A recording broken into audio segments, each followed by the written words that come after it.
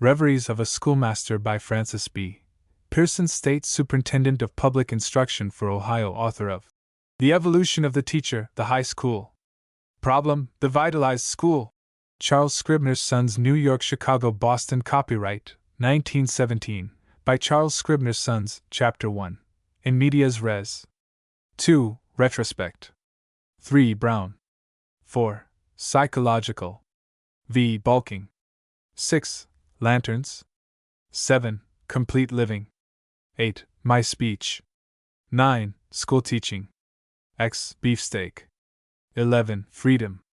12. Things. 13. Targets. 14. Sinners. 15. Hoeing potatoes. 16. Changing the mind. 17. The point of view. 18. Picnics. 19. Make-believe. XX. Behavior. 21. Forefingers. 22. Storytelling. 23. Grandmother. 24. My world. 25. This or that. 26. Rabbit pedagogy. 27. Perspective. 28. Purely pedagogical. 29. Longevity. XXX. Four-leaf clover. 31. Mountain climbing. Reveries of a Schoolmaster. Chapter 1. In medias res.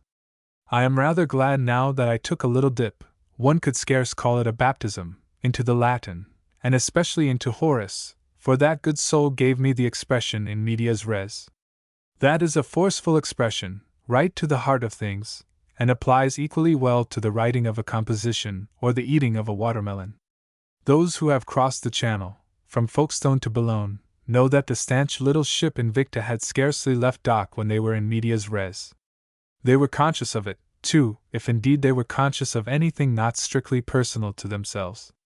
This expression admits us at once to the light and warmth, if such there be, of the inner temple, nor keeps us shivering out in the vestibule. Writers of biography are wont to keep us waiting too long for happenings that are really worth our while. They tell us that someone was born at such a time, as if that were really important. Why, anybody can be born, but it requires some years to determine whether his being born was a matter of importance either to himself or to others. When I write my biographical sketch of William Shakespeare, I shall say that in a certain year he wrote Hamlet, which fact clearly justified his being born so many years earlier. The good old lady said of her pastor, "He enters the pulpit, takes his text, and then the dear man just goes everywhere preaching the gospel." That man had a special aptitude for the medias residential method of procedure. Many children in school who are not versed in Latin would be glad to have their teachers endowed with this aptitude. They are impatient of preliminaries, both in the school and at the dinner table. And it is pretty difficult to discover just where childhood leaves off in this respect. So I am grateful to Horace for the expression. Having started right in the midst of things, one can never get off the subject, and that is a great comfort. Sometimes college graduates confess, or perhaps boast, that they have forgotten their Latin. I fear to follow their example lest my neighbor, who often drops in for a friendly chat, might get to wondering whether I have not also forgotten much of the English I am supposed to have acquired in college. He might regard my English as quite as feeble when compared with Shakespeare or Milton as my Latin when compared with Cicero or Virgil. So I take counsel with prudence, and keep silent on the subject of Latin. When I am taking a stroll in the woods, as I delight to do in the autumn time, laundering my soul with the gorgeous colors, the music of the rustling leaves, the majestic silences, and the sounds that are less and more than sounds, I often wonder, when I take one bypath, what experiences I might have had if I had taken the other. I'll never know, of course, but I keep on wondering. So it is with this Latin. I wonder how much worse matters could or would have been if I had never studied it at all. As the old man said to the young fellow who consulted him as to getting married, "You'll be sorry if you do, and sorry if you don't." I used to feel a sort of pity for my pupils to think how they would have had no education at all if they had not had me as their teacher. Now I am beginning to wonder how much further along they might have been if they had had some other teacher. But probably most of the misfits in life are in the imagination, after all. We all think the huckleberries are more abundant on the other bush. Hoeing potatoes is a calm, serene, dignified, and philosophical enterprise. But at bottom it is much the same in principle as teaching school. In my potato patch I am merely trying to create situations that are favorable to growth, and in the school I can do either more nor better. I cannot cause either boys or potatoes to grow. If I could, I'd certainly have the process patented. I know no more about how potatoes grow than I do about the fourth dimension or the unearned increment. But they grow in spite of my ignorance, and I know that there are certain conditions in which they flourish.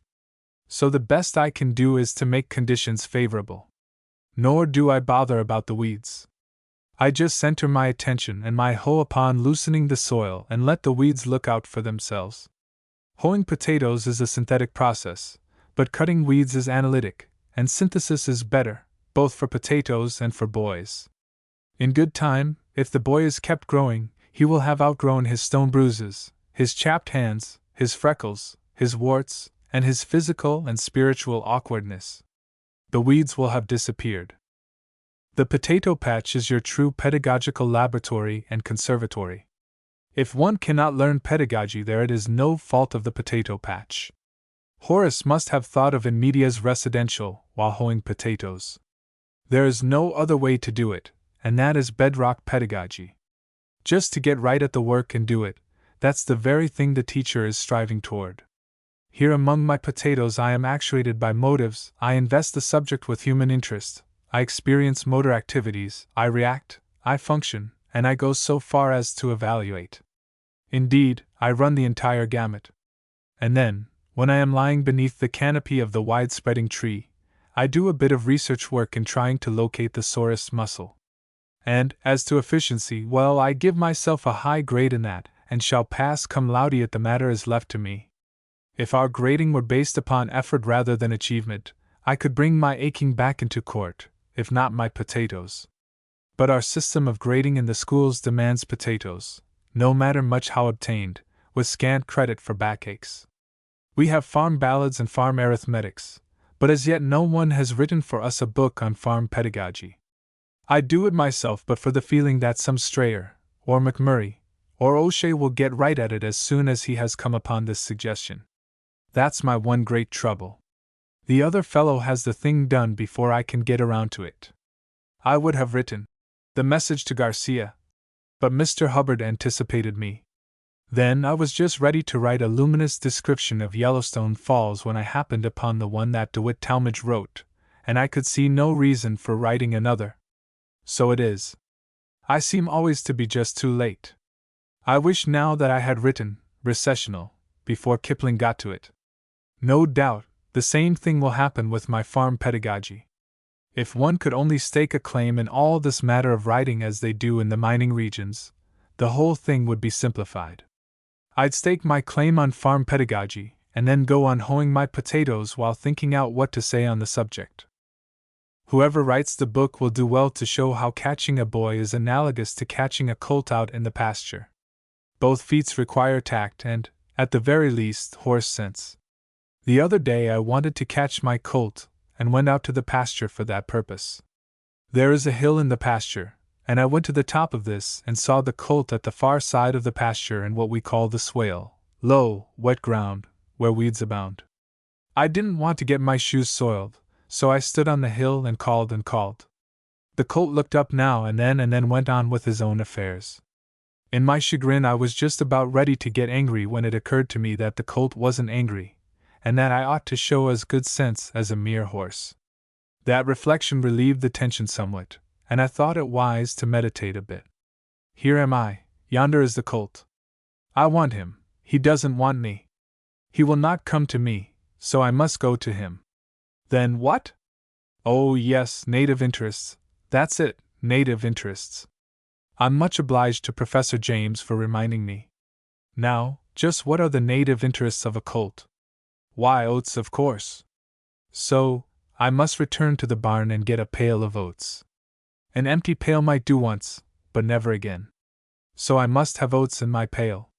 Either a colt or a boy becomes shy after he has once been deceived. The boy who fails to get oats in the classroom today will shy off from the teacher tomorrow. He will not even accept her statement that there is oats in the pail, for yesterday the pail was empty, nothing but sound. But even with pail and oats I had to go to the colt, getting my shoes soiled and my clothes torn, but there was no other way. I must begin where the colt, or boy, is, as the book on pedagogy says. I wanted to stay on the hill where everything was agreeable, but that wouldn't get the colt. Now, if Mr. Charles H. Judd cares to elaborate this outline, I urge no objection and shall not claim the protection of copyright. I shall be only too glad to have him make clear to all of us the pedagogical recipe for catching colts and boys. Chapter 2 Retrospect. Mr. Patrick Henry was probably correct in saying that there is no way of judging the future but by the past, and to my thinking, he might well have included the present along with the future. Today is better or worse than yesterday or some other day in the past, just as this cherry pie is better or worse than some past cherry pie. But even this pie may seem a bit less glorious than the pies of the past, because of my jaded appetite, a fact that is easily lost sight of. Folks who extol the glories of the good old times may be forgetting that they are not able to relive the emotions that put the zest into those past events. We used to go to big meeting, in a 2-horse sled, with the wagon body half filled with hay and heaped high with blankets and robes. The mercury might be low in the tube, but we recked not of that. Our indifference to climatic conditions was not due alone to the wealth of robes and blankets, but the proximity of another member of the human family may have had something to do with it. If we could reconstruct the emotional life of those good old times, the physical conditions would take their rightful place as a background.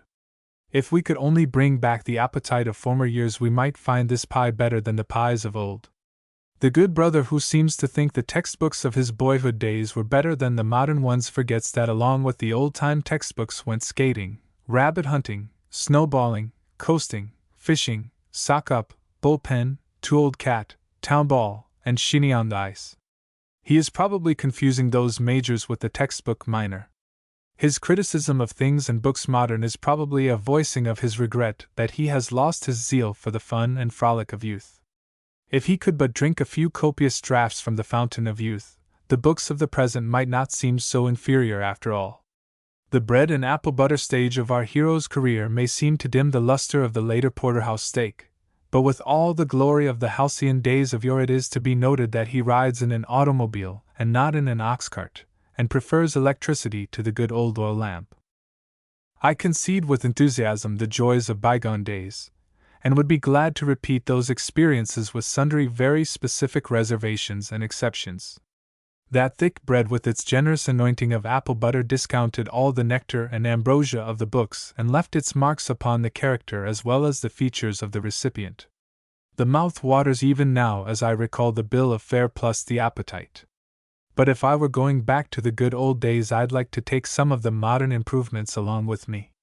It thrills me to consider the modern school credits for homework with all the 57 varieties as an integral feature of the good old days.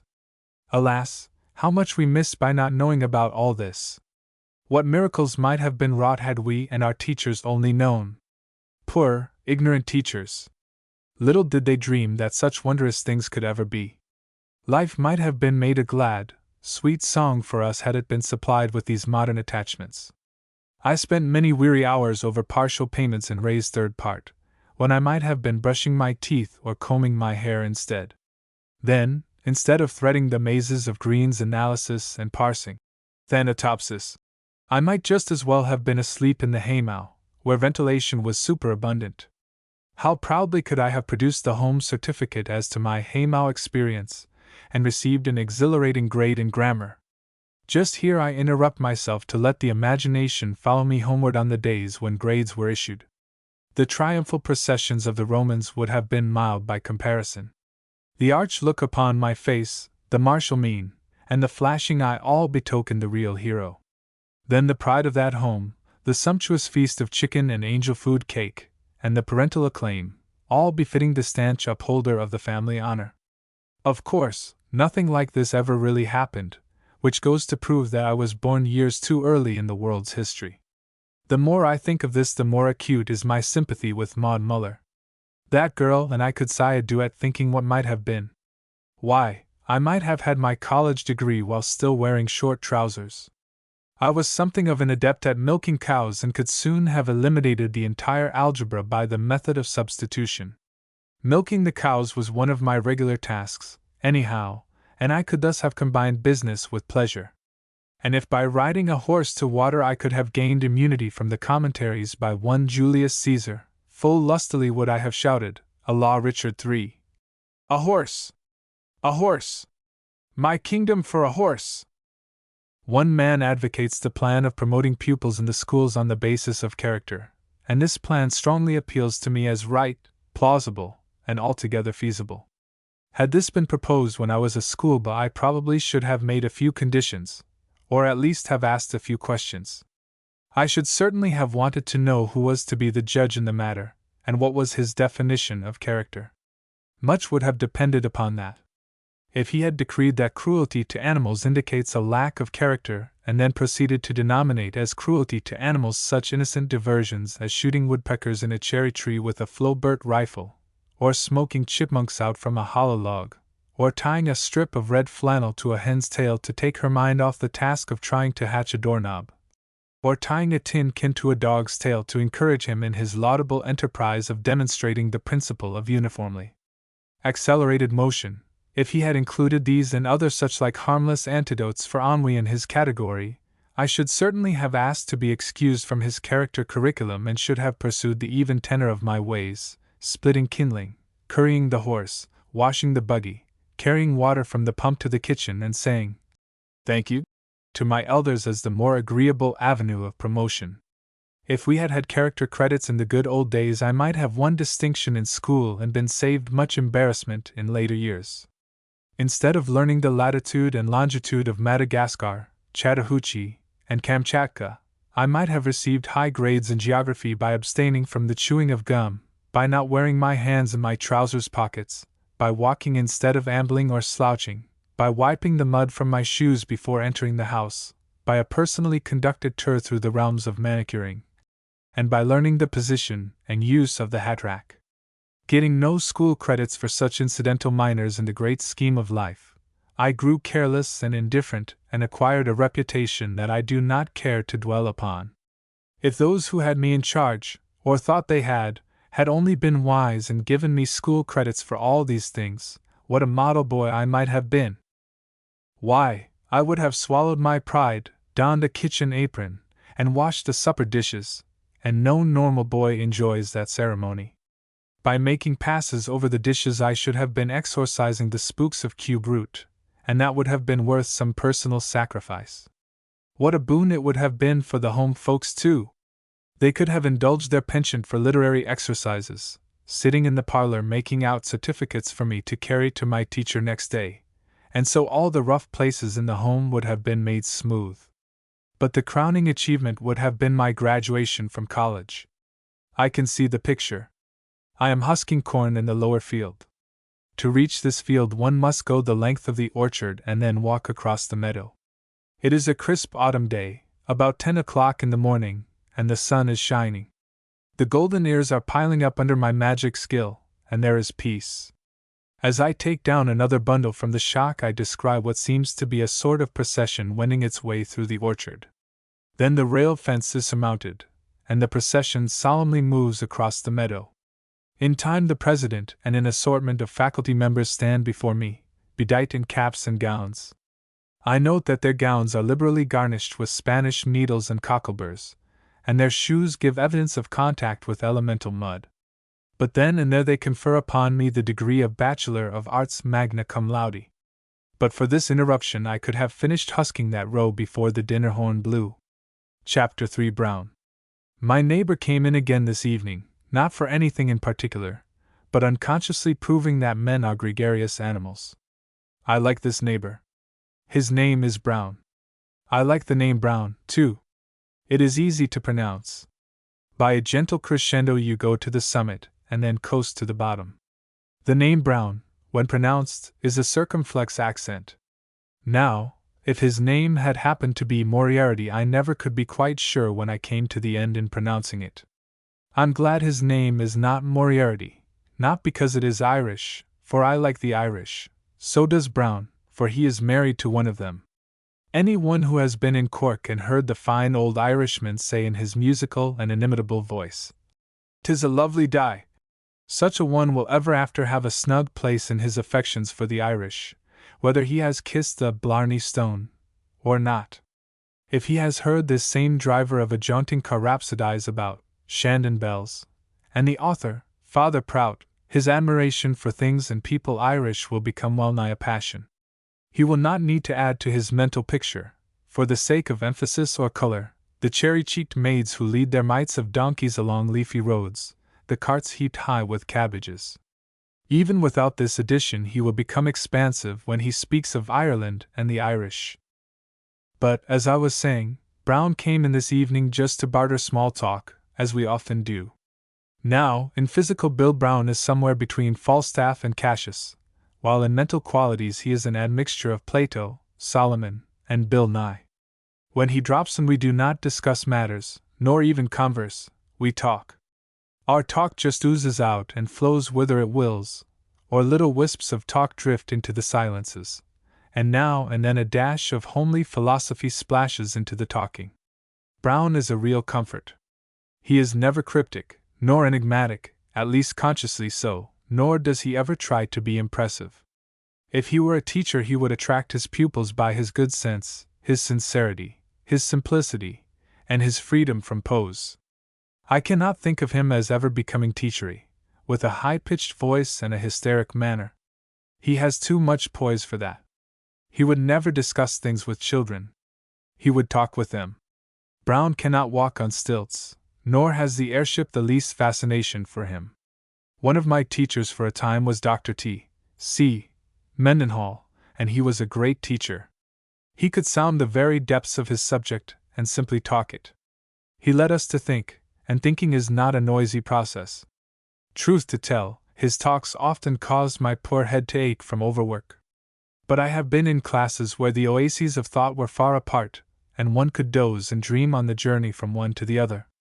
Dr. Mendenhall's teaching was all white meat, sweet to the taste, and altogether nourishing. He is the man who made the first correct copy of Shakespeare's epitaph there in the church at Stratford-on-Avon. I sent a copy of Dr. Mendenhall's version to Mr. Brassinger, the librarian in the Memorial Building, and have often wondered what his comment was. He never told me. There are those who, having eyes, see not. There had been thousands of people who had looked at that epitaph with the printed copy in hand, and yet had never noticed the discrepancy, and it remained for an American to point out the mistake. But that is Dr. Mendenhall's way. He is nothing if not thorough, and that proves his scientific mind. Well, Brown fell to talking about the Isle of Pines, in the course of our verbal exchanges, and I drew him out a bit, receiving a liberal education on the subjects of grapefruit, pineapples, and bananas. From my school days I have carried over the notion that the Caribbean Sea is one of the many geographical myths with which the schoolteacher is wont to intimidate boys who would far rather be scaring rabbits out from under a brush heap. But here sits a man who has traveled upon the Caribbean Sea, and therefore there must be such a place. Our youthful fancies do get severe jolts. From my own experience I infer that much of our teaching in the schools doesn't take hold, that the boys and girls tolerate it but do not believe. I cannot recall just when I first began to believe in N.T. Vesuvius, but I am quite certain that it was not in my school days. It may have been in my teaching days, but I'm not quite certain. I have often wondered whether we teachers really believe all we try to teach. I feel a pity for poor Sisyphus, poor fellow, rolling that stone to the top of the hill, and then having to do the work all over when the stone rolled to the bottom. But that is not much worse than trying to teach Caribbean Sea and N.T. Vesuvius, if we can't really believe in them. But here is Brown, metamorphosed into a psychologist who begins with the known, delightfully known grapefruit which I had at breakfast, and takes me on a fascinating excursion till I arrive, by alluring stages, at the related unknown, the Caribbean Sea. Too bad that Brown isn't a teacher. Brown has the gift of holding on to a thing till his craving for knowledge is satisfied. Somewhere he had come upon some question touching a campanile or, possibly, the campanile, as it seemed to him. Nor would he rest content until I had extracted what the books have to say on the subject. He had in mind the campanile at Venice, not knowing that the one beside the Duomo at Florence is higher than the one at Venice, and that the Leaning Tower at Pisa is a campanile, or bell tower, also. When I told him that one of my friends saw the campanile at Venice crumble to a heap of ruins on that Sunday morning back in 1907, and that another friend had been of the last party to go to the top of it the evening before, he became quite excited, and then I knew that I had succeeded in investing the subject with human interest, and I felt quite the schoolmaster. Nothing of this did I mention to Brown, for there is no need to exploit the mental machinery if only you get results.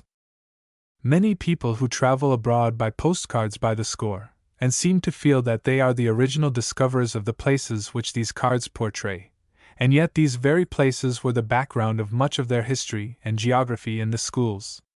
Can it be that their teachers failed to invest these places with human interest, that they were but words in a book and not real to them at all? Must I travel all the way to Yellowstone Park to know a geyser? Alas! In that case, many of us poor schoolteachers must go through life geyserless. Wondrous tales and oft heard I in my school days of glacier, iceberg, canyon, snow-covered mountain, grotto, causeway, and volcano, but not till I came to Grindelwald did I really know what a glacier is. There's many a doubting Thomas in the schools. Chapter 4 Psychological.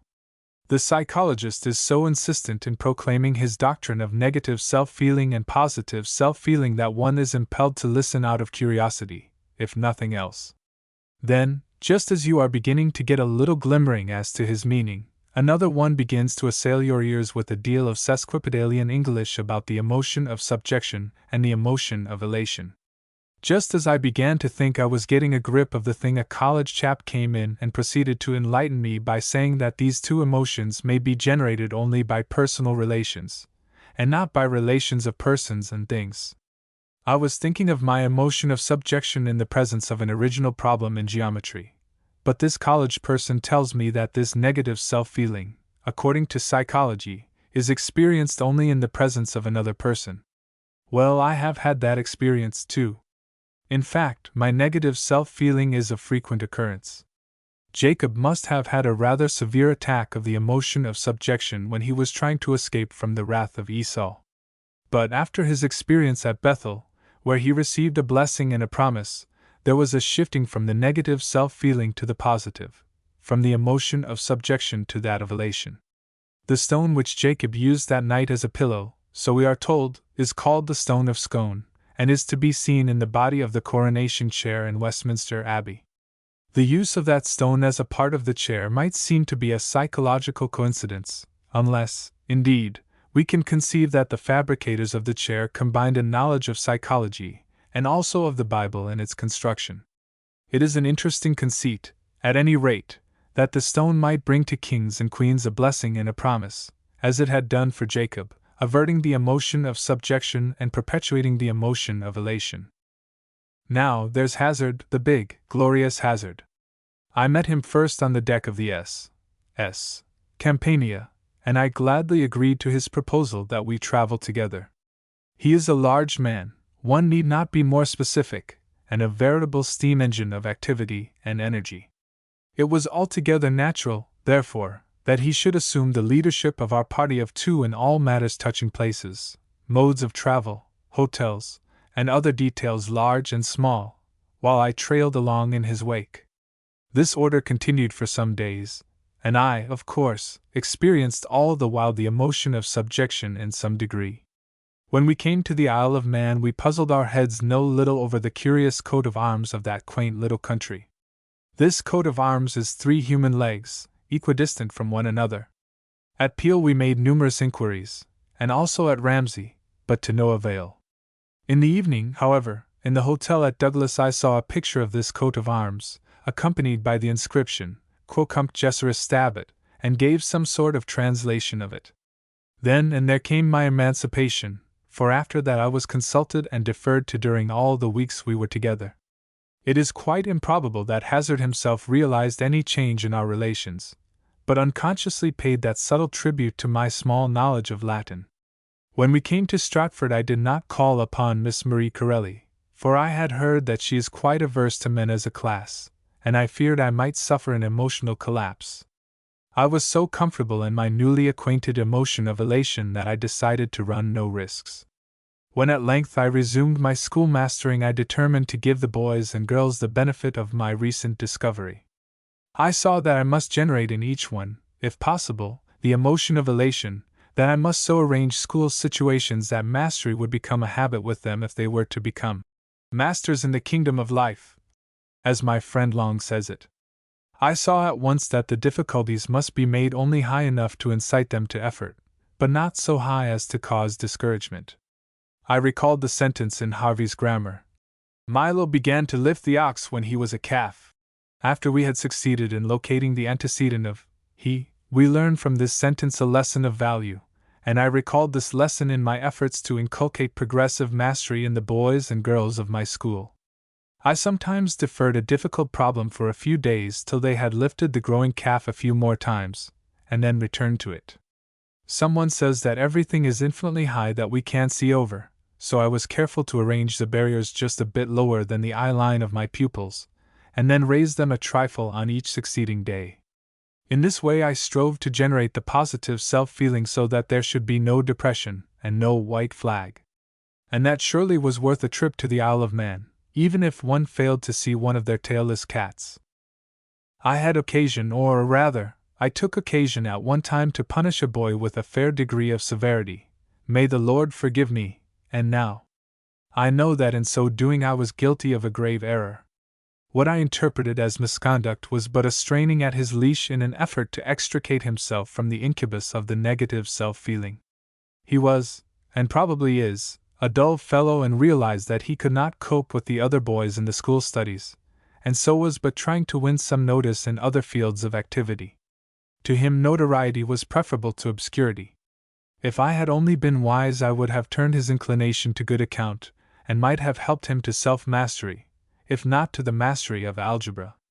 He yearned for the emotion of elation, and I was trying to perpetuate his emotion of subjection. If Methuselah had been a schoolmaster he might have attained proficiency by the time he reached the age of 968 years if he had been a close observer, a close student of methods, and had been willing and able to profit by his own mistakes. Friend Virgil says something like this: "They can because they think they can," and I heartily concur. Someone tells us that Kenton, King Lear, got his name from the Anglo-Saxon word can, and he was aptly named, in view of Virgil's statement. But can I cause my boys and girls to think they can? Why, most assuredly, if I am any sort of teacher. Otherwise I ought to be dealing with inanimate things and leave the school work to those who can. I certainly can help young folks to shift from the emotion of subjection to the emotion of elation. I had a puppy that we called Nick and thought I'd like to teach him to go upstairs. When he came to the first stair he cried and cowered and said, in his language, that it was too high, and that he could never do it. So, in a soothing way, I quoted Virgil at him and placed his front paws upon the step. Then he laughed a bit, and said the step wasn't as high as the moon, after all. So I patted him and called him a brave little chap, and he gained the higher level. Then we rested for a bit, and spent the time in being glad, for Nick and I had read our Pollyanna, and had learned the trick of gladness.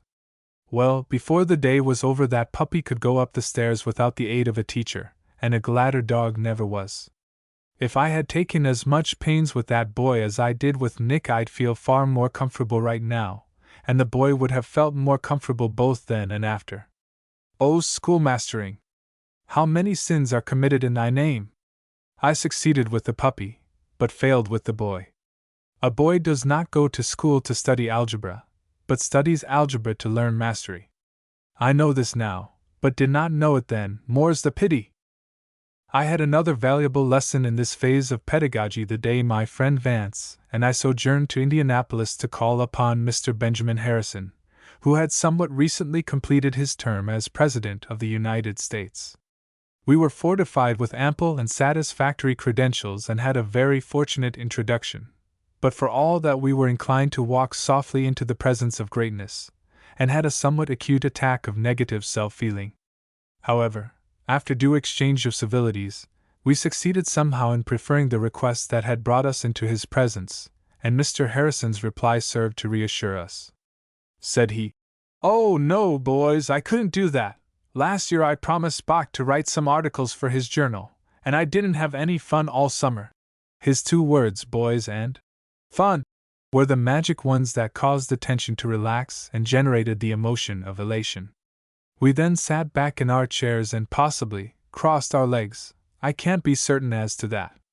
At any rate, in a single sentence this man had made us his coordinates and caused the negative self-feeling to vanish. Then for a good half-hour he talked in a familiar way about great affairs, and in a style that charmed. He told us of a call he had the day before from David Starr Jordan, who came to report his experience as a member of the commission that had been appointed to adjudicate the controversy between the United States and England touching seal fishing in the Bering Sea. It may be recalled that this commission consisted of 2 Americans, 2 Englishmen, and King Oscar of Sweden. Mr. Harrison told us quite frankly that he felt a mistake had been made in making up the commission, for, with 2 Americans and 2 Englishmen on the commission, the sole arbiter in reality was King Oscar, since the other 4 were reduced to the plane of mere advocates. But, had there been 3 Americans and 2 Englishmen, or 2 Americans and 3 Englishmen, the function of all would have been clearly judicial.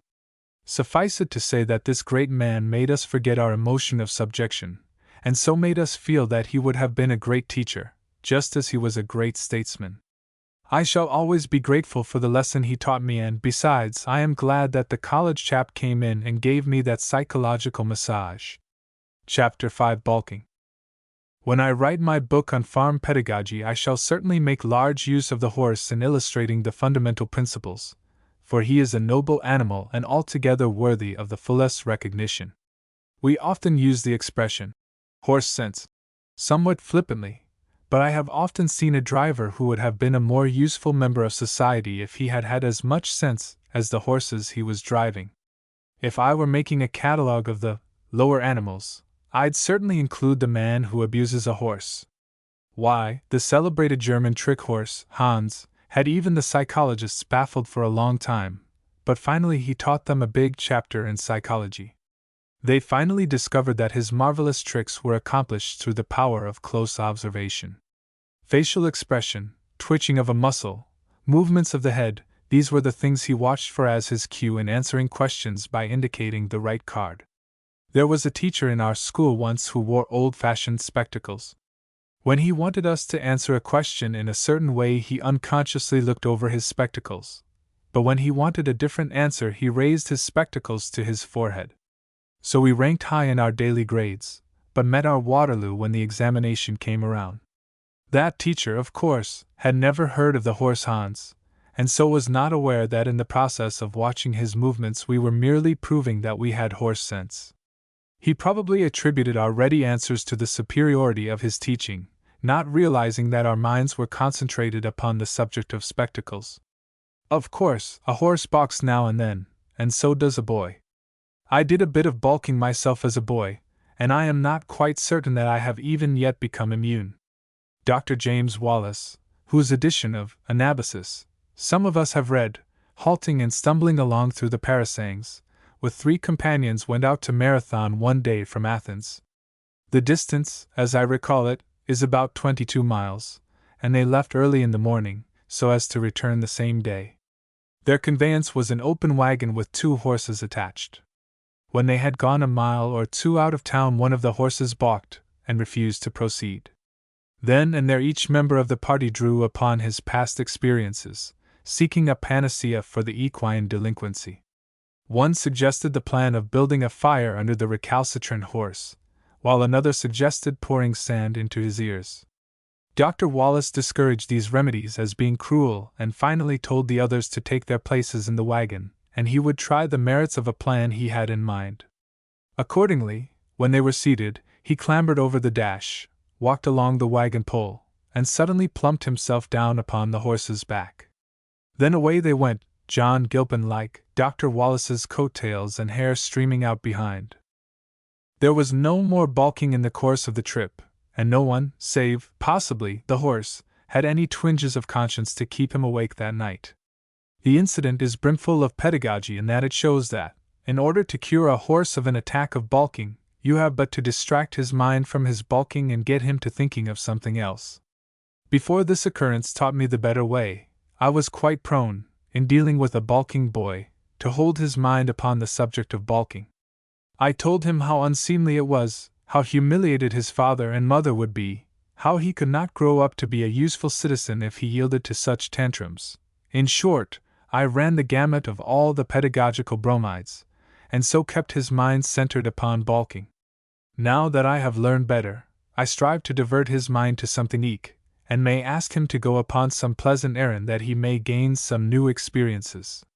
When he returns, he has forgotten that he was balking and recounts his experiences most delightfully. Ed was one of the balkiest boys I ever had in my school.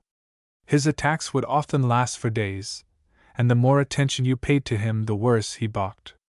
In the midst of one of these violent and prolonged attacks, a lady came to school who, in the kindness of her generous nature, was proposing to give a boy Joe, now a city alderman, a Christmas present of a new hat. She came to invoke my aid in trying to discover the size of Joe's head.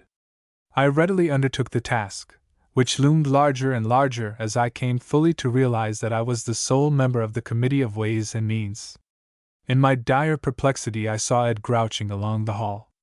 Calling him to one side, I explained to the last detail the whole case, and confessed that I did not know how to proceed. At once his face brightened, and he readily agreed to make the discovery for me, and in half an hour I had the information I needed and Ed's face was luminous. Yes, Joe got the hat and Ed quit balking. If Dr. Wallace had not gone to Marathon that day, I can scarcely imagine what might have happened to Ed, and Joe might not have received a new hat. I have often wondered whether a horse has a sense of humor. I know a boy has, and I very strongly suspect that the horse has. It was one of my tasks in boyhood to take the horses down to the creek for water. Among others, we had a roan 2-year-old colt that we called Dick, and even yet I think of him as quite capable of laughter at some of his own mischievous pranks. One day I took him to water, dispensing with the formalities of a bridle, and riding him down through the orchard with no other habiliments than a rope halter. In the orchard were several trees of the bellflower variety, whose branches sagged near to the ground. Dick was going along very decorously and sedately, as if he were studying the golden text or something equally absorbing, when, all at once, some spirit of mischief seemed to possess him, and away he bolted, willy-nilly, right under the low-hanging branches of one of those trees. Of course, I was raked fore and aft, and while I did not imitate the example of Absalom, I afforded a fairly good imitation, with the difference that, through many trials and tribulations, I finally reached the ground. Needless to say that I was a good deal of a wreck, with my clothing much torn and my hands and face not only much torn but also bleeding. After relieving himself of his burden, Dick meandered on down to the creek in leisurely fashion, where I came upon him in due time enjoying a lunch of grass.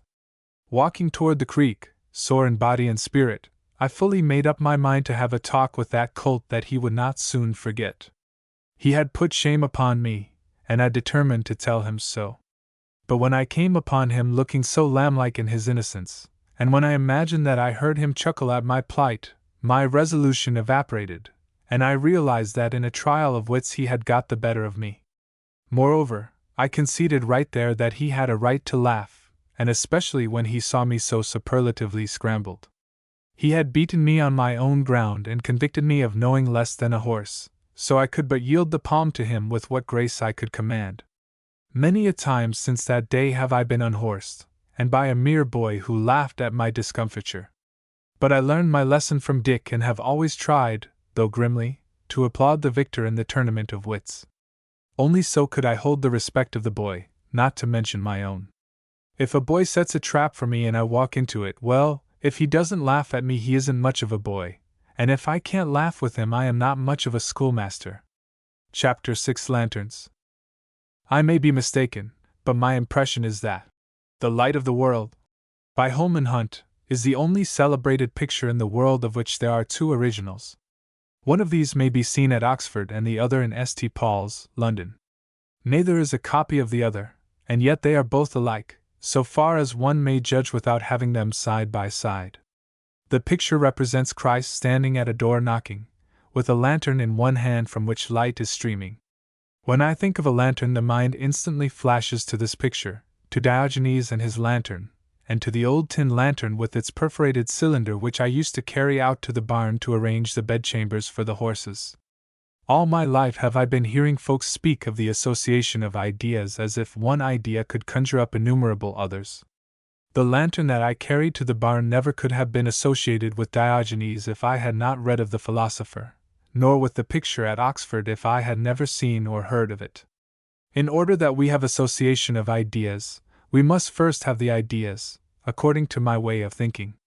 Thus it chanced that when I came upon some reference to Holman Hunt and his great masterpiece, my mind glanced over to the cynical philosopher and his lantern. The more I ponder over that lantern, the more puzzled I become as to its real significance. The popular notion is that it is meant to show how difficult it was in his day to find an honest man. But popular conceptions are sometimes superficial ones, and if Diogenes was the philosopher we take him to have been, there must have been more to that lantern than the mere eccentricity of the man who carried it. If we could go back of the lantern, we might find the cynic's definition of honesty, and that would be worth knowing. Back home we used to say that an honest man is one who pays his debts and has due respect for property rights. Perhaps Diogenes had gone more deeply into the matter of paying debts as a mark of honesty than those who go no further in their thinking than the grocer, the butcher, and the taxman.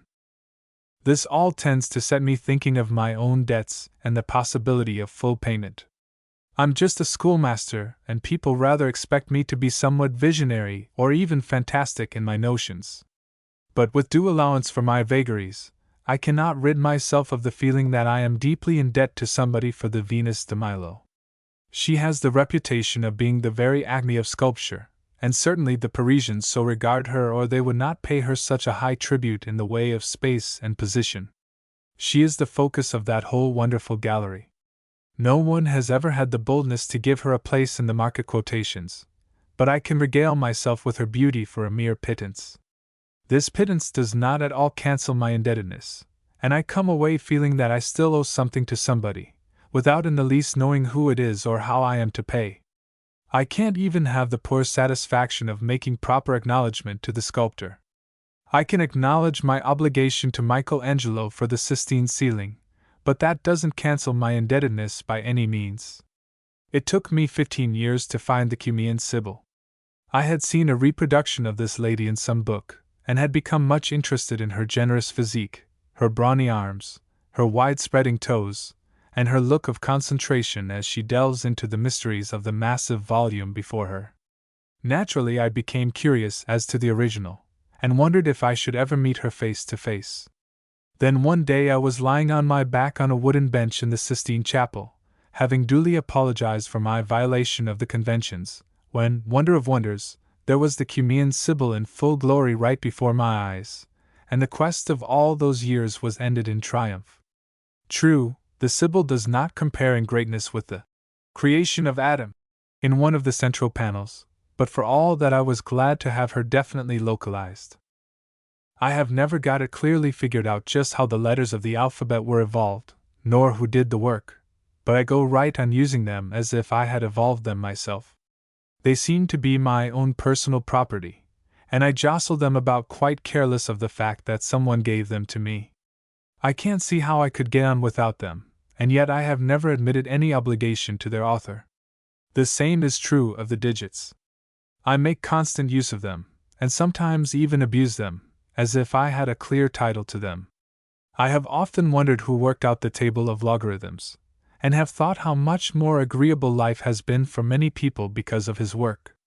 I know my own debt to him is large, and I dare say many others have a like feeling.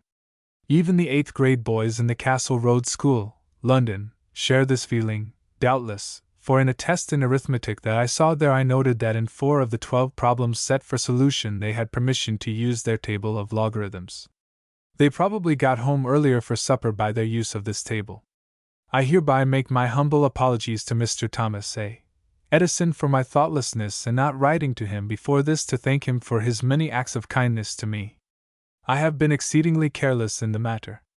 I owe him for the comfort and convenience of this beautiful electric light, and yet have never mentioned the matter to him. He has a right to think me an ingrate. I have been so busy enjoying the gifts he has sent me that I have been negligent of the giver. As I think of all my debts to scientists, inventors, artists, poets, and statesmen, and consider how impossible it is for me to pay all my debts to all these, try as I may, I begin to see how difficult it was for Diogenes to find a man who paid all his debts in full. Hence the lantern. It seems to me that, of the varieties of late potatoes, the carmine is the premier. Part of the charm of hoeing potatoes lies in anticipating the joys of the potato properly baked. Charles Lamb may write of his roast pig, and the epicures among the ancients may expatiate upon the glories of a dish of peacock's tongues and their other rare and costly edibles, but they probably never knew to what heights one may ascend in the scale of gastronomic joys in the immediate presence of a baked carmine. When it is broken open, the steam ascends like incense from an altar, while at the magic touch the snowy, flaky substance billows forth upon the plate in a drift that would inspire the pen of a poet. The further preliminaries amount to a ceremony. There must be no haste. The whole summer lies back of this moment. There on the plate are weeks of golden sunshine, interwoven with the singing of birds and the fragrance of flowers, and it were sacrilege to become hurried at the consummation. When the meat has been made fine, the salt and pepper are applied, deliberately, daintily, and then comes the butter, like the golden glow of sunset upon a bank of flaky clouds. The artist tries in vain to rival this blending of colors and shades. But the supreme moment and the climax come when the feast is glorified and set apart by its baptism of cream. At such a moment the sense of my indebtedness to the man who developed the carmine becomes most acute. If the leaders of contending armies could sit together at this table and join in this gracious ceremony, their rancor and enmity would cease, the protocol would be signed, and there would ensue a proclamation of peace.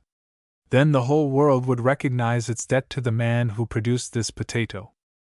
Having eaten the peace-producing potato, I feel strengthened to make another trial at an interpretation of that lantern.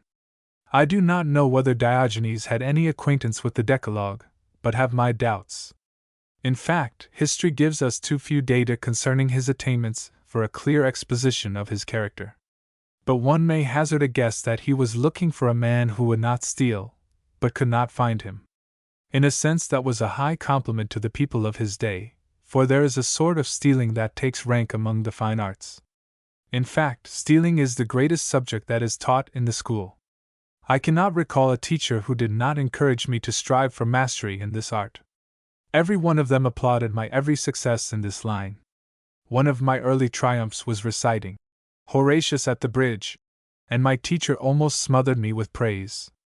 I simply took what Macaulay had written and made it my own. I had some difficulty in making off with the conjugation of the Greek verb, but the more I took of it the more my teacher seemed pleased. All along the line I have been encouraged to appropriate what others have produced, and to take joy in my pilfering.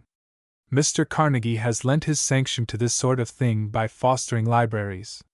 Shakespeare was arrested for stealing a deer, but extolled for stealing the plots of Romeo and Juliet, Comedy of Errors, and others of his plays.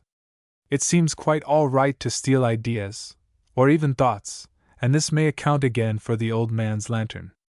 But even so, it would seem quite iconoclastic to say that education is the process of reminding people of their debts, and of training them to steal. Chapter 7: Complete Living. In my quiet way I have been making inquiries among my acquaintances for a long time, trying to find out what education really is. As a schoolmaster I must try to make it appear that I know. In fact, I am quite a Sir Oracle on the subject of education in my school. But in the quiet of my den, after the day's work is done, I often long for someone to come in and tell me just what it is. I am fairly conversant with the multiplication table and can distinguish between active and passive verbs. But even with these attainments I somehow feel that I have not gone to the extreme limits of the meaning of education. In reality, I don't know what it is or what it is for. I do wish that the man who says in his book that education is a preparation for complete living would come into this room right now, sit down in that chair, and tell me, man to man, what complete living is. I want to know and think I have a right to know. Besides, he has no right to withhold this information from me. He had no right to get me all stirred up with his definition, and then go away and leave me dangling in the air. If he were here, I'd ask him a few pointed questions. I'd ask him to tell me just how the fact that 7 times 9 is 63 is connected up with complete living. I'd want him to explain, too, what the binomial theorem has to do with complete living, and also the dative of reference. I got the notion, when I was struggling with that binomial theorem, that it would ultimately lead on to fame or fortune, but it hasn't done either, so far as I can make out. There was a time when I could solve an equation of 3 unknown quantities, and could even jimmy a quantity out from under a radical sign, and had the feeling that I was quite a fellow. Then one day I went into a bookstore to buy a book. I had quite enough money to pay for one, and had somehow got the notion that a boy of my attainments ought to have a book. But in the presence of the blond chap behind the counter, I was quite abashed, for I did not in the least know what book I wanted. I knew it wasn't a Bible, for we had one at home, but further than that I could not go. Now, if knowing how to buy a book is a part of complete living, then, in that blond presence, I was hopelessly adrift. I had been taught that gambling is wrong, but there was a situation where I had to take a chance or show the white feather. Of course, I took the chance and was relieved of my money by a blonde who may or may not have been able to solve radicals. I shall not give the title of the book I drew in that lottery, for this is neither the time nor the place for confessions. I was a book agent for one summer, but am trying to live it down. Hoping to sell a copy of the book whose glowing description I had memorized, I called at the home of a wealthy farmer. The house was spacious and embowered in beautiful trees and shrubbery. There was a noble driveway that led up from the country road, and everything betokened great prosperity. Once inside the house, I took a survey of the fittings and could see at once that the farmer had lavished money upon the home to make it distinctive in the neighborhood as a suitable background for his wife and daughters.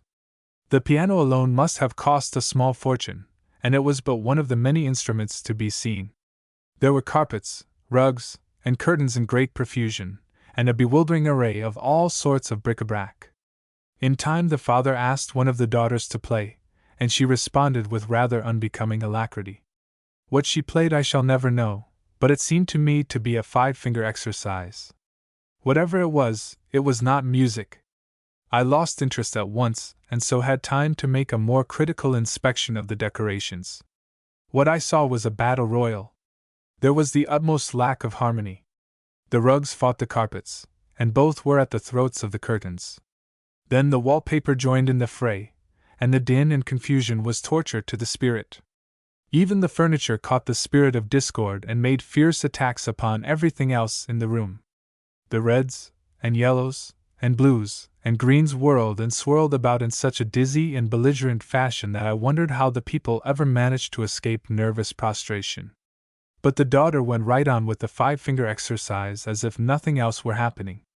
I shall certainly cite this case when the man comes in to explain what he means by complete living.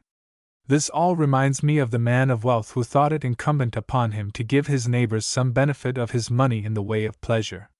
So he went to Europe and bought a great quantity of marble statuary, and had the pieces placed in the spacious grounds about his home. When the opening day came there ensued much suppressed tittering and, now and then, an uncontrollable guffaw. Diana, Venus, Vulcan, Apollo, Jove, and Mercury had evidently stumbled into a convention of nymphs, satyrs, fairies, sprites, furies, harpies, gargoyles, giants, pygmies, muses, and fates. The result was bedlam. Parenthetically, I have often wondered how much money it cost that man to make the discovery that he was not a connoisseur of art, and also what process of education might have fitted him for a wise expenditure of all that money. So I go on wondering what education is, and nobody seems quite willing to tell me. I bought some wallpaper once, and when it had been hung there was so much laughter at my taste, or lack of it, that, in my chagrin, I selected another pattern to cover up the evidence of my ignorance. But that is expensive, and a schoolmaster can ill afford such luxurious ignorance. People were unkind enough to say that the bare wall would have been preferable to my first selection of paper. I was made conscious that complete living was impossible so long as that paper was visible. But even when the original had been covered up, I looked at the wall suspiciously to see whether it would show through as a sort of subdued accusation against me. I don't pretend to know whether taste in the selection of wallpaper is inherent or acquired. If it can be acquired, then I wonder, again, just how cube root helps it along. I don't know what education is, but I do know that it is expensive.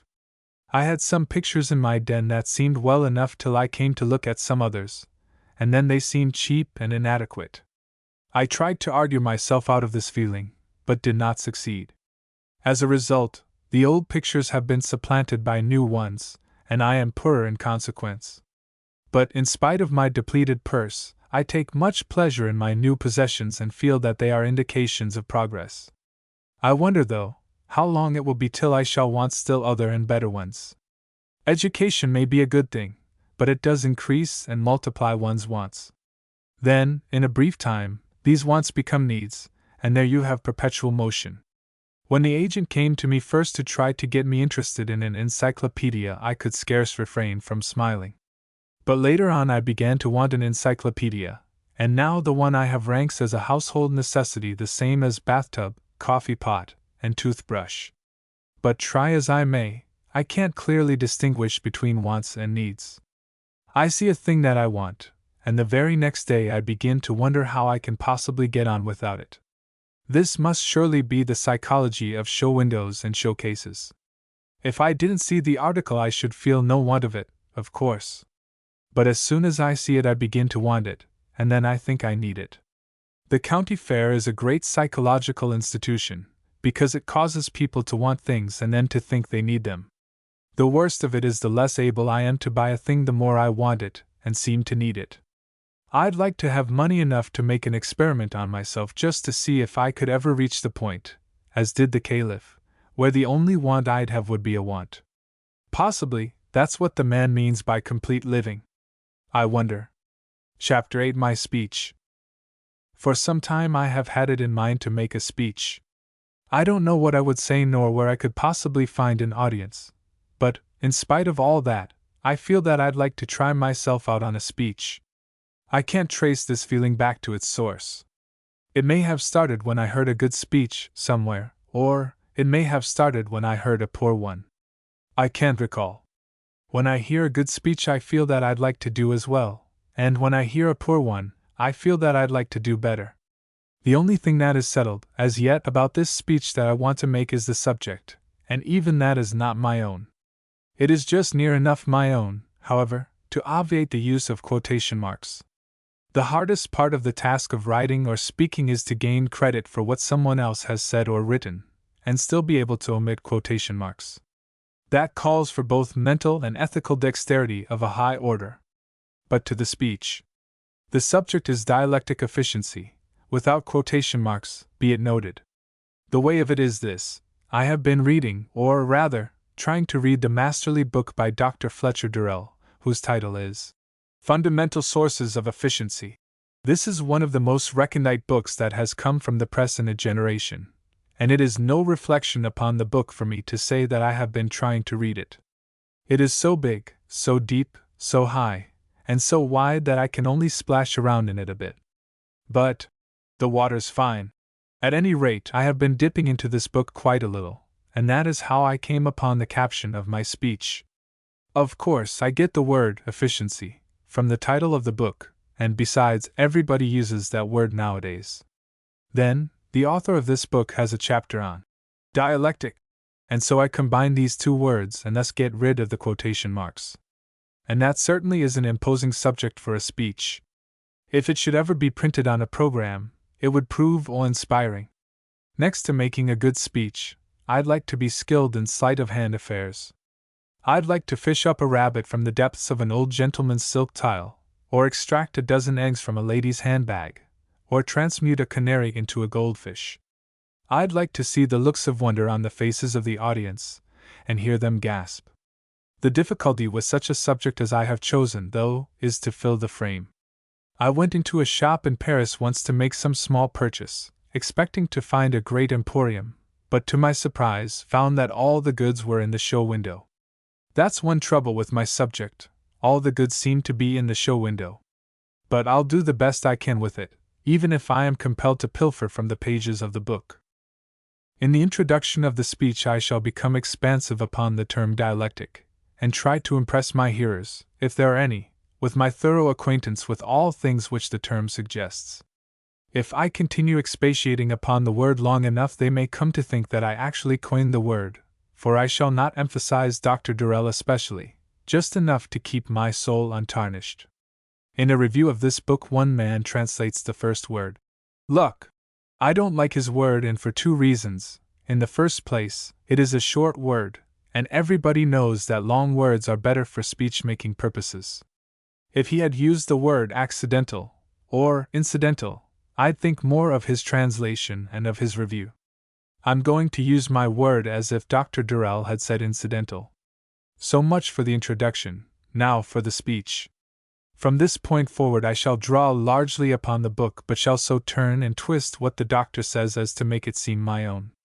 With something of a flourish, I shall tell how in the year 1856 a young chemist, named Pearson, while trying to produce quinine synthetically, hit upon the process of producing aniline dyes.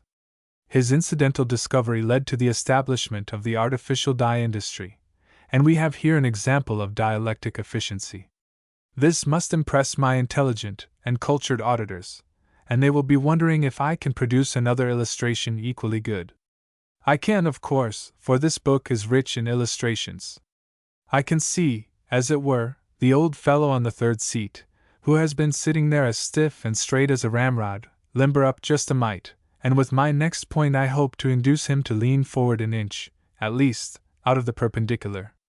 Then I shall proceed to recount to them how Christopher Columbus, in an effort to circumnavigate the globe and reach the eastern coast of Asia, failed in this undertaking, but made a far greater achievement in the discovery of America. If, at this point, the old man is leaning forward 2 or 3 inches instead of 1, I may ask, in dramatic style, where we should all be today if Columbus had reached Asia instead of America. In other words, if this principle of dialectic efficiency had not been in full force. Just here, to give opportunity for possible applause, I shall take the handkerchief from my pocket with much deliberation, unfold it carefully, and wipe my face and forehead as an evidence that dispensing second-hand thoughts is a sweat-producing process. Then, in a sort of sublimated frenzy, I shall fairly deluge them with illustrations, telling how the establishment of rural mail routes led to improved roads and these, in turn, to consolidated schools and better conditions of living in the country, how the potato beetle, which seems at first to be a scourge, was really a blessing in disguise in that it set farmers to studying improved methods resulting in largely increased crops, and how the scale has done a like service for fruit growers, how a friend of mine was drilling for oil and found water instead, and now has an artesian well that supplies water in great abundance, and how one Mr. Hellregel, back in 1886, made the incidental discovery that leguminous plants fixate nitrogen, and hence, our fields of clover, alfalfa, cowpeas, and soybeans.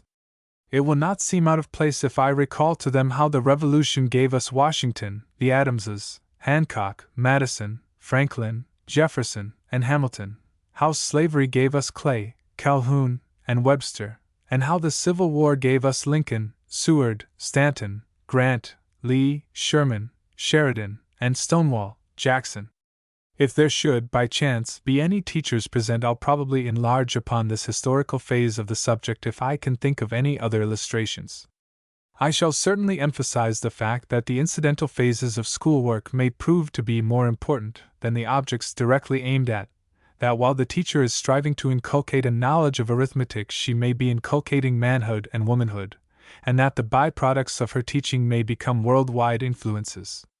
As a peroration, I shall expand upon the subject of pleasure as an incidental of work, showing how the mere pleasure-seeker never finds what he is seeking, but that the man who works is the one who finds pleasure. I think I shall be able to find some apt quotation from Emerson before the time for the speech comes around. If so, I shall use it so as to take their minds off the fact that I am taking the speech from Dr. Durrell's book. Chapter 9: School Teaching. The first school that I ever tried to teach was, indeed, fearfully and wonderfully taught. The teaching was of the sort that might well be called elemental. If there was any pedagogy connected with the work, it was purely accidental. I was not conscious either of its presence or its absence, and so deserve neither praise nor censure. I had one pupil who was 9 years my senior, and I did not even know that he was retarded. I recall quite distinctly that he had a luxuriant crop of chin whiskers, but even these did not disturb the procedure of that school. We accepted him as he was, whiskers included, and went on our complacent way. He was blind in one eye and somewhat deaf, but no one ever thought of him as abnormal or subnormal. Even if we had known these words, we should have been too polite to apply them to him. In fact, we had no blacklist, of any sort, in that school. I have never been able to determine whether the absence of such a list was due to ignorance, or innocence, or both. So long as he found the school an agreeable place in which to spend the winter, and did not interfere with the work of others, I could see no good reason why he should not be there and get what he could from the lessons in spelling, geography, and arithmetic. I do not mention grammar, for that was quite beyond him. The agreement of subject and verb was one of life's great mysteries to him. So I permitted him to browse around in such pastures as seemed finite to him, and let the infinite grammar go by default so far as he was concerned. I had but the most meager acquaintance with the pedagogical dicta of the books, a mere bowing acquaintance, but, at that time, I had not even been introduced to any of these. But, as the saying goes, the Lord takes care of fools and children. And so, somehow, by sheer blind luck, I instinctively veered away from the Procrustean bed idea, and found some work for my bewhiskered disciple that connected with his native dispositions. Had any one told me I was doing any such things, I think I should, probably, have asked him how to spell the words he was using. I only knew that this man-child was there yearning for knowledge, and I was glad to share my meager store of crumbs with him. His gratitude for my small gifts was really pathetic, and right there I learned the joys of the teacher. That man sought me out on our way home from school and asked questions that would have puzzled Socrates, but forgot my ignorance of hard questions in his joy at my answers of easy ones. When some light would break in upon him, he cavorted about me like a glad dog, and became a second Columbus, discovering a new world. I almost lose patience with myself, at times, when I catch myself preening my feathers before some pedagogical mirror, as if I were getting ready to appear in public as an accredited schoolmaster. At such a time, I long to go back to the country road and saunter along beside some pupil, either with or without whiskers, and give him of my little store without rules or frills and with no pomp or parade. In that little school at the crossroads we never made any preparation for some possible visitor who might come in to survey us or apply some efficiency test, or give us a rating either as individuals or as a school. We were too busy and happy for that. We kept right on at our work with our doors and our hearts wide open for every good thing that came our way, whether knowledge or people. As I have said, our work was elemental. I am glad I came across this little book of William James, on some of life's ideals, for it takes me back, inferentially, to that elemental school, especially in this paragraph which says, "Life is always worth living, if one have such responsive sensibilities. But we of the highly educated classes, so-called, have most of us got far, far away from nature. We are trained to seek the choice, the rare, the exquisite exclusively, and to overlook the common.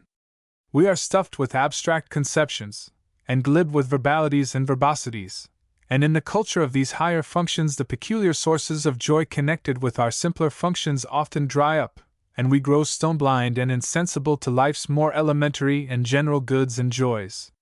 I wish I might go home from school one evening by way of the top of Mt. Vesuvius, another by way of Mt. Rigi, and another by way of Lauterbrunnen. Then the next evening I should like to spend an hour or two along the borders of Yellowstone Canyon, and the next, watch an eruption or two of Old Faithful Geyser. Then, on still another evening, I'd like to ride for 2 hours on top of a bus in London. I'd like to have these experiences as an antidote for emptiness. It would prepare me far better for tomorrow work than pondering Johnny's defections, or his grades, whether high or low, or marking silly papers with marks that are still sillier. I like Walt Whitman because he was such a sublime loafer. His loafing gave him time to grow big inside, and so, he had big elemental thoughts that were good for him and good for me when I think them over after him. If I should ever get a position in a normal school, I'd want to give a course in William J. Locke's The Beloved Vagabond, so as to give the young folks a conception of big elemental teaching. If I were giving a course in ethics, I'd probably select another book, but in pedagogy, I'd certainly include that one. I'd lose some students, to be sure, for some of them would be shocked. But a person who is not big enough to profit by reading that book never ought to teach school. I mean, for the school's sake. If we could only lose the consciousness of the fact that we are schoolmasters for a few hours each day, it would be a great help to us and to our boys and girls. I am quite partial to the Madonna of the Chair, and wish I might visit the Pity Gallery frequently just to gaze at her. She is so wholesome and gives one the feeling that a big soul looks out through her eyes. She would be a superb teacher. She would fill the school with her presence, and still do it all unconsciously. The center of the room would be where she happened to be. She would never be mistaken for one of the pupils. Her pupils would learn arithmetic, but the arithmetic would be laden with her big spirit, and that would be better for them than the arithmetic could possibly be. If I had to be a woman, I'd want to be such as this Madonna, serene, majestic, and big-souled. I have often wondered whether bigness of soul can be cultivated, and my optimism inclines to a vote in the affirmative. I spent a part of one summer in the pine woods far away from the haunts of men.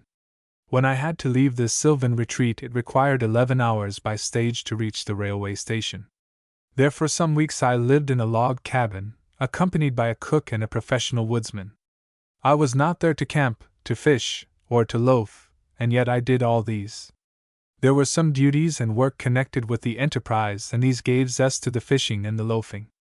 Giant trees, space, and sky were my most intimate associates, and they told me only of big things. They had never a word to say of styles of clothing or becoming shades of neckwear or hosiery.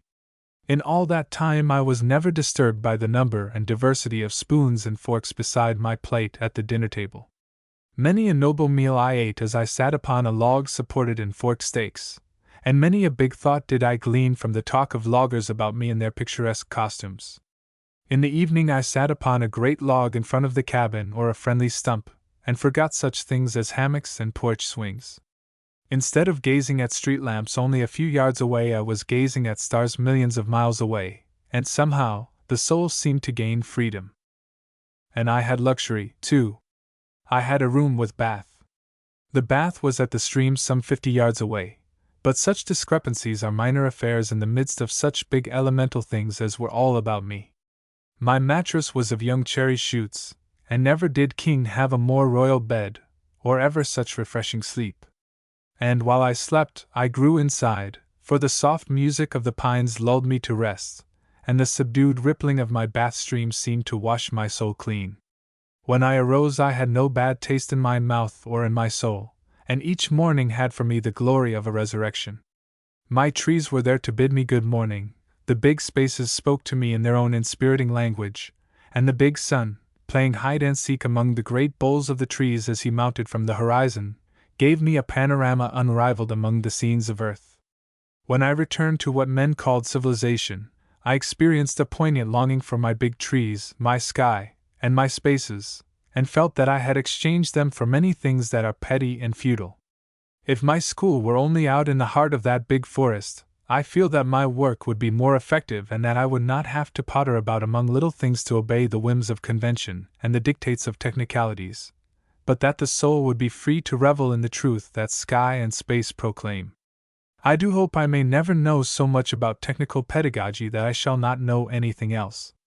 This may be what those people mean who speak of the revolt of the ego. Chapter 10 Beefsteak. I am just now quite in the mood to join the band. I mean the vocational education band. The excitement has carried me off my feet. I can't endure the looks of suspicion or pity that I see on the faces of my colleagues. They stare at me as if I were wearing a tie or a hat or a coat that is a bit below standard.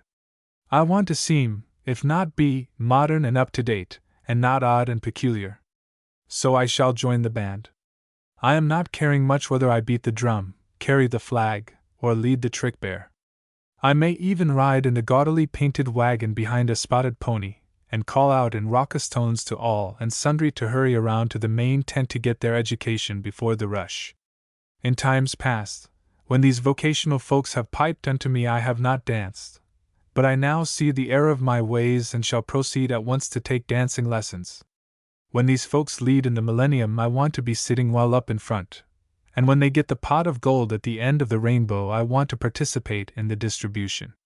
I do hope, though, that I may not exhaust my resources on the band and have none left for the boys and girls. I hope I may not imitate Mark Twain's steamboat that stopped dead still when the whistle blew, because blowing the whistle required all the steam. I suspect that, like the Irishman, I shall have to wear my new boots a while before I can get them on, for this new role is certain to entail many changes in my plans and in my ways of doing things. I can see that it will be a wrench for me to think of the boys and girls as pedagogical specimens, and not persons. I have contracted the habit of thinking of them as persons, and it will not be easy to come to thinking of them as mere objects to practice on. The folks in the hospital speak of their patients as cases, but I'd rather keep aloof from the hospital plan in my schoolmastering. But being a member of the band, I suppose that I'll feel it my duty to conform and do my utmost to help prove that our cult has discovered the great and universal panacea, the balm in Gilead. As a member of the band, in good and regular standing, I shall find myself saying that the schools should have the boys and girls pursue such studies as will fit them for their life work. This has a pleasing sound. Now, if I can only find out, somehow, what the life work of each one of my pupils is to be, I'll be all right, and shall proceed to fit each one out with his belongings. I have asked them to tell me what their life work is to be, but they tell me they do not know. So I suspect that I must visit all their parents in order to get this information. Until I get this information, I cannot begin on my course of study. If their parents cannot tell me, I hardly know what I shall do, unless I have recourse to their maiden aunts. They ought to know. But if they decline to tell, I must begin on a long series of guesses, unless, in the meantime, I am endowed with omniscience. This whole plan fascinates me. I dote upon it. It is so pliable, so dreamy, and so opalescent that I can scarce restrain my enthusiasm. But if I should fit one of my boys out with the equipment necessary for a blacksmith, and then he should become a preacher, I'd find the situation embarrassing. My reputation as a prophet would certainly decline. If I could know that this boy is looking forward to the ministry as his life work, the matter would be simple.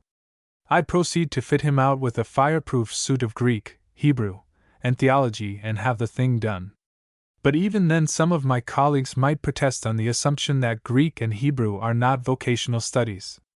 The preacher might assert that they are vocational for his work, in which case I'd find myself in the midst of an argument. I know a young man who is a student in a college of medicine.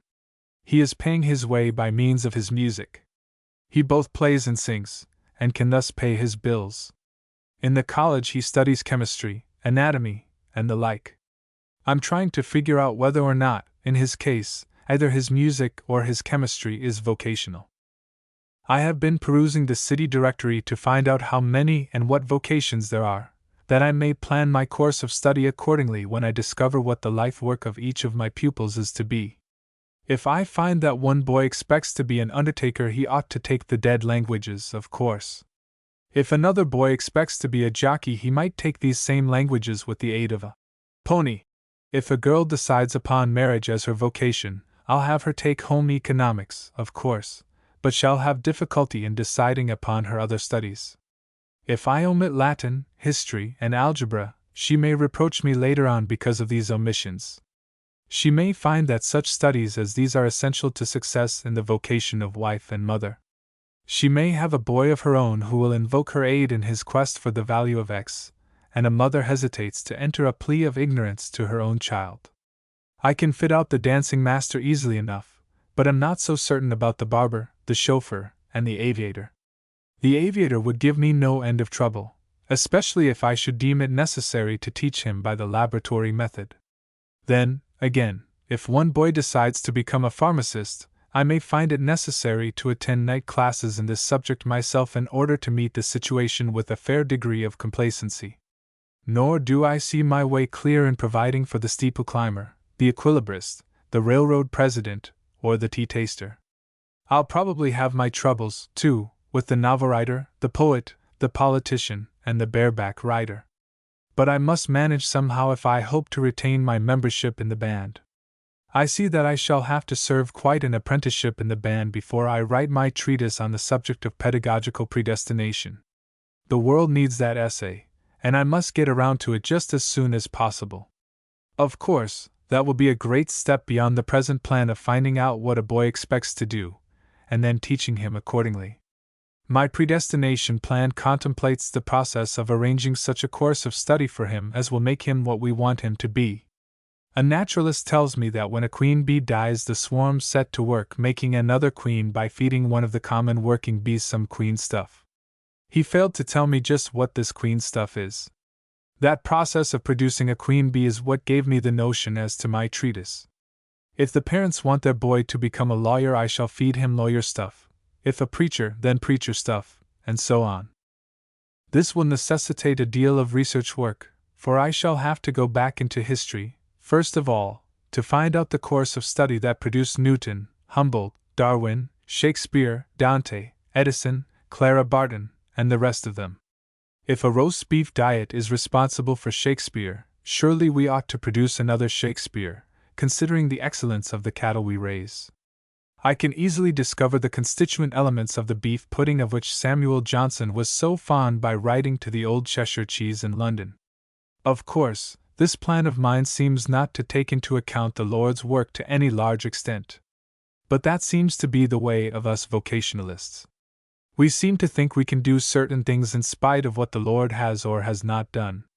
The one danger that I foresee in all this work that I have planned is that it may produce overstimulation. Someone was telling me that the trees on the embankment there in London are dying of arboreal insomnia. The light of the sun keeps them awake all day, and the electric lights keep them awake all night. So the poor things are dying from lack of sleep.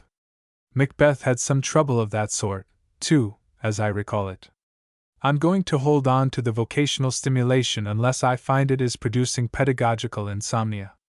Then I'll resign from the band and take a long nap. I'll continue to advocate pudding, pastry, and pie until I find that they are not producing the sort of men and women the world needs, and then I'll beat an inglorious retreat and again espouse the cause of orthodox beefsteak. Chapter 11 Freedom. I have often wondered what conjunction of the stars caused me to become a schoolmaster, if, indeed, the stars, lucky or otherwise, had anything to do with it. It may have been the salary that lured me, for $35 a month bulks large on a boy's horizon. Possibly the fact that in those days there was no anteroom to the teaching business may have been the deciding factor. One had but to exchange his hickory shirt for a white one, and the trick was done. There was not even a fence between the cornfield and the schoolhouse. I might just as easily have been a preacher but for the barrier in the shape of a theological seminary, or a hod carrier but for the barrier of learning how. As it was, I could draw my pay for husking corn on Saturday night, and begin accumulating salary as a schoolmaster on Monday. The plan was simplicity itself, and that may account for my choice of a vocation. I have sometimes tried to imagine myself a preacher, but with poor success. The sermon would bother me no little, to make no mention of the other functions. I think I never could get through with a marriage ceremony, and at a christening I'd be on nettles all the while, fearing the baby would cry and thus disturb the solemnity of the occasion and of the preacher. I'd want to take the baby into my own arms and have a romp with him, and so would forget about the baptizing. In casting about for a possible text for this impossible preacher, I have found only one that I think I might do something with. Hence, my preaching would endure but a single week, and even at that we'd have to have a song service on Sunday evening in lieu of a sermon. My one text would be, "Ye shall know the truth, and the truth shall make you free." I do not know how big truth is, but it must be quite extensive if science, mathematics, history, and literature are but small parts of it. I have never explored these parts very far inland, but they seem to my limited gaze to extend a long distance before me. And when I get to thinking that each of these is but a part of something that is called truth, I begin to feel that truth is a pretty large affair.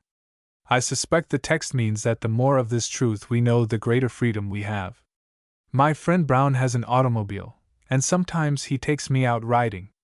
On one of these occasions we had a puncture, with the usual attendant circumstances. While Brown made the needful repairs, I sat upon the grassy bank. The passers-by probably regarded me as a lazy chap who disdained work of all sorts, and perhaps thought of me as enjoying myself while Brown did the work. In this they were grossly mistaken, for Brown was having the good time, while I was bored and uncomfortable. Why, Brown actually whistled as he repaired that puncture. He had freedom because he knew which tool to use, where to find it, and how to use it. But there I sat in ignorance and thraldom, not knowing the truth about the tools or the processes. In the presence of that episode I felt like one in a foreign country who is ignorant of the language, while Brown was the concierge who understands many languages. He knew the truth and so had freedom. I have often wondered whether men do not sometimes get drunk to win a respite from the thraldom and boredom of their ignorance of the truth. It must be a very trying experience not to understand the language that is spoken all about one. I have something of that feeling when I go into a drugstore and find myself in complete ignorance of the contents of the bottles because I cannot read the labels. I have no freedom because I do not know the truth. The dapper clerk who takes down one bottle after another with refreshing freedom relegates me to the kindergarten, and I certainly feel and act the part. I had this same feeling, too, when I was making ready to sow my little field with alfalfa. I wanted to have alfalfa growing in the field next to the road for my own pleasure and for the pleasure of the passers-by. A field of alfalfa is an ornament to any landscape, and I like to have my landscapes ornamental, even if I must pay for it in terms of manual toil. I had never even seen alfalfa seed and did not in the least know how to proceed in preparing the soil. If I ever expected to have any freedom, I must first learn the truth, and a certain modicum of freedom necessarily precedes the joy of alfalfa. Thus it came to pass that I set about learning the truth. I had to learn about the nature of the soil, about drainage, about the right kinds of fertilizer, and all that, before I could even hitch the team to a plow. Some of this truth I gleaned from books and magazines, but more of it I obtained from my neighbor John, who lives about 200 yards up the pike from my little place. John is a veritable encyclopedia of truth when it comes to the subject of alfalfa. There I would sit at the feet of this alfalfa Gamaliel. Be it said in favor of my reactions that I learned the trick of alfalfa and now have a field that is a delight to the eye. And I now feel qualified to give lessons in alfalfa culture to all and sundry, so great is my sense of freedom. I came upon a forlorn-looking woman once in a large railway station who was in great distress. She wanted to get a train, but did not know through which gate to go nor where to obtain the necessary information.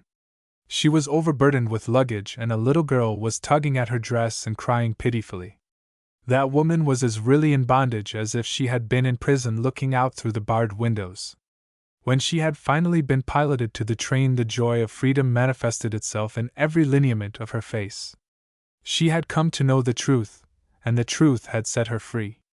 I know how she felt, for one night I worked for more than 2 hours on what, to me, was a difficult problem, and when at last I had it solved, the manifestations of joy caused consternation to the family and damage to the furniture.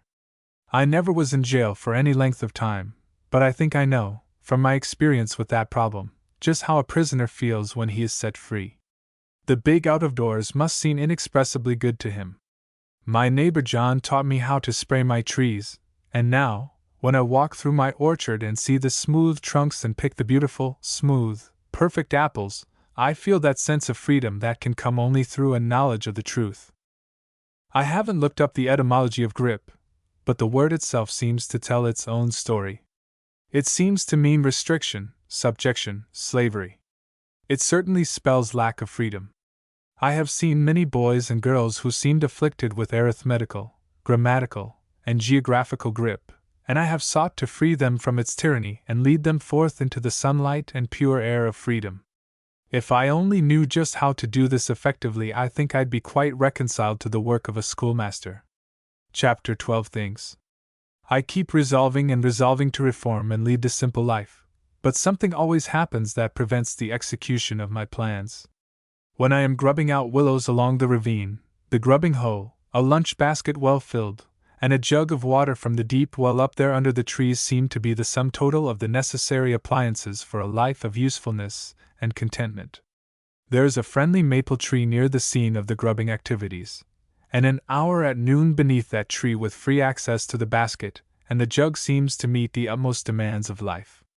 The grass is luxuriant, the shade is all-embracing, and the willows can wait. So, what additions can possibly be needed?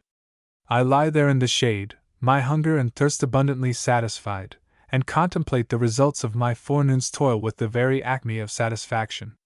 There is now a large, clear space where this morning there was a jungle of willows. The willows have been grubbed out imicetibus, as our friend Virgil would say it, and not merely chopped off, and the thoroughness of the work gives emphasis to the satisfaction. The overalls, the heavy shoes, and the sunshade hat all belong in the picture. But the entire wardrobe costs less than the hat I wear on Sunday. Then the comfort of these inexpensive habiliments. I need not be fastidious in such a garb, but can loll on the grass without compunction. When I get mud upon my big shoes I simply scrape it off with a chip, and that's all there is to it. The dirt on my overalls is honest dirt, and honestly come by, and so needs no apology. I can talk to my neighbor John of the big things of life and feel no shame because of overalls. Then, in the evening, when resting from my toil, I sit out under the leafy canopy and revel in the sounds that can be heard only in the country, the croaking of the frogs, the soft twittering of the birds somewhere near, yet out of sight, the cozy crooning of the chickens as they settle upon their perches for the night, and the lonely hooting of the owl somewhere in the big tree down in the pasture. I need not move from my seat nor barter my money for a concert in some majestic hall ablaze with lights when such music as this may be had for the listening. Under the magic of such music the body relaxes and the soul expands. The soft breezes caress the brow, and the moon makes shimmering patterns on the grass. But when I return to the town to resume my schoolmastering, then the strain begins, and then the reign of complexities is renewed. When I am fully garbed in my town clothing I find myself the possessor of 19 pockets. What they are all for is more than I can make out. If I had them all in use I'd have to have a detective along with me to help me find things. Out there on the farm 2 pockets quite suffice, but in the town I must have 17 more. The difference between town and country seems to be about the difference between grubbing willows and schoolmastering. Among the willows I find 2 pockets are all I require.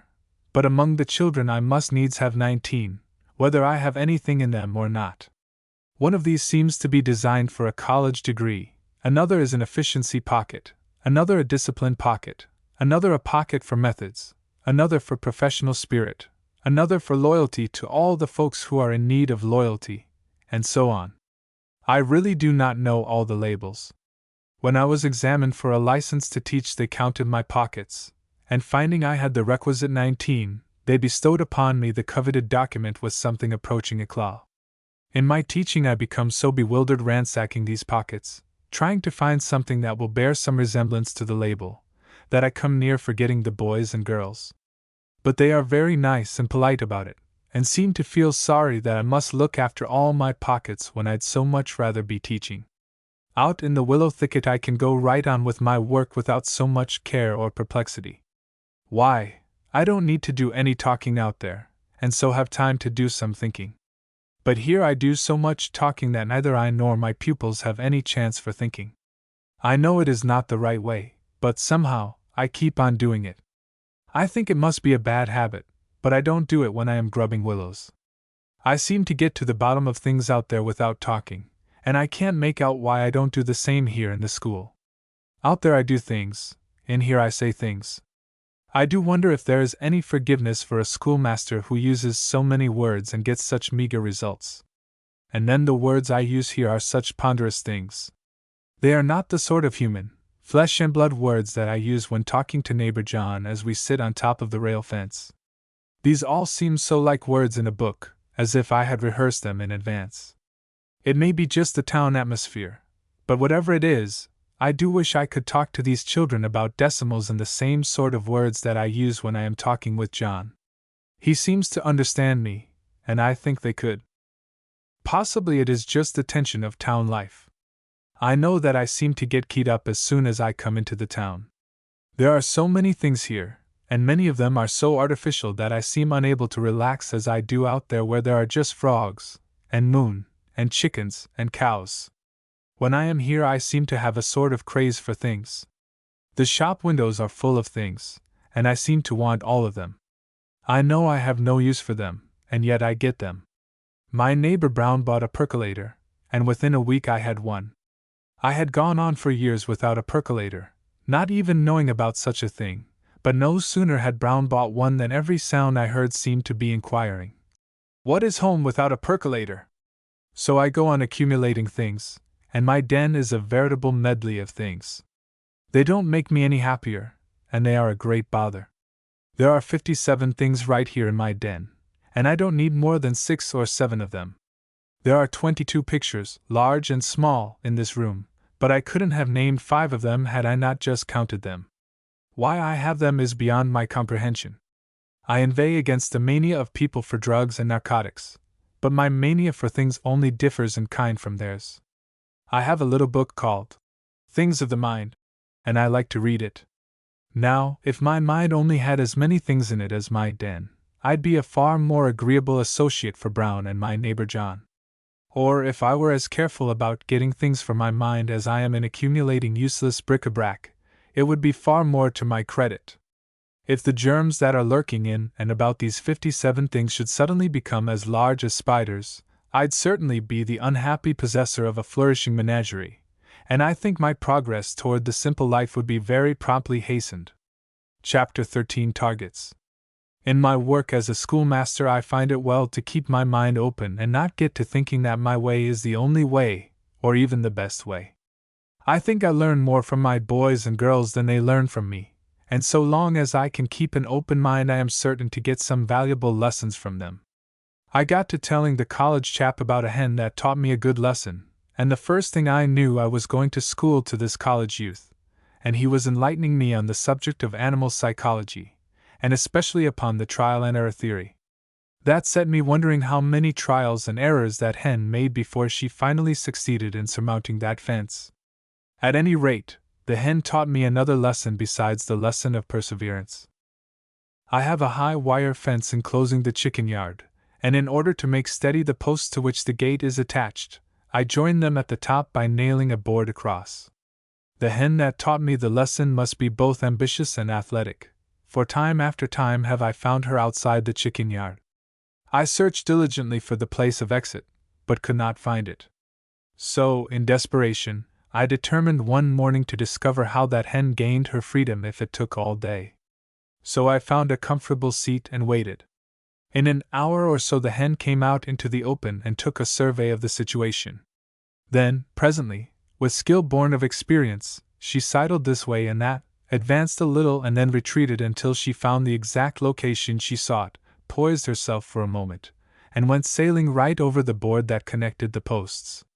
Having made this discovery, I removed the board and used wire instead, and thus reduced the hen to the plane of obedience. Just as soon as the hen lacked something to aim at, she could not get over the wire barrier, and she taught me the importance of giving my pupils something to aim at. I like my boys and girls, and believe they are just as smart as any hen that ever was, and that, if I'll only supply things for them to aim at, they will go high and far. Every time I see that hen I am the subject of diverse emotions. I feel half angry at myself for being so dull that a mere hen can teach me, and then I feel glad that she taught me such a useful lesson. Before learning this lesson I seemed to expect my pupils to take all their school work on faith, to do it because I told them it would be good for them. But I now see there is a better way. In my boyhood days we always went to the county fair, and that was one of the real events of the year. On the morning of that day there was no occasion for anyone to call me a second time. I was out of bed in a trice, at the first call, and soon had my chores done ready for the start. I had money in my pocket, too, for visions of pink lemonade, peanuts, ice cream, candy, and colored balloons had lured me on from achievement to achievement through the preceding weeks, and thrift had claimed me for its own. So I had money because, all the while, I had been aiming at the county fair. We used to lay out corn ground with a single shovel plow, and took great pride in marking out a straight furrow across the field. There was one man in the neighborhood who was the champion in this art, and I wondered how he could do it. So I set about watching him to try to learn his art. At either end of the field he had a stake several feet high, bedecked at the top with a white rag. This he planted at the proper distance from the preceding furrow and, in going across the field, kept his gaze fixed upon the white rag that topped the stake. With a firm grip upon the plow, and his eyes riveted upon the white signal, he moved across the field in a perfectly straight line. I had thought it the right way to keep my eyes fixed upon the plow until his practice showed me that I had pursued the wrong course. My furrows were crooked and zigzag, while his were straight. I now see that his skill came from his having something to aim at. I am trying to profit by the example of that farmer in my teaching. I'm all the while in quest of stakes and white rags to place at the other side of the field to direct the progress of the lads and lasses in a straight course, and raise their eyes away from the plow that they happen to be using. I want to keep them thinking of things that are bigger and further along than grades. The grades will come as a matter of course, if they can keep their eyes on the object across the field. I want them to be too big to work for mere grades. We never give prizes in our school, especially money prizes. It would seem rather a cheap enterprise to my fine boys and girls to get a piece of money for committing to memory the Gettysburg speech. We respect ourselves and Lincoln too much for that. It would grieve me to know that one of my girls could be hired to read a book for an hour in the evening to a sick neighbor. I want her to have her pay in a better and more enduring medium than that. I'd hoped she would aim at something higher than that. If I can arrange the white rag, I know the pupils will do the work. There was Jim, for example, who said to his father that he just couldn't do his arithmetic, and wished he'd never have to go to school another day. When his father told me about it, I began at once to hunt for a white rag. And I found it too. We can generally find what we are looking for, if we look in dead earnest. Well, the next morning there was Jim in the arithmetic class along with Tom and Charlie. I explained the absence of Harry by telling them about his falling on the ice the night before and breaking his right arm. I told them how he could get on well enough with his other studies, but would have trouble with his arithmetic because he couldn't use his arm. Now, Tom and Charlie are quick in arithmetic, and I asked Tom to go over to Harry's after school and help with the arithmetic, and Charlie to go over the next day, and Jim the third day. Now, anybody can see that white rag fluttering at the top of the stake across the field 2 days ahead. So, my work was done, and I went on with my daily duties. Tom reported the next day, and his report made our mouths water as he told of the good things that Harry's mother had set out for them to eat. The report of Charlie the next day was equally alluring.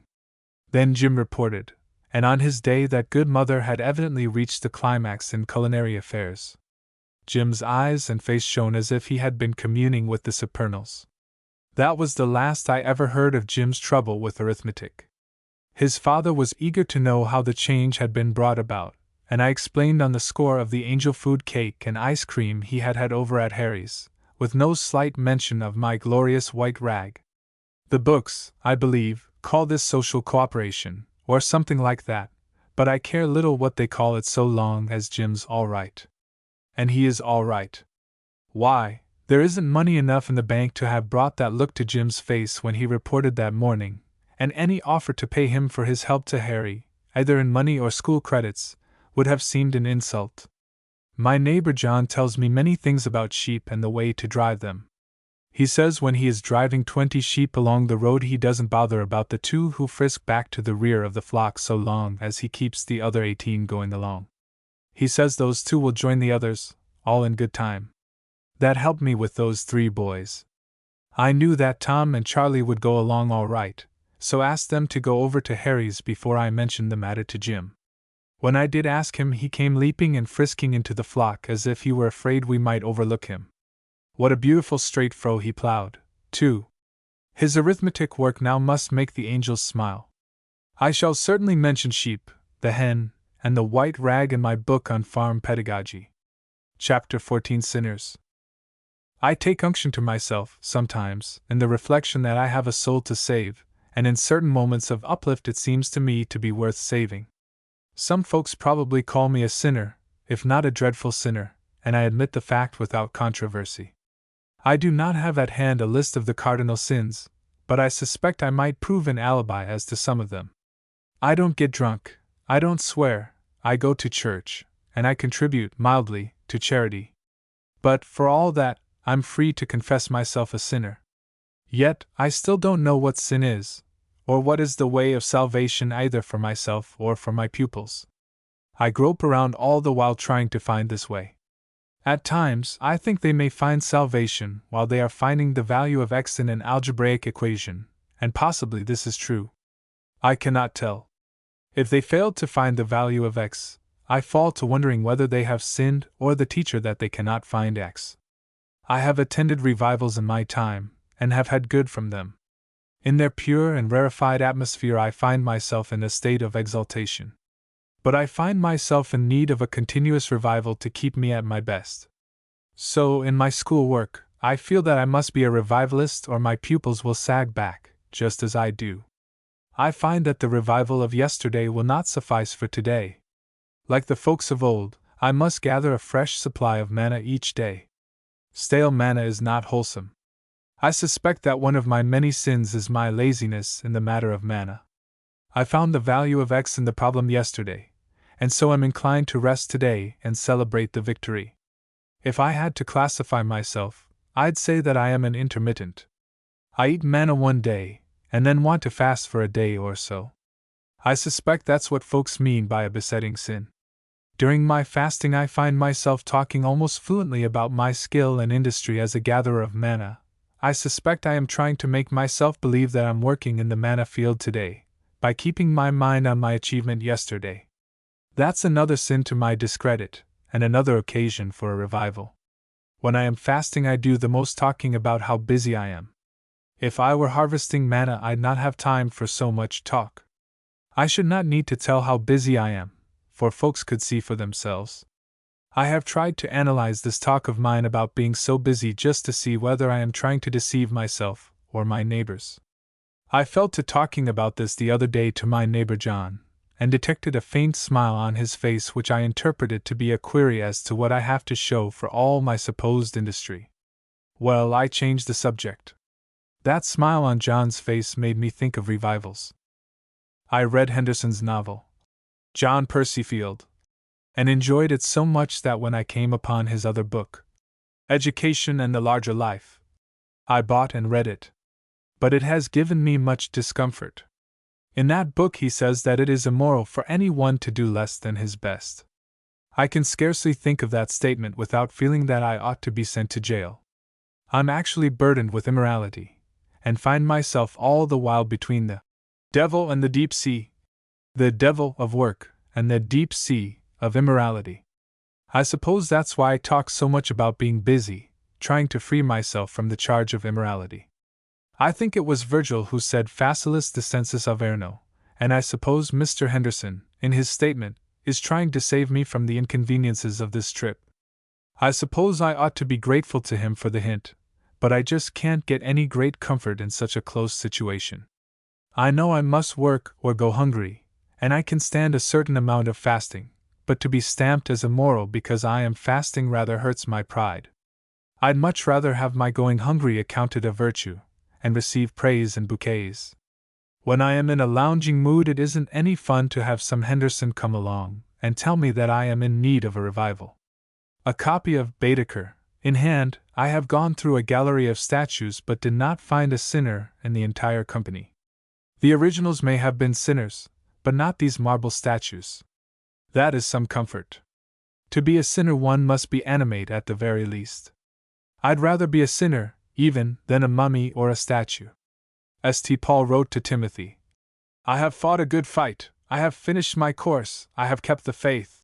There was nothing of the mummy or the statue in him.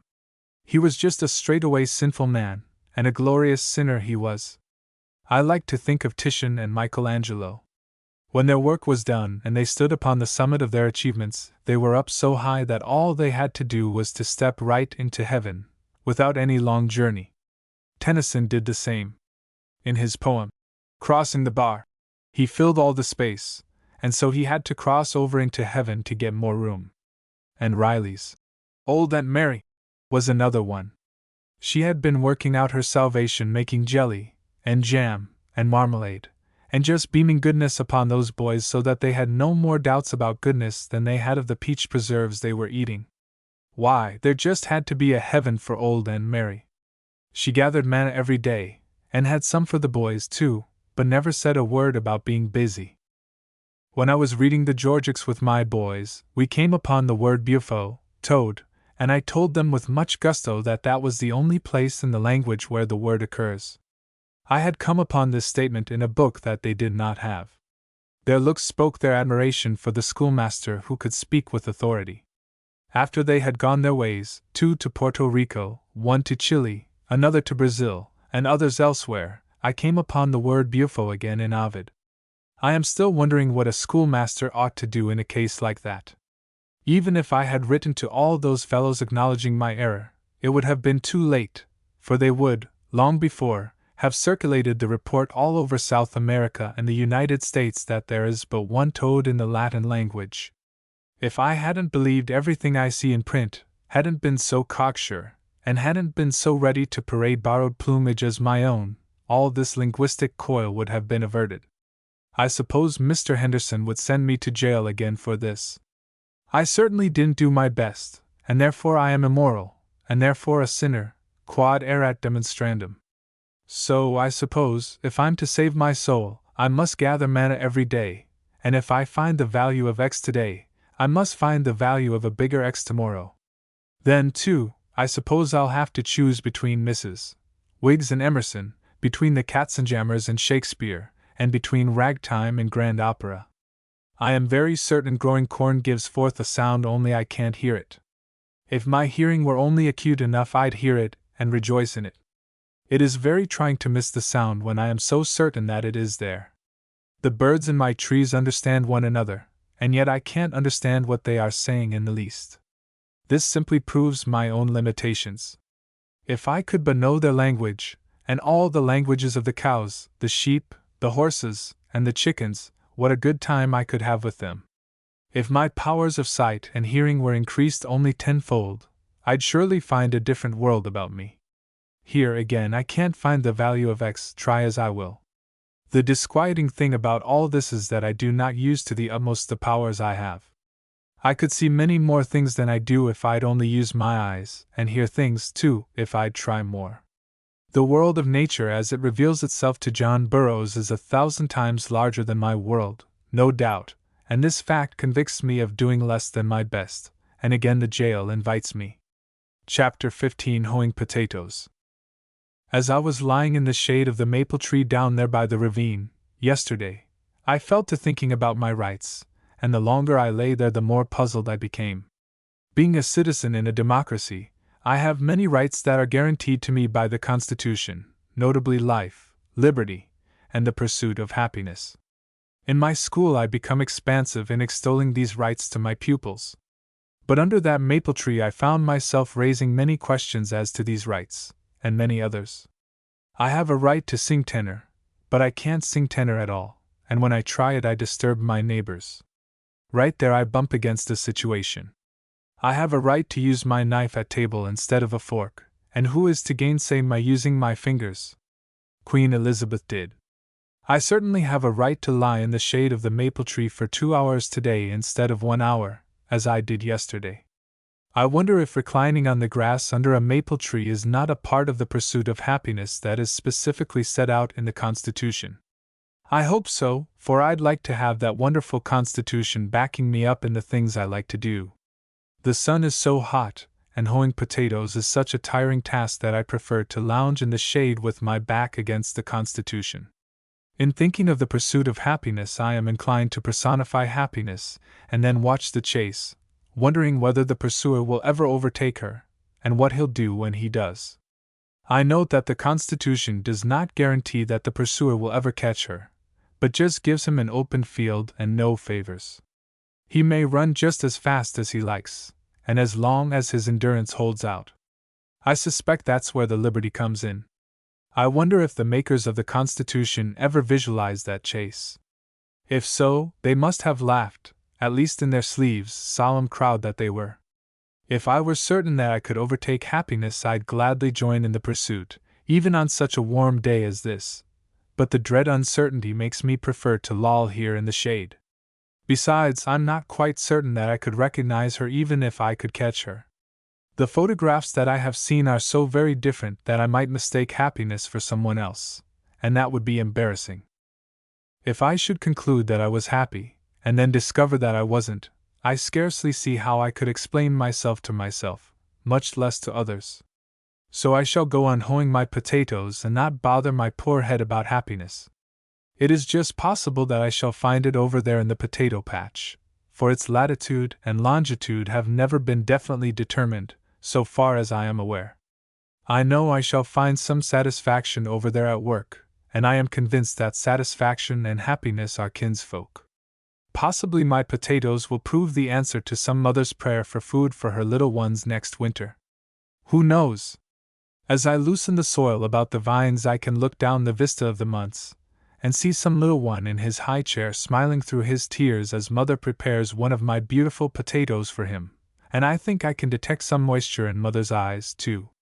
It is just possible that her tears are the consecrated incense upon the altar of thanksgiving.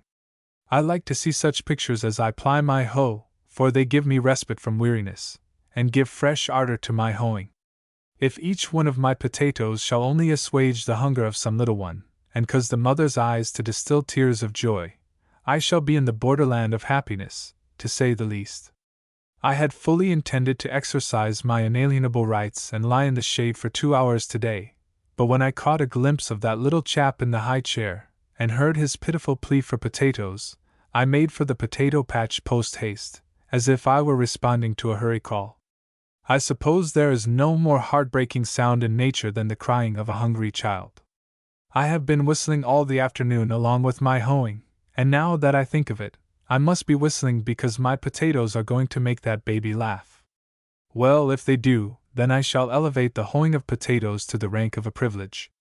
Oh, I've read my Tom Sawyer, and know about his enterprise in getting the fence whitewashed by making the task seem a privilege. But Tom was indulging in fiction, and hoeing potatoes is no fiction. Still, those whitewash artists had something of the feeling that I experience right now, only there was no baby in their picture as there is in mine, and so I have the baby as an additional privilege. I wish I knew how to make all the school tasks rank as privileges to my boys and girls. If I could only do that, they would have gone far toward a liberal education.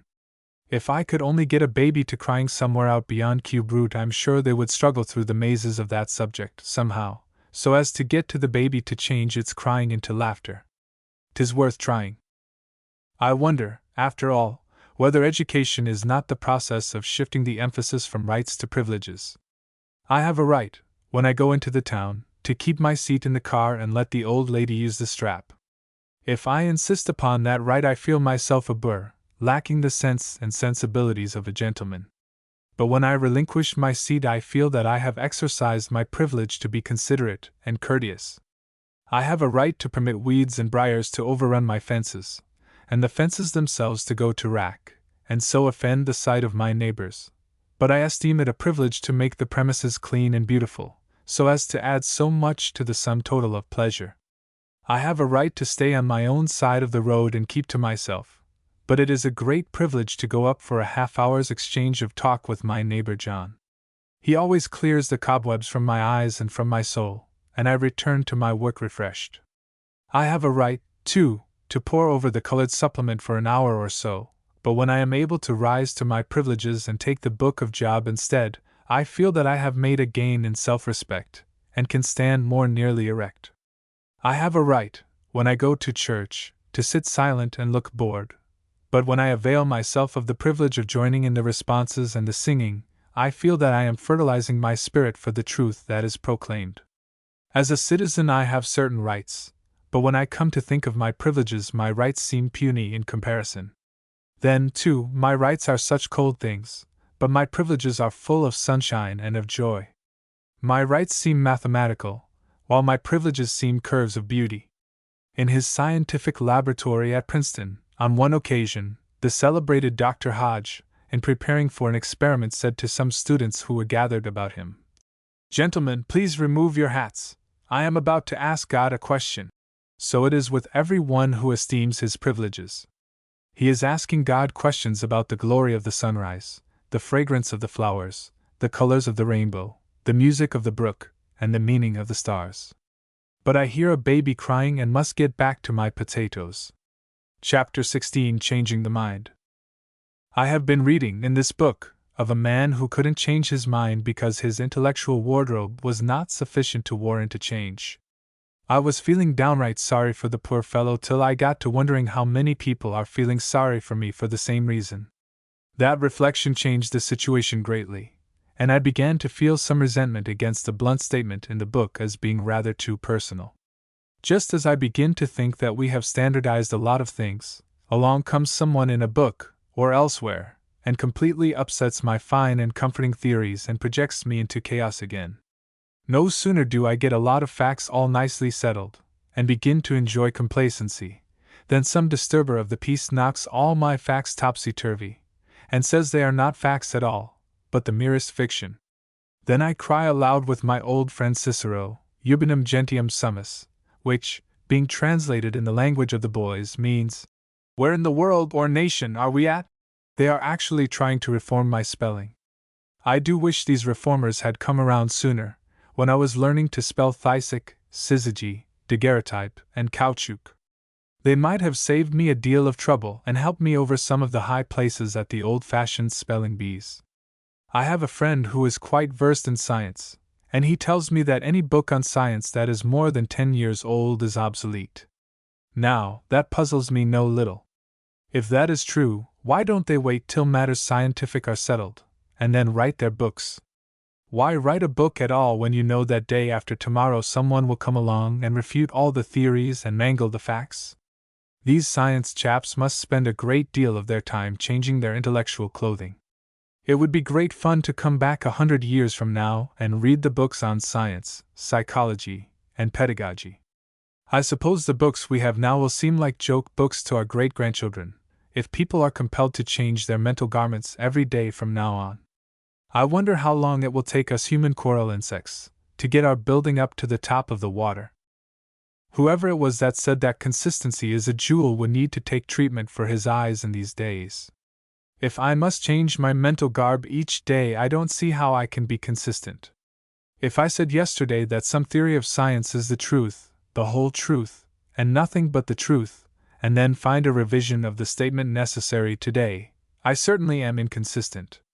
This jewel of consistency certainly loses its luster, if not its identity, in such a process of shifting. I do hope these chameleon artists will leave us the multiplication table, the yardstick, and the ablative absolute. I'm not so particular about the wine gallon, for prohibition will probably do away with that anyhow. When I was in school I could tell to a foot the equatorial and the polar diameter of the earth, and what makes the difference. Why, I knew all about that flattening at the poles, and how it came about.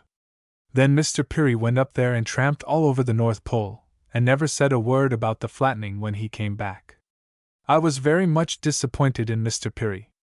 I know, quite as well as I know my own name, that the length of the year is 365 days, 5 hours, 48 minutes, and 48 seconds, and if I find any one trying to lop off even 1 second of my hard-learned year, I shall look upon him as a meddler. That is one of my settled facts, and I don't care to have it disturbed. If any one comes along trying to change the length of my year, I shall begin to tremble for the safety of the 10 Commandments. If I believe that a grasshopper is a quadruped, what satisfaction could I possibly take in discovering that he has 6 legs? It would merely disturb one of my settled facts, and I am more interested in my facts than I am in the grasshopper. The trouble is, though, that my neighbor John keeps referring to the grasshopper's 6 legs, so I suppose I shall, in the end, get me a grasshopper suit of clothes so as to be in the fashion. This discarding of my 4-legged grasshopper and supplying myself with one that has 6 legs may be what the poet means when he speaks of our dead selves. He may refer to the new suit of mental clothing that I am supposed to get each day, to the change of mind that I am supposed to undergo as regularly as a daily bath. Possibly Mr. Holmes meant something like that when he wrote his Chambered Nautilus. At each advance from one of these compartments to another, I suppose I acquire a new suit of clothes, or, in other words, change my mind. Let's see, Wasn't it Theseus whose eternal punishment in Hades was just to sit there forever? That seems somewhat heavenly to me. But here on earth I suppose I must try to keep up with the styles, and change my mental gear day by day. I think I might come to enjoy a change of suits every day if only someone would provide them for me, but if I must earn them myself, the case is different. I'd like to have someone bestow upon me a beautiful Greek suit for Monday, with its elegance, grace, and dignity, a Roman suit for Tuesday, a science suit for Wednesday, a suit of poetry for Thursday, and so on, day after day. But when I must read all of Homer before I can have the Greek suit, the price seems a bit stiff, and I'm not so avid about changing my mind. We had a township picnic back home, once, and it seemed to me that I was attending a Congress of Nations, for there were people there who had driven 5 or 6 miles from the utmost bounds of the township. That was a real mental adventure, and it took some time for me to adjust myself to my new suit. Then I went to the county fair, where were gathered people from all the townships, and my poor mind had a mighty struggle trying to grasp the immensity of the thing. I felt much the same as when I was trying to understand the mathematical sign of infinity. And when I came upon the statement, in my geography, that there are 88 counties in our state, the mind balked absolutely, and refused to go on. I felt as did the old gentleman who saw an aeroplane for the first time. After watching its gyrations for some time, he finally exclaimed, "They ain't no sich thing." My college roommate, Mac, went over to London once, on some errand, and of course went to the British Museum. Near the entrance he came upon the Rosetta Stone, and stood enthralled. He reflected that he was standing in the presence of a monument that marks the beginning of recorded history, that back of that all was dark, and that all the books in all the libraries emanate from that beginning. The thought was so big, so overmastering, that there was no room in his mind for anything else, so he turned about and left without seeing anything else in the museum. Since then we have had many a big laugh together as he recounts to me his wonderful visit to the Rosetta Stone. I see clearly that in the presence of that modest stone he got all the mental clothing he could possibly wear at the time. Changing the mind sometimes seems to amount almost to surgery. Sometime, if I can get my stub pen limbered up, I shall try my hand at writing a bit of a composition on the subject of the inequality of equals. I know that the Declaration tells us that all men are born free and equal, and I shall explain in my essay that it means us to understand that while they are born equal, they begin to become unequal the day after they are born, and become more so as one changes his mind and the other one does not. I try, all the while, to make myself believe that I am the equal of my neighbor, the judge, and then I feel foolish to think that I ever tried it. The neighbors all know it isn't true, and so do I when I quit arguing with myself. He has such a long start of me now that I wonder if I can ever overtake him. One thing, though, I'm resolved upon, and that is to change my mind as often as possible. Chapter 17: The Point of View. Just why a boy is averse to washing his neck and ears is one of the deep problems of social psychology, and yet the psychologists have veered away from the subject. There must be a reason, and these mind experts ought to be able and willing to find it, so as to relieve the anxiety of the rest of us. It is easy for me to say, with a full-arm gesture, that a boy is of the earth earthy, but that only begs the question, as full-arm gestures are wont to do.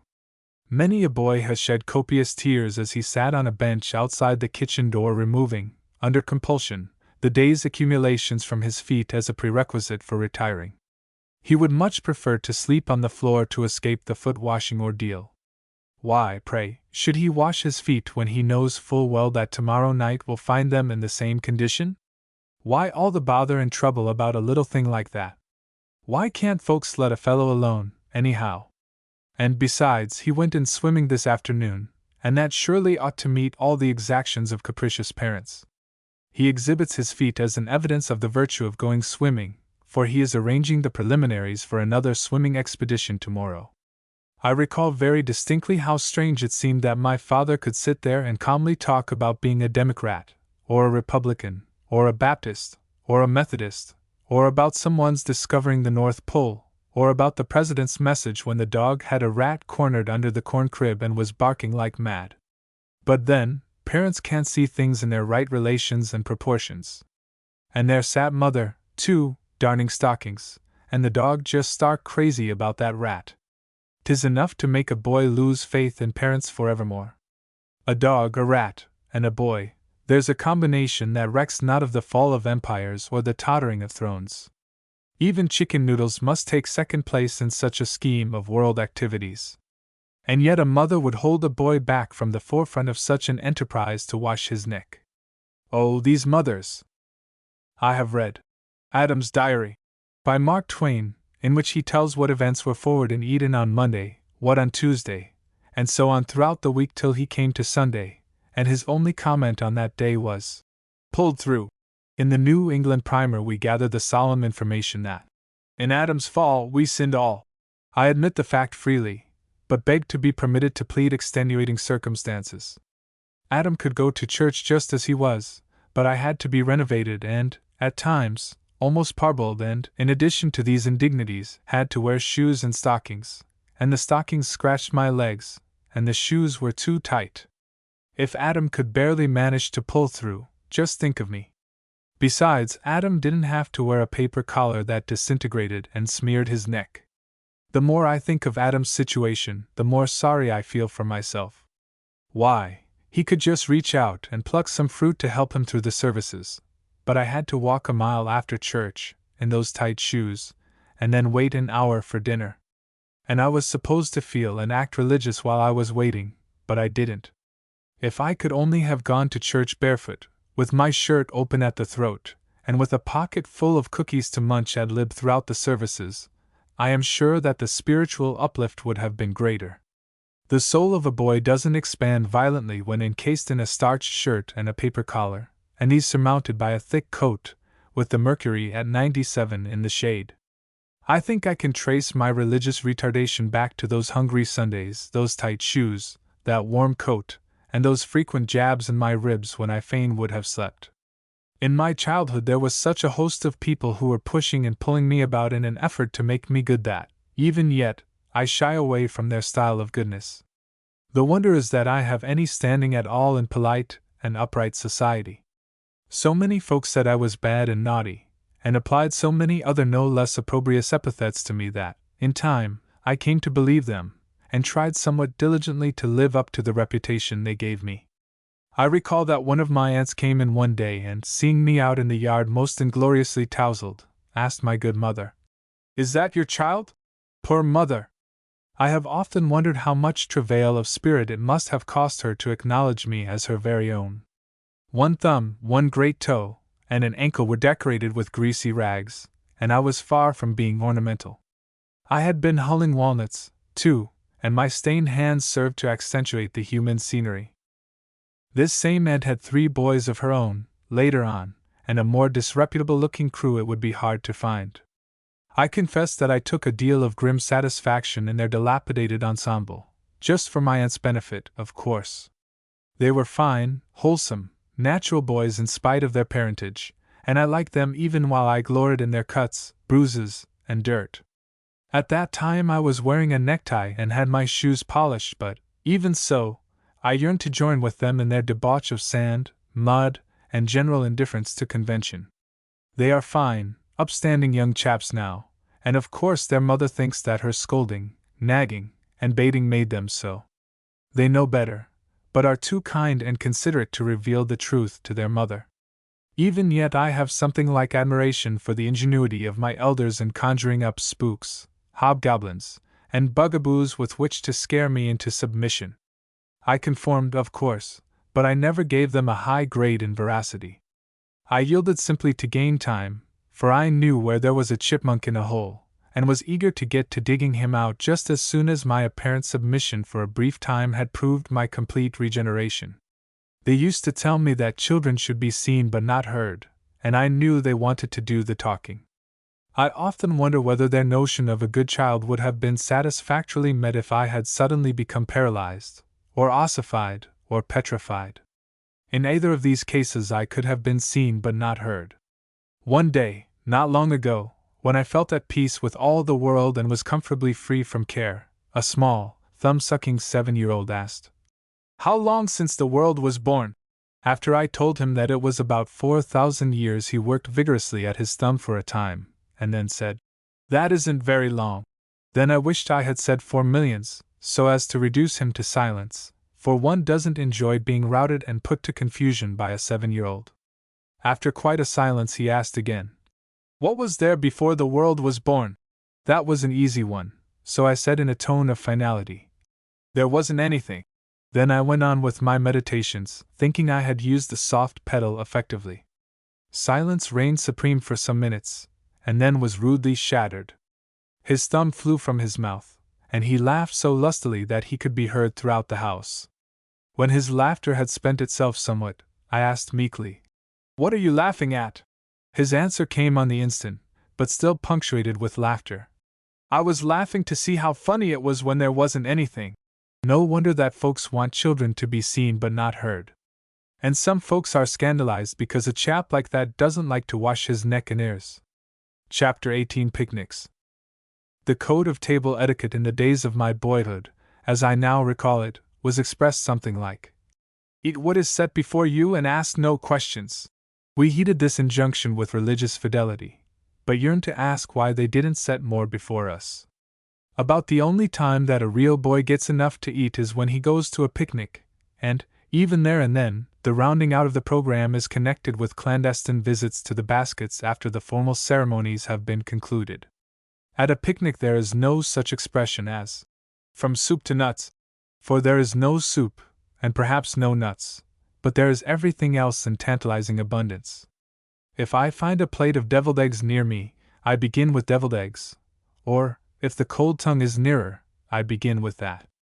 In this way I reveal, for the pleasure of the hostesses, my unrestricted and democratic appetite. Or, in order to obviate any possible embarrassment during the progress of the chicken toward me, I may take a piece of pie or a slice of cake, thinking that they may not return once they have been put in circulation. Certainly I take jelly when it passes along, as well as pickles, olives, and cheese. There is no incongruity, at such a time, in having a slice of baked ham and a slice of angel food cake on one's plate, or in one's hands. They harmonize beautifully both in the color scheme and in the gastronomic scheme. At a picnic my boyhood training reaches its full fruition. Eat what is set before you and ask no questions. These things I do. That's a good rule for reading, too, just to read what is set before you and ask no questions. I'm thinking now of the reader member of my dual nature, not the student member. I like to cater somewhat to both these members. When the reader member is having his inning, I like to give him free rein and not hamper him by any lockstep or stereotyped method or course.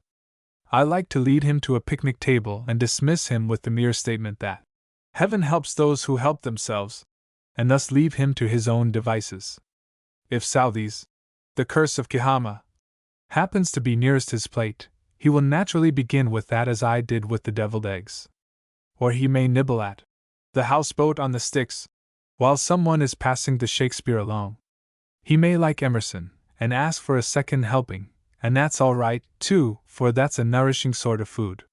Having partaken of this generously, he will enjoy all the more the jelly when it comes along in the form of nonsense anthology. The more I think of it, the more I see that reading is very like a picnic dinner. It is all good, and one takes the food which is nearest him, whether pie or pickles. When anyone asks me what I am reading, I become much embarrassed. I may be reading a catalogue of books at the time, or the book notices in some magazine, but such reading may not seem orthodox at all to the one who asks the question.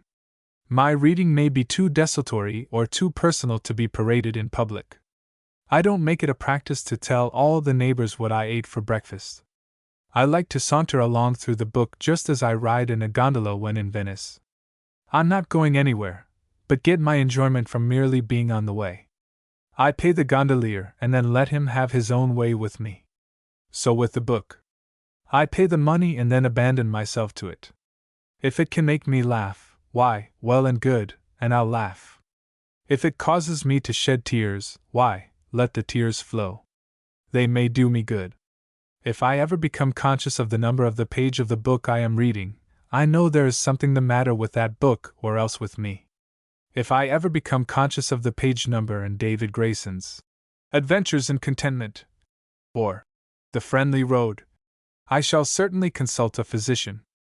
I do become semi-conscious at times that I am approaching the end of the feast, and feel regret that the book is not larger. I have spasms and enjoy them. Sometimes, I have a Dickens spasm, and read some of his books for the _and_th time. I have frittered away much time in my life trying to discover whether a book is worth a second reading. If it isn't, it is hardly worth a first reading. I don't get tired of my friend Brown, so why should I put Dickens off with a mere society call? If I didn't enjoy Brown, I'd not visit him so frequently.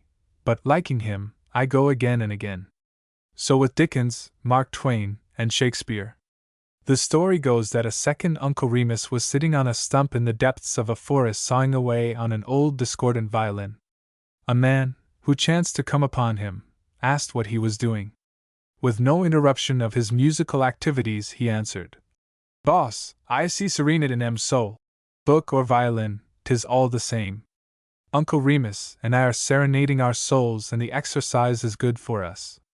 I was laid by with typhoid fever for a few weeks once, and the doctor came at 11 o'clock in the morning and at 5 o'clock in the afternoon. If he happened to be a bit late, I grew impatient, and my fever increased. He discovered this fact, and was no more tardy.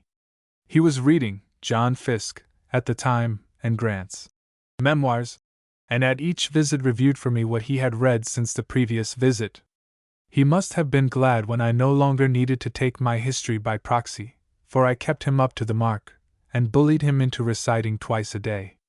I don't know what drugs he gave me, but I do know that Fiske and Grant are good for typhoid, and heartily commend them to the general public. I am rather glad now that I had typhoid fever. I listen with amused tolerance to people who grow voluble on the weather and their symptoms, and often wish they would ask me to prescribe for them. I'd probably tell them to become readers of William J. Locke. But, perhaps, their symptoms might seem preferable to the remedy. A neighbor came in to borrow a book, and I gave her Les Miserables, which she returned in a day or so, saying that she could not read it. I knew that I had overestimated her, and that I didn't have a book around of her size. I had loaned my Robin Hood, Rudder Grange, Uncle Remus, and Sonny to the children round about. I like to browse around among my books, and am trying to have my boys and girls acquire the same habit. Reading for pure enjoyment isn't a formal affair any more than eating. Sometimes I feel in the mood for a grapefruit for breakfast, sometimes for an orange, and sometimes for neither. I'm glad not to board at a place where they have standardized breakfasts and reading. If I feel in the mood for an orange, I want an orange, even if my neighbor has a cassava melon.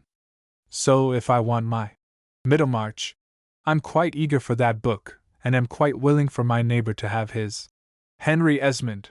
The appetite for books is variable, the same as for food, and I'd rather consult my appetite than my neighbor when choosing a book as a companion through a lazy afternoon beneath the maple tree. I refuse to try to supervise the reading of my pupils. Why, I couldn't supervise their eating. I'd have to find out whether the boy was yearning for porterhouse steak or ice cream, first. Then I might help him make a selection. The best I can do is to have plenty of steak, potatoes, pie, and ice cream around, and allow him to help himself. Chapter 19, Make-Believe. The text may be found in Over Bemertens by E. V. Lucas, and reads as follows.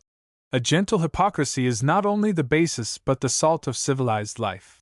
This statement startled me a bit at first, but when I got to thinking of my experience in having a photograph of myself made, I saw that Mr. Lucas has some warrant for his statement.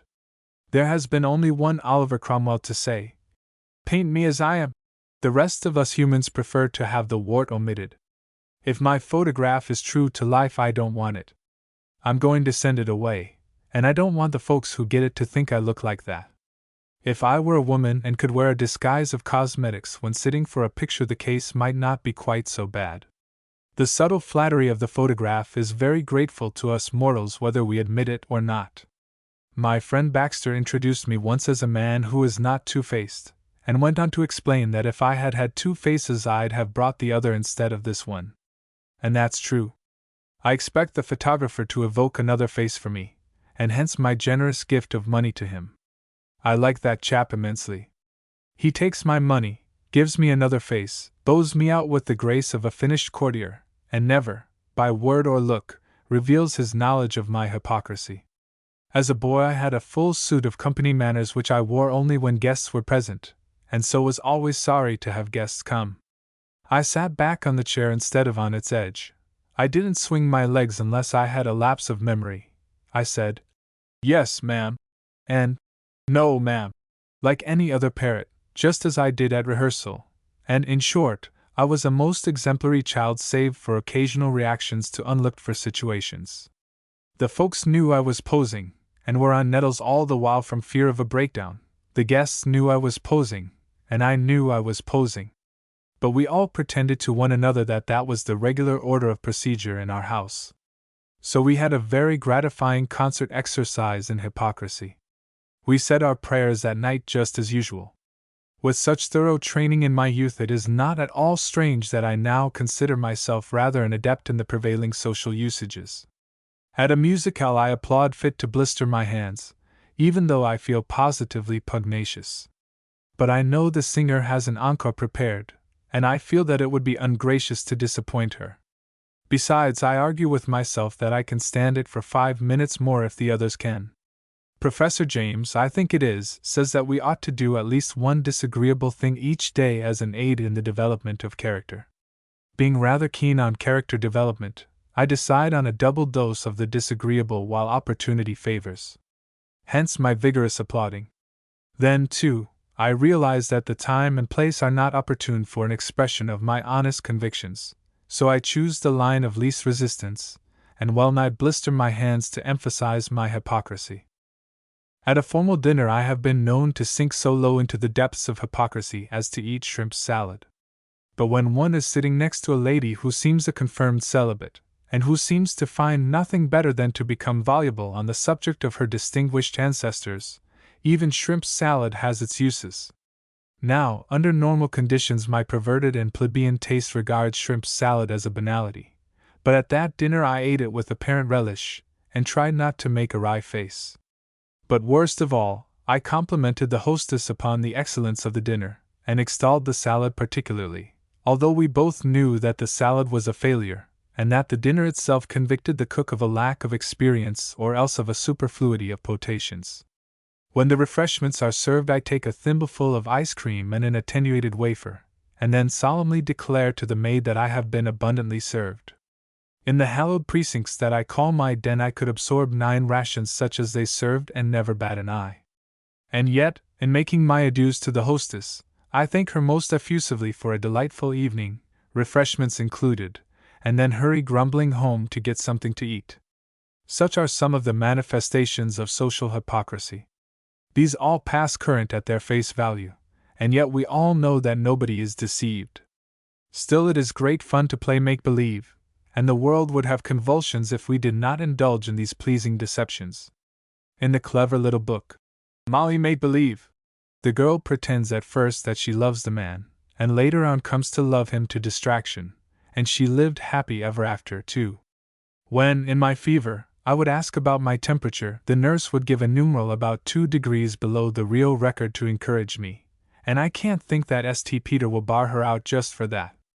The psychologists give mild assent to the theory that a physical attitude may generate an emotion. If I assume a belligerent attitude, they claim that, in time, I shall feel really belligerent, that in a loafing attitude I shall presently be loafing, and that if I assume the attitude of a listener, I shall soon be listening most intently. This seems to be justified by the experiences of Edwin Booth on the stage. He could feign fighting for a time, and then it became real fighting, and great care had to be taken to avert disastrous consequences when his sword fully struck its gate. I believe the psychologists have never fully agreed on the question whether the man is running from the bear because he is scared or is scared because he is running. I dare say Mr. Shakespeare was trying to express this theory when he said, "Assume a virtue, though you have it not." That's exactly what I'm trying to have my pupils do all the while. I'm trying to have them wear their company manners continually, so that, in good time, they will become their regular working garb. I'm glad to have them assume the attitudes of diligence and politeness, thinking that their attitudes may generate the corresponding emotions. It is a severe strain on a boy at times to seem polite when he feels like hurling missiles. We both know that his politeness is mere make-believe, but we pretend not to know, and so move along our ways of hypocrisy hoping that good may come. There is a telephone girl over in the central station, wherever that is, who certainly is beautiful if the voice is a true index. Her tones are dulcet, and her voice is so mellow and well modulated that I visualize her as another Venus. I suspect that, when she began her work, someone told her that her tenure of position depended upon the quality of her voice. So, I imagine, she assumed a tonal quality of voice that was really a sublimated hypocrisy, and persisted in this until now that quality of voice is entirely natural. I can't think that Shakespeare had her specially in mind, but if I ever have the good fortune to meet her, I shall certainly ask her if she reads Shakespeare. Now that I think of it, I shall try this treatment on my own voice, for it sorely needs treatment. Possibly I ought to take a course of training at the telephone station. I am now thoroughly persuaded that Mr. Lucas gave expression to a great principle of pedagogy in what he said about hypocrisy, and I shall try to be diligent in applying it. If I can get my boys to assume an arithmetical attitude, they may come to have an arithmetical feeling, and that would give me great joy. I don't care to have them express their honest feelings either about me or the work, but would rather have them look polite and interested, even if it is hypocrisy. I'd like to have all my boys and girls act as if they consider me absolutely fair, just, and upright, as well as the most kind, courteous, generous, scholarly, skillful, and complaisant schoolmaster that ever lived, no matter what they really think. Chapter 20 Behavior. If I only knew how to teach English, I'd have far more confidence in my schoolmastering. But I don't seem to get on. The system breaks down too often to suit me. Just when I think I have some lad inoculated with elegant English through the process of reading from some classic, he says, "Might have came," and I become obfuscated again. I have a book here in which I read that it is the business of the teacher so to organize the activities of the school that they will function in behavior. Well, my boys' behavior in the use of English indicates that I haven't organized the activities of my English class very effectively. I seem to be more of a success in a cherry orchard than in an English class. My cherries are large and round, a joy to the eye and delightful to the taste. The fruit expert tells me they are perfect, and so I feel that I organize the activities in that orchard efficiently. In fact, the behavior of my cherry trees is most gratifying. But when I hear my pupils talk or read their essays, and find a deal of imperfect fruit in the way of solecisms and misspelled words, I feel inclined to discredit my skill in organizing the activities in this human orchard. I think my trouble is, and it is trouble, that I proceed upon the agreeable assumption that my pupils can catch English as they do the measles if only they are exposed to it. So I expose them to the objective complement and the compellative, and then stand aghast at their behavior when they make all the mistakes that can possibly be made in using a given number of words. I have occasion to wonder whether I juggle these big words merely because I happen to see them in a book, or whether I am trying to be impressive. I recall how often I have felt a thrill of pride as I have ladled out deliberative subjunctives, ethical datives, and hysteron protering to my, supposedly, admiring Latin pupils. If I were a soldier, I should want to wear one of those enormous 3-story military hats to render me tall and impressive. I have no desire to see a drum major minus his plumage. The disillusionment would probably be depressing.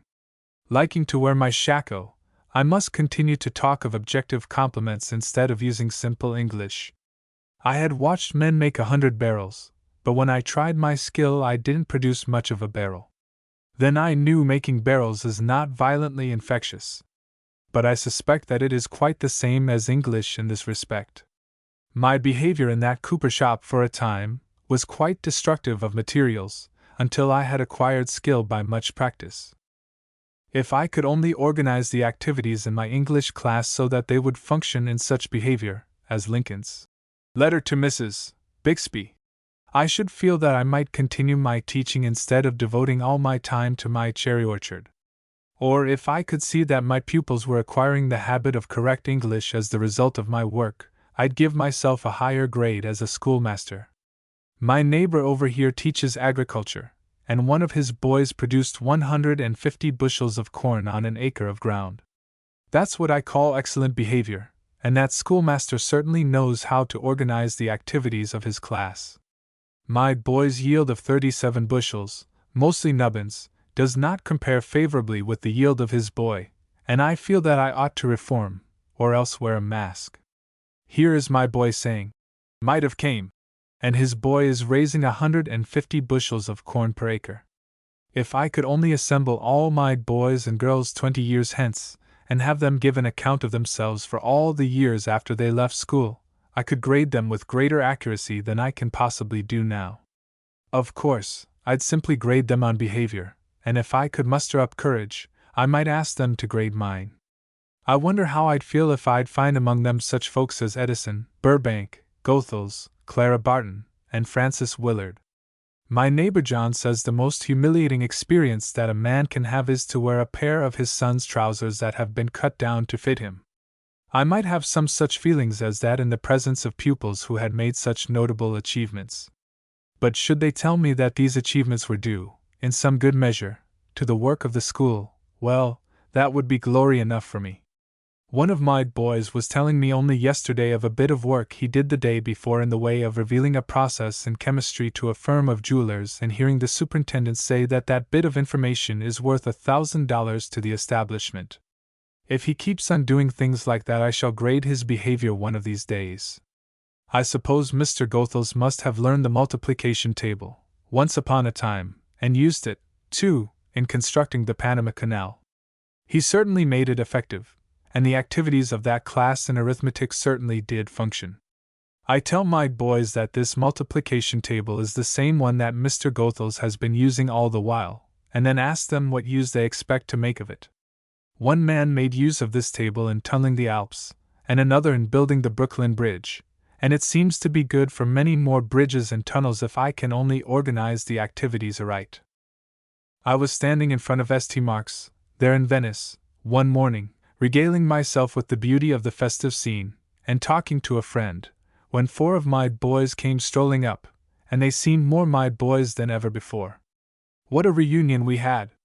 The folks all about us didn't understand it in the least, but we did, and that was enough. I forgot my coarse clothes, my well-nigh empty pockets, my inability to buy the many beautiful things that kept tantalizing me, and the meagerness of my salary. These were all swallowed up in the joy of seeing the boys, and I wanted to proclaim to all and sundry, "These are my jewels! Those boys are noble, clean, upstanding fellows, and no schoolmaster could help being proud of them." Such as they nestle down in the heart of the schoolmaster, and cause him to know that life is good. I was sorry not to be able to share my joy with my friend who stood near, but that could not be. I might have used words to him, but he would not have understood. He had never yearned over those fellows and watched them, day by day, hoping that they might grow up to be an honor to their school. He had never had the experience of watching from the schoolhouse window, fervently wishing that no harm might come to them, and that no shadows might come over their lives. He had never known the joy of sitting up far into the night to prepare for the coming of those boys the next day. He had never seen their eyes sparkle in the classroom when, for them, truth became illumined. Of course, he stood aloof, for he couldn't know. Only the schoolmaster can ever know how those 4 boys became the focus of all that wondrous beauty on that splendid morning. If I had had my grade book along, I would have recorded their grades and behavior, for as I looked upon those glorious chaps and heard them recount their experiences, I had a feeling of exultation, knowing that the activities of our school had functioned in right behavior. Chapter 21 Forefingers. This left forefinger of mine is certainly a curiosity. It looks like a miniature totem pole, and I wish I had before me its life history. I'd like to know just how all these 17 scars were acquired. It seems to have come in contact with about all sorts and sizes of cutlery. If only teachers or parents had been wise enough to make a record of all my bloodletting mishaps, with occasions, causes, and effects, that record would afford a fruitful study for students of education. The pity of it is that we take no account of such matters as phases or factors of education. We keep saying that experience is the best teacher, and then ignore this eloquent forefinger. I call that criminal neglect arising from crass ignorance. Why, these scars that adorn many parts of my body are the footprints of evolution, if, indeed, evolution makes tracks. The scars on the faces of those students at Heidelberg are accounted badges of honor, but they cannot compare with the big scar on my left knee that came to me as the free gift of a corn knife.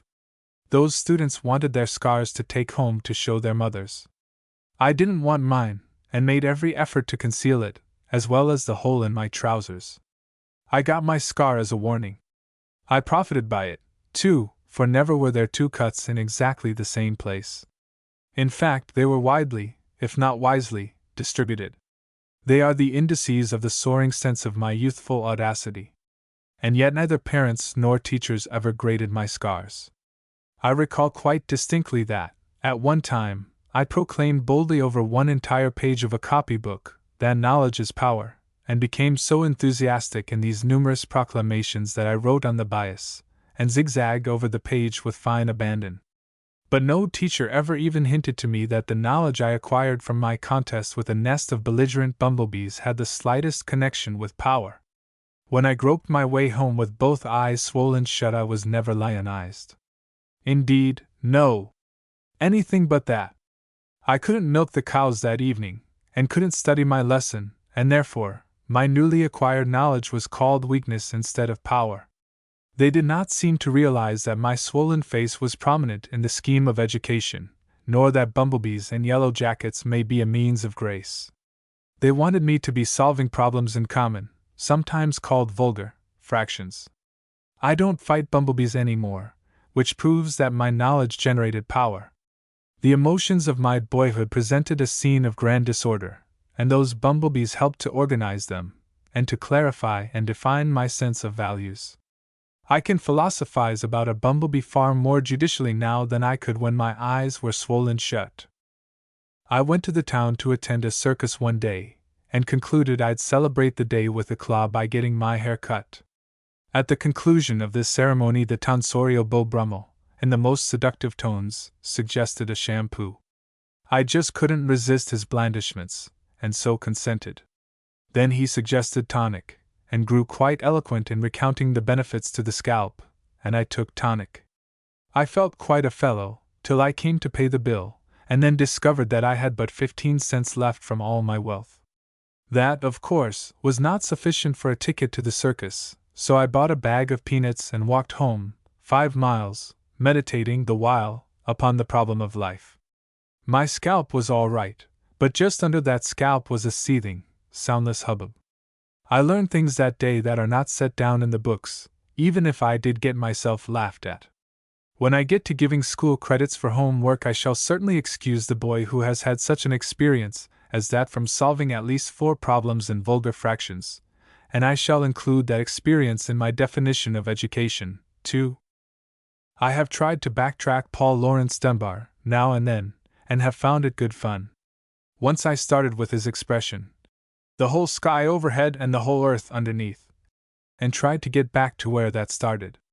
He must have been lying on his back on some grass plot, right in the center of everything, with that whole half-sphere of sky luring his spirit out toward the infinite, with a pillow that was 8,000 miles thick.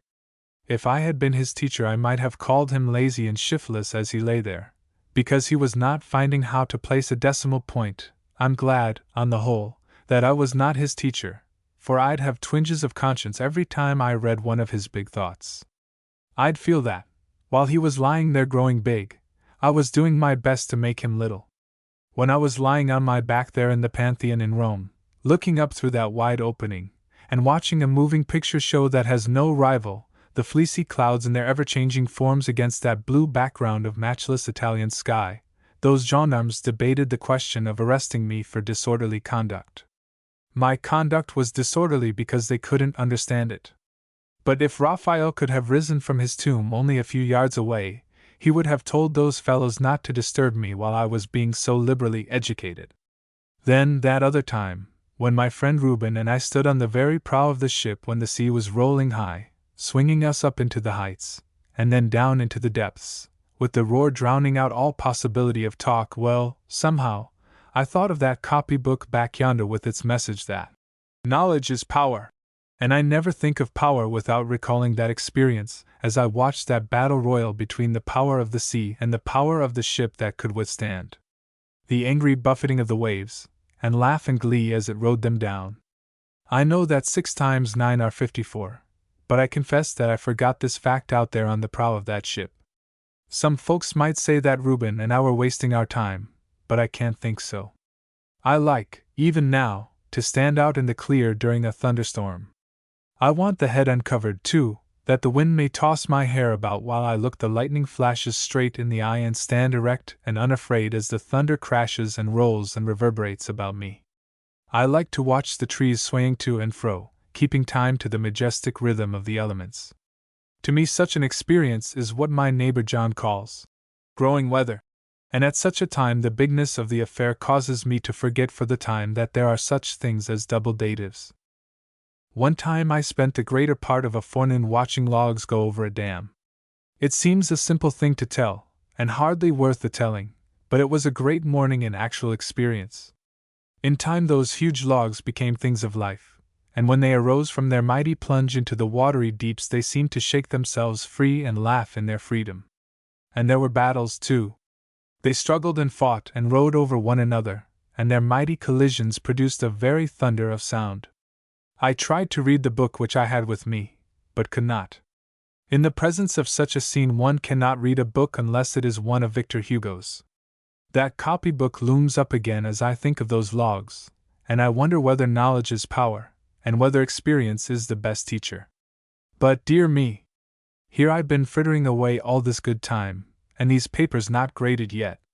Chapter 22 Storytelling. My boys like to have me tell them stories, and, if the stories are true ones, they like them all the better. So I sometimes become reminiscent when they gather about me and let them lead me along as if I couldn't help myself when they are so interested. In this way I become one of them.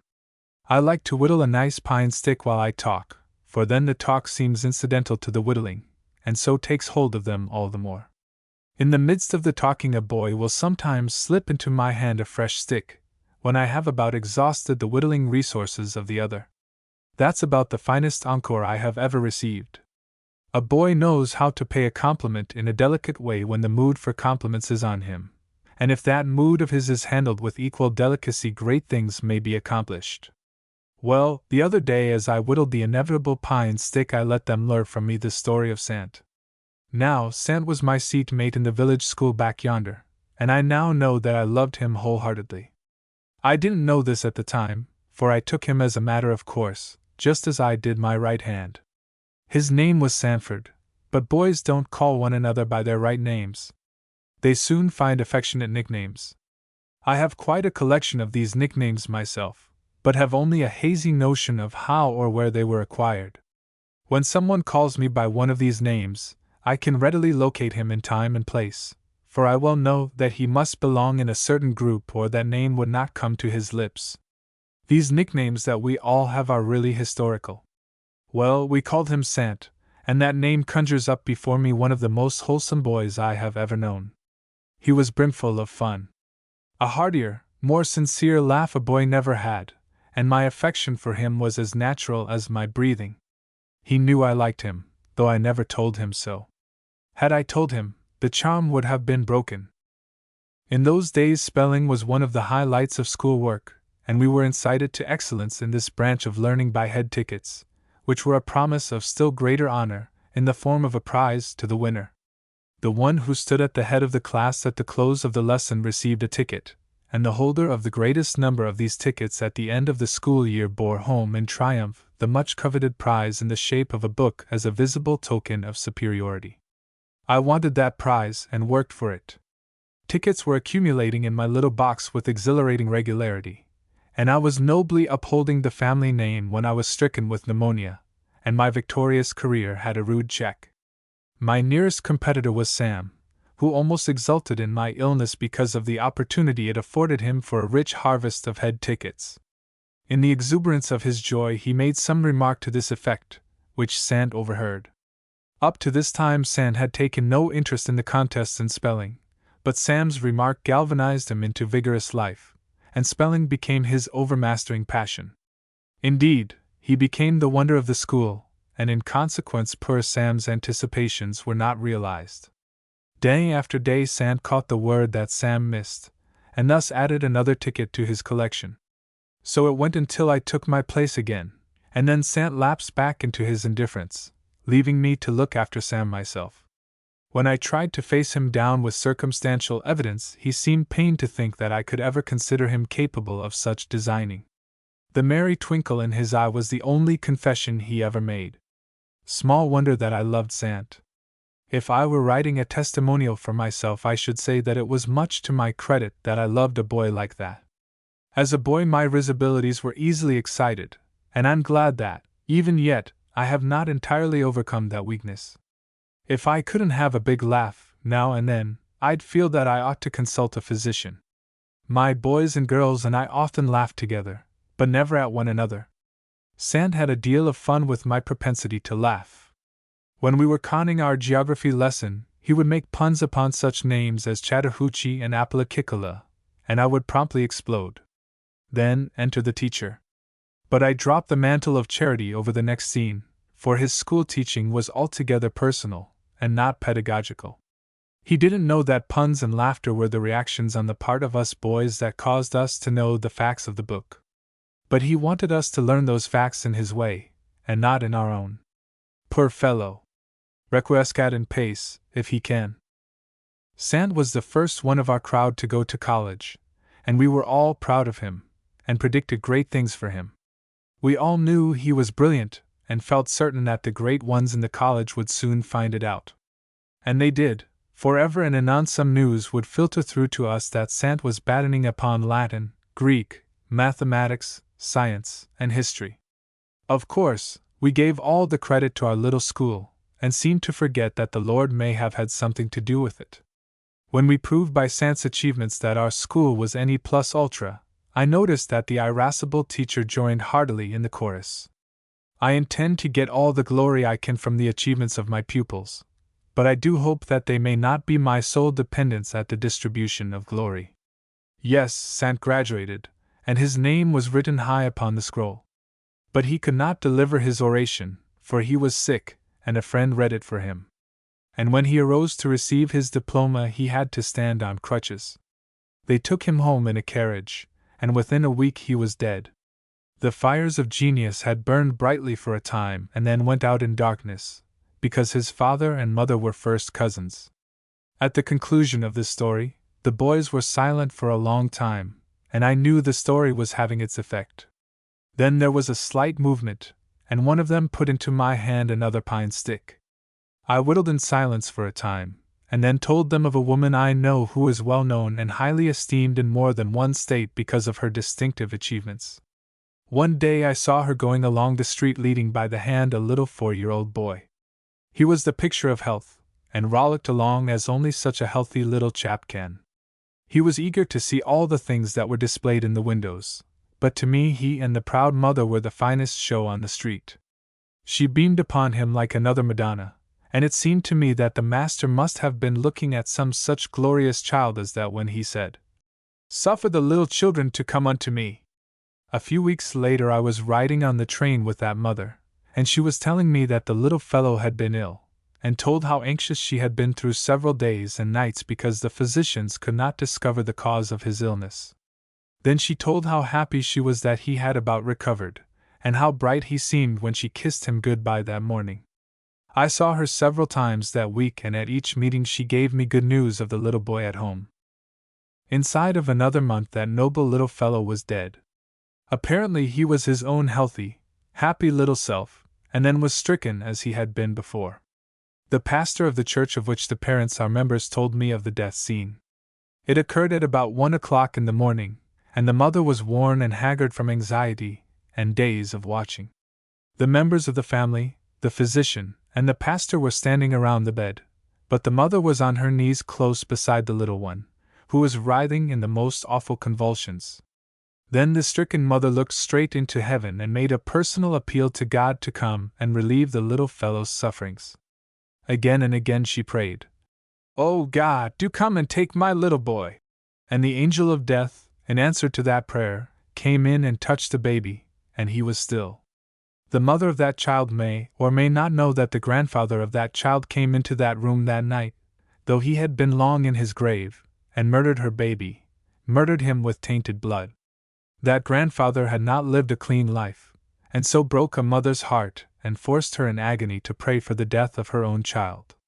When I had finished, I walked quietly away, leaving the boys to their own thoughts, and as I walked I breathed the wish that my boys may live such clean, wholesome, upright, temperate lives that no child or grandchild may ever have occasion to reproach them, or point the finger of scorn at them, and that no mother may ever pray for death to come to her baby because of a taint in their blood.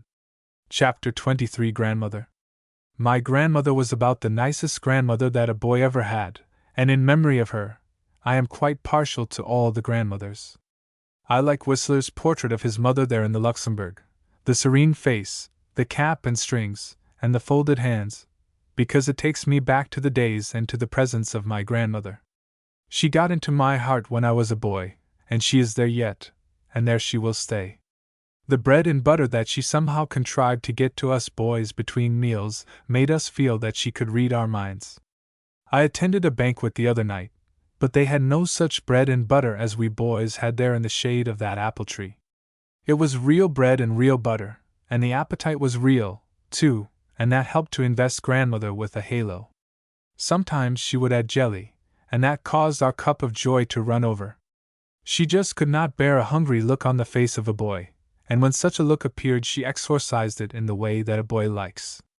What I liked about her was that she never attached any conditions to her bread and butter. No, not even when she added jelly, but her gifts were as free as salvation. The more I think of the matter, the more I am convinced that her gifts were salvation, for I know, by experience, that a hungry boy is never a good boy, at least, not to excess. Whatever the vicissitudes of life might be to me, I knew that I had a city of refuge beside grandmother's big armchair, and when trouble came I instinctively sought that haven, often with rare celerity. In that hallowed place there could be no hunger, nor thirst, nor persecution. In that place there was peace and plenty, whatever there might be elsewhere. I often used to wonder how she could know a boy so well. I would be aching to go over to play with Tom, and the first thing I knew grandmother was sending me over there on some errand, telling me there was no special hurry about coming back. My father might set his foot down upon some plan of mine ever so firmly, but grandmother had only to smile at him, and he was reduced to a degree of limpness that contributed to my escape. I have often wondered whether that smile on the face of grandmother did not remind him of some of his own boyish pranks. We boys knew, somehow, what she expected of us, and her expectation was the measuring rod with which we tested our conduct. Boy-like, we often wandered away into a far country, but when we returned she had the fatted calf ready for us, with never a question as to our travels abroad. In that way foreign travel lost something of its glamour, and the home life made a stronger appeal. She made her own bill of fare so appetizing that we lost all our relish for husks and the table companions connected with them. She never asked how or where we acquired the cherry stains on our shirts, but we knew that she recognized cherry stains when she saw them. The next day our shirts were innocent of foreign cherry stains, and we experienced a feeling of righteousness. She made us feel that we were equal partners with her in the enterprise of life, and that hoeing the garden and eating the cookies were our part of the compact. When we went to stay with her for a week or two we carried with us a book or so of the lurid sort, but returned home leaving them behind, generally in the form of ashes. She found the book, of course, beneath the pillow, and replaced it when she made the bed, but never mentioned the matter to us. Then, in the afternoon, while we munched cookies she would read to us from some book that made our own book seem tame and unprofitable. She never completed the story, however, but left the book on the table where we could find it easily. No need to tell that we finished the story, without help, in the evening, and the next day cremated the other book, having found something more to our liking. One evening, as we sat together, she said she wished she knew the name of Jephthah's daughter, and then went on with her knitting as if she had forgotten her wish. At that age we boys were not specially interested in daughters, no matter whose they were, but that challenge to our curiosity was too much for us, and before we went to bed we knew all that is known of that fine girl. That was the beginning of our intimate, personal knowledge of Bible characters, Ruth, Esther, David, and the rest. But grandmother made us feel that we had known about them all along. I know, even yet, just how tall Ruth was, and what was the color of her eyes and hair, and Esther is the standard by which I measure all the queens of earth, whether they wear crowns or not. One day when we went over to play with Tom, we saw a peacock for the first time, and at supper became enthusiastic over the discovery. In the midst of our rhapsodizing, grandmother asked us if we knew how those beautiful spots came to be in the feathers of the peacock. We confessed our ignorance, and like Ajax, prayed for light. But we soon became aware that our prayer would not be answered until after the supper dishes had been washed. Our alacrity in proffering our services is conclusive evidence that grandmother knew about motivation whether she knew the word or not. We suggested the omission of the skillets and pans for that night only, but the suggestion fell upon barren soil, and the regular order of business was strictly observed. Then came the story, and the narrator made the characters seem lifelike to us as they passed in review. There were Jupiter and Juno, there were Argus with his 100 eyes, the beautiful heifer that was Io, and the crafty Mercury. In rapt attention we listened until those eyes of Argus were transferred to the feathers of the peacock. If Mercury's story of his musical pipe closed the eyes of Argus, grandmother's story opened ours wide, and we clamored for another, as boys will do. Nor did we ask in vain, and we were soon learning of the flying Mercury, and how light and airy Mercury was, seeing that an infant's breath could support him. After telling of the wild ride of Phaeton and his overthrow, she quoted from John G. Sachs. Don't set it down in your table of forces that any one man equals any 4 horses. Don't swear by the sticks. It is one of Old Nick's diabolical tricks to get people into a regular fix, and hold them there as fast as bricks. Be it said to our credit that after such an evening dish-washing was no longer a task, but rather a delightful prelude to another mythological feast. We wandered with Ulysses and shuddered at Polyphemus. We went in quest of the Golden Fleece, and watched the sack of Troy. We came to know Orpheus and Eurydice and Pyramus and Thisbe, and we sowed dragons' teeth and saw armed men spring up before us. Since those glorious evenings with grandmother, the classic myths have been among my keenest delights. I read again and again Lowell's extravaganza upon the story of Daphne, and can hear grandmother's laugh over his delicious puns. I can hear her voice as she reads Shelley's musical Arethusa, and then turns to his Skylark to compare their musical qualities. I feel downright sorry for the boy who has no such grandmother to teach him these poems, but not more sorry than I do for those boys who took that Diamond Dick book with them when they went visiting. Even now, when people talk to me of omniscience, I always think of grandmother. Chapter 24. My world. The world is too much with us. Late and soon, getting and spending, we lay waste our powers. Little we see in nature that is ours. We have given our hearts away, a sordid boon. This sea that bears her bosom to the moon, the winds that will be howling at all hours and are upgathered now like sleeping flowers, for this, for everything, we are out of tune, it moves us not. Great God! I'd rather be a pagan suckled in a creed outworn, so might I, standing on this pleasant Leah, have glimpses that would make me less forlorn, have sight of Proteus rising from the sea, and hear old Triton blow his wreathed horn. Wordsworth. I have heard many times that this is one of the best of Wordsworth's many sonnets, and in the matter of sonnets, I find myself compelled to depend upon others for my opinions. I'm sorry that such is the case, for I'd rather not deal in second-hand judgments if I could help it. About the most this sonnet can do for me is to make me wonder what my world is. I suppose that the size of my world is the measure of myself, and that in my schoolmastering I am simply trying to enlarge the world of my pupils. I saw a gangplow the other day that is drawn by a motor, and that set me to thinking of plows in general and their evolution, and by tracing the plow backward, I saw that the original one must have been the forefinger of some cave dweller. When his forefinger got sore, he got a forked stick and used that instead, then he got a larger one and used both hands, then a still larger one, and used oxen as the motive power, and then he fitted handles to it, and other parts till he finally produced a plow. But the principle has not been changed, and the gangplow is but a multifold forefinger. It is great fun to loose the tether of the mind and let it go racing along, in and out, till it runs to earth the original plow. Whether the solution is the correct one makes but little difference. If friend Brown cannot disprove my theory, I am on safe ground, and have my fun whether he accepts or rejects my findings. This is one way of enlarging one's world, I take it, and if this sort of thing is a part of the process of education, I am in favor of it, and wish I knew how to set my boys and girls going on such excursions. I wish I might have gone to school to Agassiz just to get my eyes opened.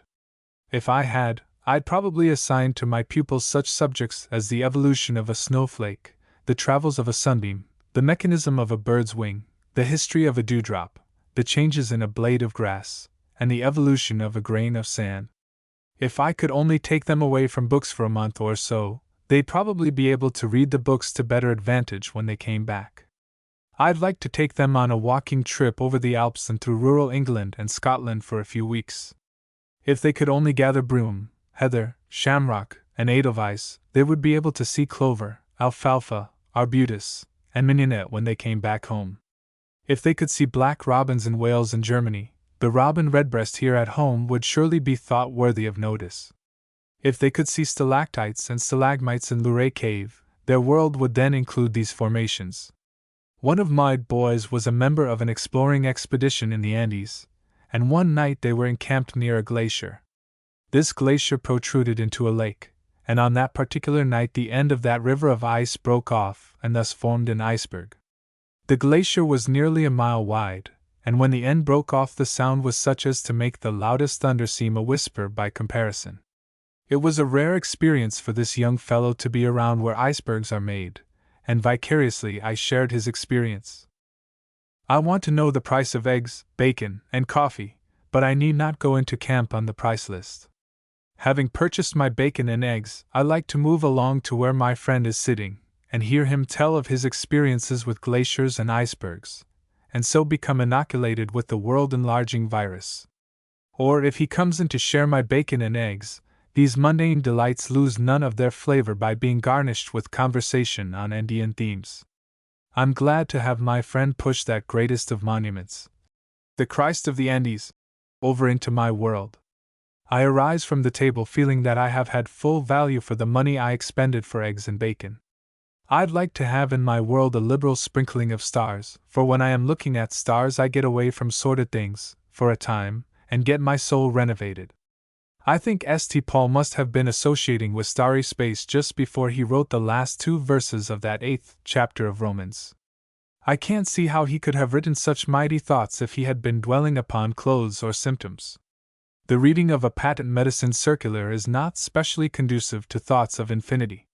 So I like, in my meditations, to take trips from star to star, and from planet to planet.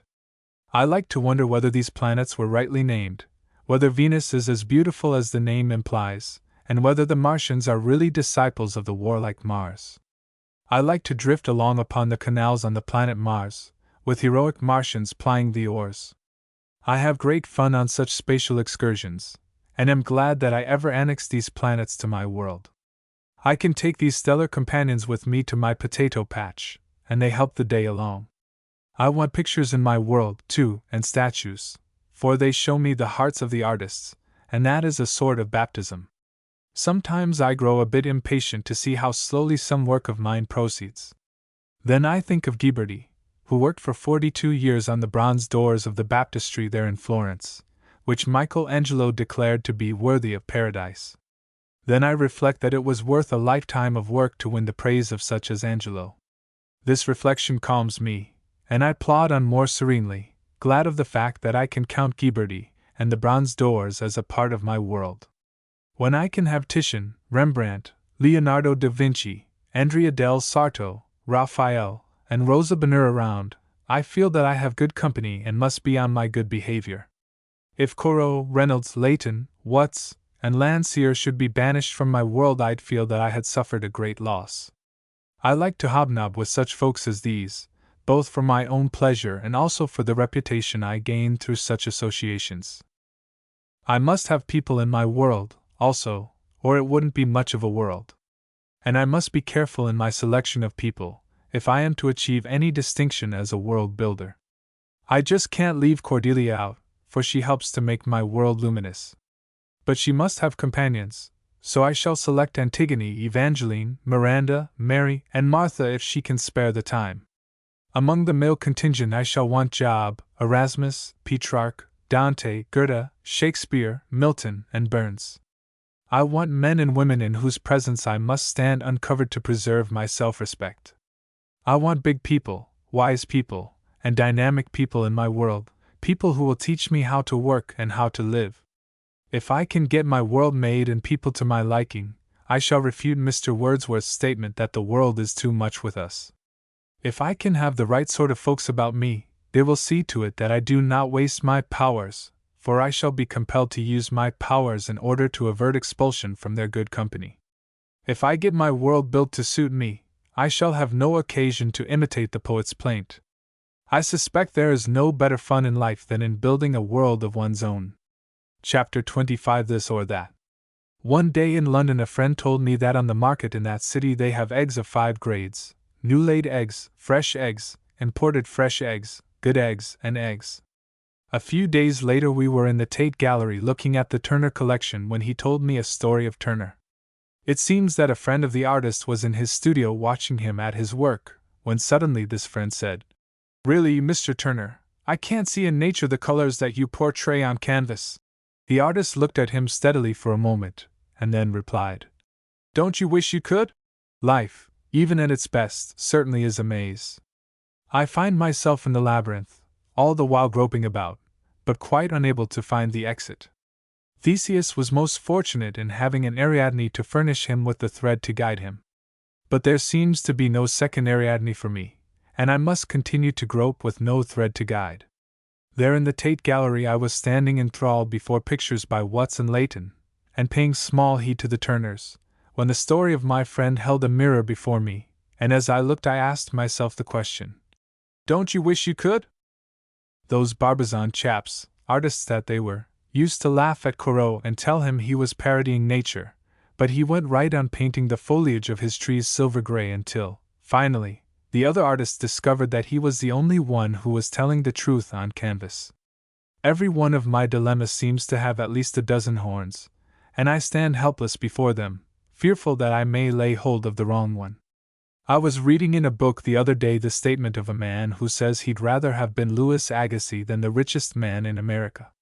In another little book, The Kingdom of Light, the author, who is a lawyer, says that Concord, Massachusetts, has influenced America to a greater degree than New York and Chicago combined. I think I'll blot out the superlative degree in my grammar, for the comparative gives me all the trouble I can stand. Everything seems to be better or worse than something else, and there doesn't seem to be any best or worst. So I'll dispense with the superlative degree. Whether I buy new-laid eggs, or just eggs, I can't be certain that I have the best or the worst eggs that can be found. If I go over to Paris I may find other grades of eggs. Our Sunday school teacher wanted a generous contribution of money one day, and by way of causing purse strings to relax, told of a boy who was putting aside choice bits of meat as he ate his dinner. Upon being asked by his father why he was doing so, he replied that he was saving the bits for Rover.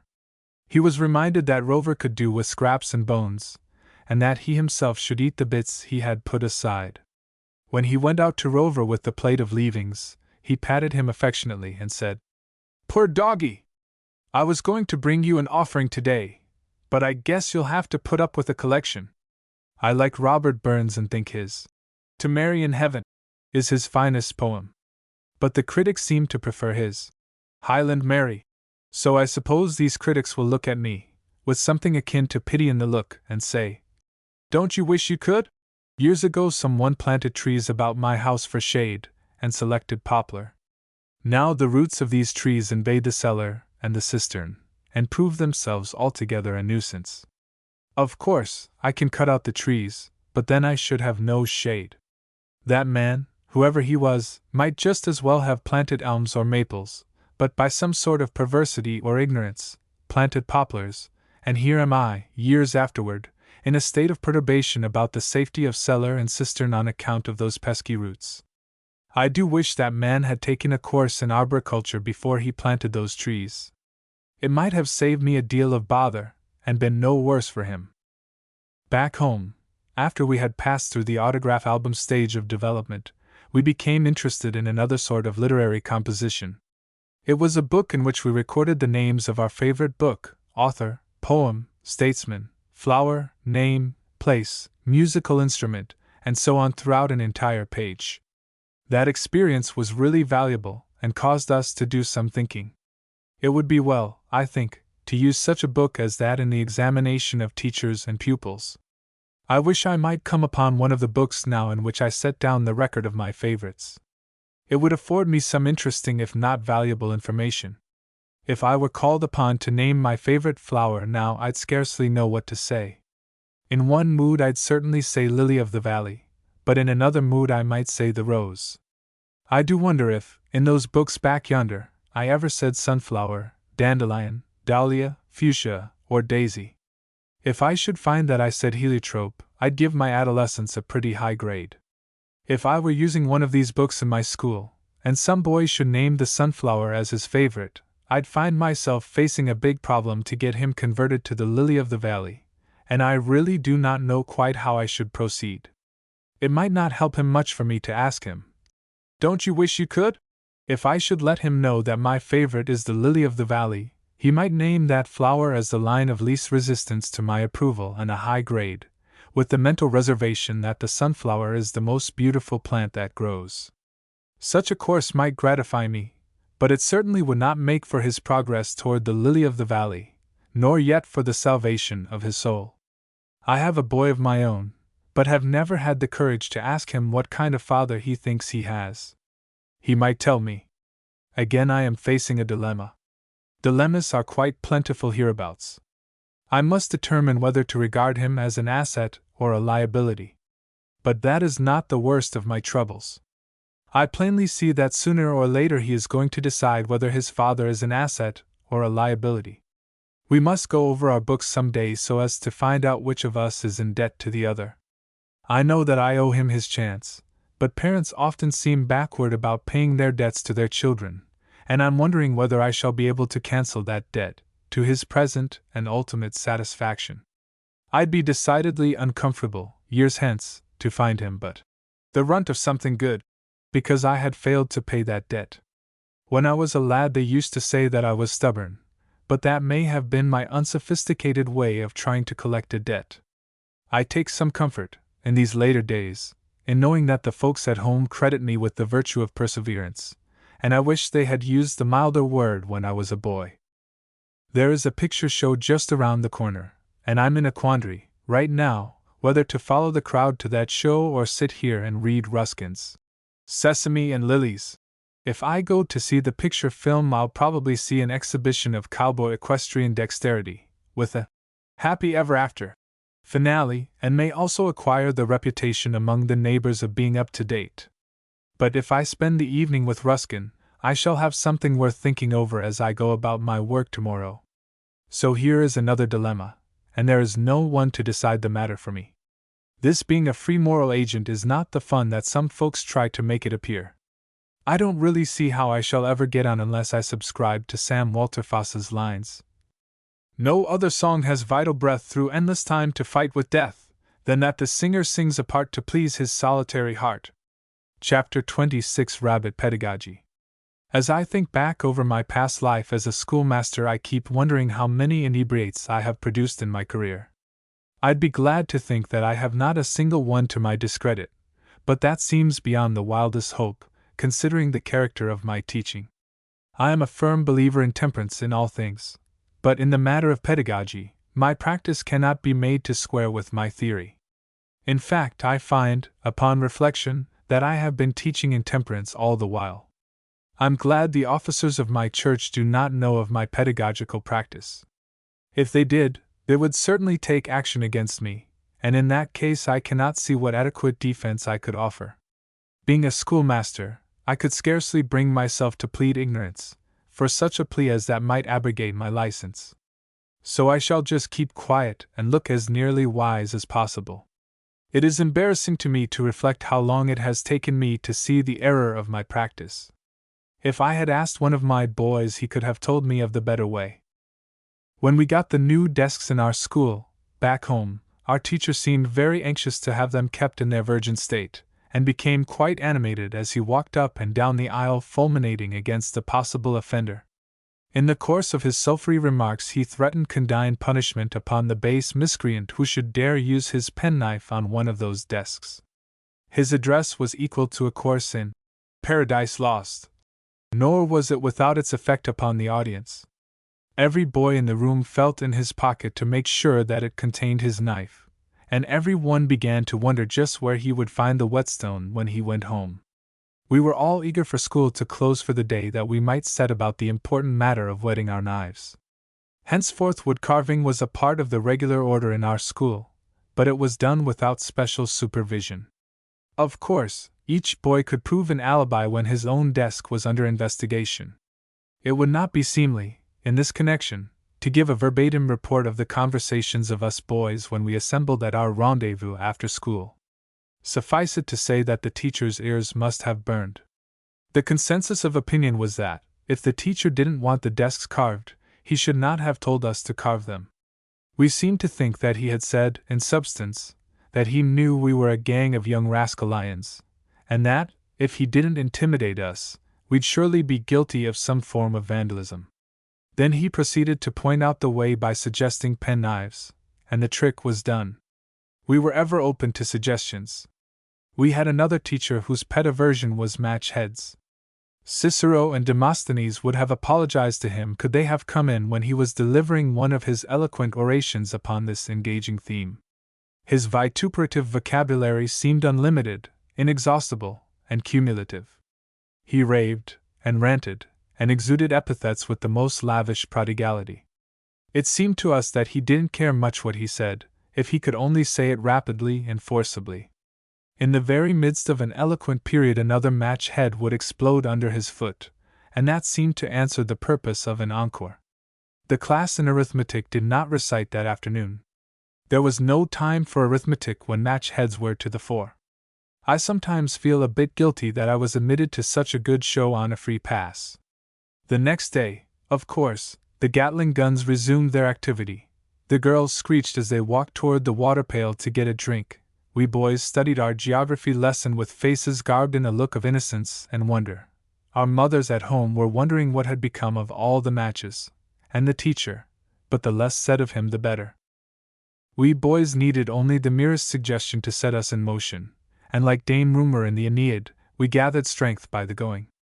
One day the teacher became somewhat facetious and recounted a red pepper episode in the school of his boyhood. That was enough for us, and the next day, in our school, was a day long to be remembered. I recall in the school reader the story of Meddlesome Mattie. Her name was really Matilda. One day her curiosity got the better of her, and she removed the lid from her grandmother's snuff box. The story goes on to say, poor eyes and nose and mouth and chin a dismal sight presented, and as the snuff got further and sincerely she repented. Barring the element of repentance, the red pepper was equally provocative of results in our school. I certainly cannot lay claim to any great degree of docility, for, in spite of all the experiences of my boyhood, I fell into the evil ways of my teachers when I began my schoolmastering, and suggested to my pupils numberless short cuts to wrongdoing. I railed against intoxicants, and thus made them curious. That's why I am led to wonder if I have incited any of my boys to strong drink as my teachers incited me to desk carving, match heads, and red pepper. I have come to think that a rabbit excels me in the matter of pedagogy. The tar baby story that Joel Chandler Harris has given us abundantly proves my statement.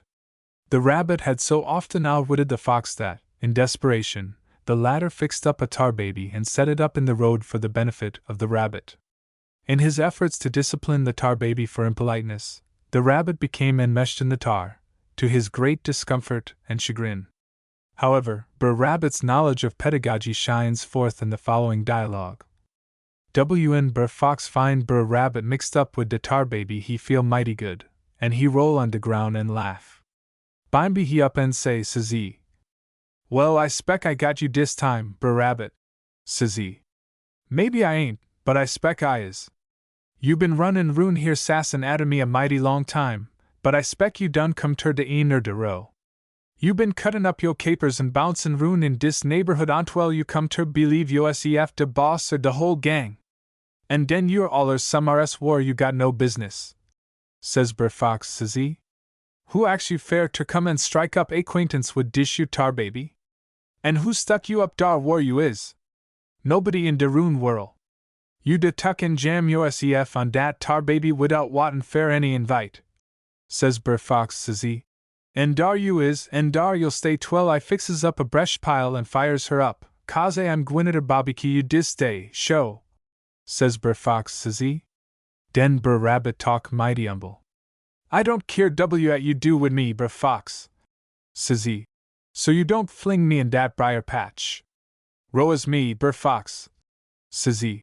But don't fling me in dat briar patch, says he. Hit's so much trouble fair to kindle a fear. Says Brer Fox, says he. Dat I spec I'll hatter hang you, says he. Hang me de easy high as you please, Brer Fox, says Brer Rabbit, says he. But do fair de Lord sake don't fling me in dat briar patch, says he. I ain't got no string, says Brer Fox, says he. And now I spec I'll hatter drown you, says he. Drown me de easy deep easy you please, Brer Fox, says Brer Rabbit, says he. But do don't fling me in dat briar patch, says he. Dey ain't no water nigh, says Brer Fox, says he. And now I spec I'll hatter skin you, says he. Skin me, Brer Fox, says Brer Rabbit, says he. Snatch out my eyeballs, tear out my ears by de roots, and cut off my legs, says he. But do please, Brer Fox, don't fling me in dat briar patch, says he. Coessy Brer Fox wanter hurt Brer Rabbit bad easy he kin, so he cotch him by de behind legs and slung him right in de middle er de briar patch. Dar was a considerable flutter war Brer Rabbit struck de bushes, and Brer Fox sorter hang roon fair ter CW at was gwinner happen. Bimeby he hear somebody call him, and way up de hill he see Brer Rabbit settin cross-legged on a chinkapin log combin de pitch out in his har wid a chip. Den Brer Fox know dat he been swap off mighty bad. Brer Rabbit was bleeds fair ter fling back some er his sass, and he holler out. Bread and boun in a briar patch, Brer Fox, bread and boun in a briar patch. And wid dat he skip out de easy lively easy a cricket in de embers. Chapter 27 Perspective. I wish I could ever get the question of majors and minors settled to my complete satisfaction. I thought my college course would settle the matter for all time, but it didn't. I suspect that those erudite professors thought they were getting me fitted out with enduring habits of majors and minors, but they seem to have made no allowance for changes of styles nor for growth. When I received my diploma, they seemed to think I was finished, and would stay just as they had fixed me. They used to talk no little about finished products, and on commencement day, appeared to look upon me as one of them. On the whole, I'm glad that I didn't fulfill their apparent expectations. I have never been able to make out whether their attentions, on commencement day, were manifestations of pride or relief. I can see now that I must have been a sore trial to them. In my callow days, when they occupied pedestals, I bent the knee to them by way of propitiating them, but I got bravely over that. At first, what they taught and what they represented were my majors, but when I came to shift and reconstruct values, some of them climbed down off their pedestals, and my knee lost some of its flexibility. We had one little professor who afforded us no end of amusement by his taking himself so seriously. The boys used to say that he wrote letters and sent flowers to himself. He would strut about the campus as proudly as a pouter pigeon, never realizing, apparently, that we were laughing at him. At first, he impressed us greatly with his grand air and his clothes, but after we discovered that, in his case at least, clothes do not make the man, we refused to be impressed. He could split hairs with infinite precision, and smoke a cigarette in the most approved style, but I never heard any of the boys express a wish to become that sort of man. Had there occurred a meeting on the campus, between him and Zeus, he would have been offended, I am sure, if Zeus had failed to set off a few thunderbolts in his honor. We used to have at home a bantam rooster that could create no end of flutter in the chicken yard, and could crow mightily. But when I reflected that he could neither lay eggs nor occupy much space in a frying pan, I demoted him, in my thinking, from major rank to a low minor, and awarded the palm to one of the less bumptious but more useful fowls. Our little professor had degrees, of course, and has them yet, I suspect, but no one ever discovered that he put them to any good use. For that reason we boys lost interest in the man as well as his garnishments. Our professor of chemistry was different. He was never on dress parade. He did not pose. He was no snob. We loved him because he was so genuine. He had degrees, too, but they were so obscured by the man that we forgot them in our contemplation of him. We knew that they do not make degrees big enough for him. I often wonder what degrees the colleges would want to confer upon William Shakespeare if he could come back. Then, too, I often think what a wonderful letter Abraham Lincoln could and might have written to Mrs. Bixby if he had only had a degree. Agassiz may have had degrees, but he didn't really need them. Like Browning, he was big enough, even lacking degrees, to be known without the identification of his other names. If people need degrees, they ought to have them, especially if they can live up to them. Possibly the time may come when degrees will be given for things done, rather than for things hoped for, given for at least one stage of the journey accomplished rather than for merely packing a traveling bag. If this time ever comes, Thomas A. Edison will bankrupt the alphabet. In this coil of degrees and the absence of them, I become more and more confused as to majors and minors. There in college were those two professors both wearing degrees of the same size. Judged by that criterion, they should have been of equal size and influence. But they weren't. In the one case you couldn't see the man for the degree, in the other you couldn't see the degree for the man. Small wonder that I find myself in such a hopeless muddle. I once thought, in my innocence, that there was a sort of metric scale in degrees, that an AM was 10 times the size of an AB, that a PhD was equal to 10 AMs, and that the Doctor of Laws degree could be had only on the top of MT Olympus. But here I am, stumbling about among folks, and can't tell a PhD from an AB. I do wish all these degree chaps would wear tags so that we wayfaring folks could tell them apart. It would simplify matters if the railway people would arrange compartments on their trains for these various degrees. The PhD crowd would certainly feel more comfortable if they could herd together, so that they need not demean themselves by associating with mere AMs or the more lowly ABs. We might hope, too, that by way of diversion they would put their heads together and compound some prescription by the use of which the world might avert war, reduce the high cost of living, banish a woman's tears, or save a soul from perdition. Be it said to my shame, that I do not know what even an AB means, much less the other degree hieroglyphics. Sometimes I receive a letter having the writer's name printed at the top with an AB annex, but I do not know what the writer is trying to say to me by means of the printing. He probably wants me to know that he is a graduate of some sort, but he fails to make it clear to me whether his degree was conferred by a high school, a normal school, a college, or a university. I know of one high school that confers this degree, as well as many normal schools and colleges. There are still other institutions where this same degree may be had, that freely admit that they are colleges, whether they can prove it or not. I'll be glad to send a stamped envelope for reply, if someone will only be good enough to tell me what AB does really mean. I do hope that the earth may never be scourged with celibacy, but the ever-increasing variety of bachelors, male and female, creates in me a feeling of apprehension. Nor can I make out whether a Bachelor of Arts is bigger and better than bachelors of science and pedagogy. The arts folks claim that they are, and proceed to prove it by one another. I often wonder what a Bachelor of Arts can do that the other bachelors cannot do, or vice versa. They should all be required to submit a list of their accomplishments, so that, when any of the rest of us want a bit of work done, we may be able to select wisely from among these differentiated bachelors. If we want a bridge built, a beefsteak broiled, a mountain tunneled, a loaf of bread baked, a railroad constructed, a hat trimmed, or a book written, we ought to know which class of bachelors will serve our purpose best. Someone asked me just a few days ago to cite him to some man or woman who can write a prize-winning short story, but I couldn't decide whether to refer him to the Bachelors of Arts or the Bachelors of Pedagogy. I might have turned to the Doctor of Literature but I didn't suppose they would care to bother with a little thing like that. In college I studied Greek and, in fact, won a gold medal for my agility in ramping through Mr. Xenophon's parasangs. That medal is lost, so far as I know, and no one now has the remotest suspicion that I ever even halted along through those parasangs, not to mention ramping, or that I ever made the acquaintance of ox-eyed Juno. But I need no medal to remind Roe of those experiences in the Greek class. Every bluebird I see does that for me. The good old doctor, one morning in early spring, rhapsodized for 5 minutes on the singing of a bluebird he had heard on his way to class, telling how the little fellow was pouring forth a melody that made the world and all life seem more beautiful and blessed.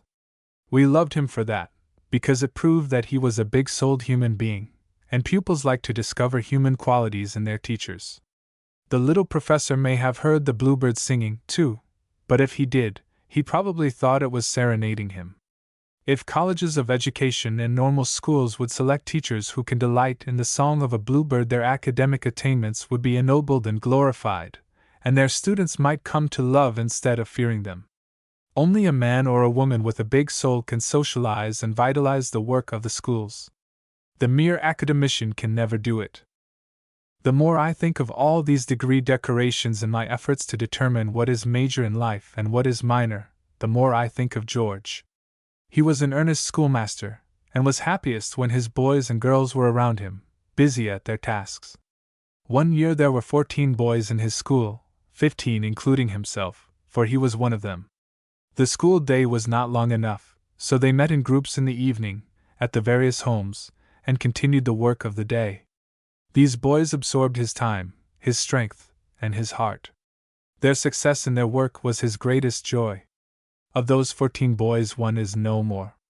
Of the other 13, one is a state official of high rank, 5 are attorneys, 2 are ministers of the gospel, 2 are bankers, 1 is a successful businessman, and 2 are engineers of prominence. George is the ideal of those men. They all say he gave them their start in the right direction, and always speak his name with reverence.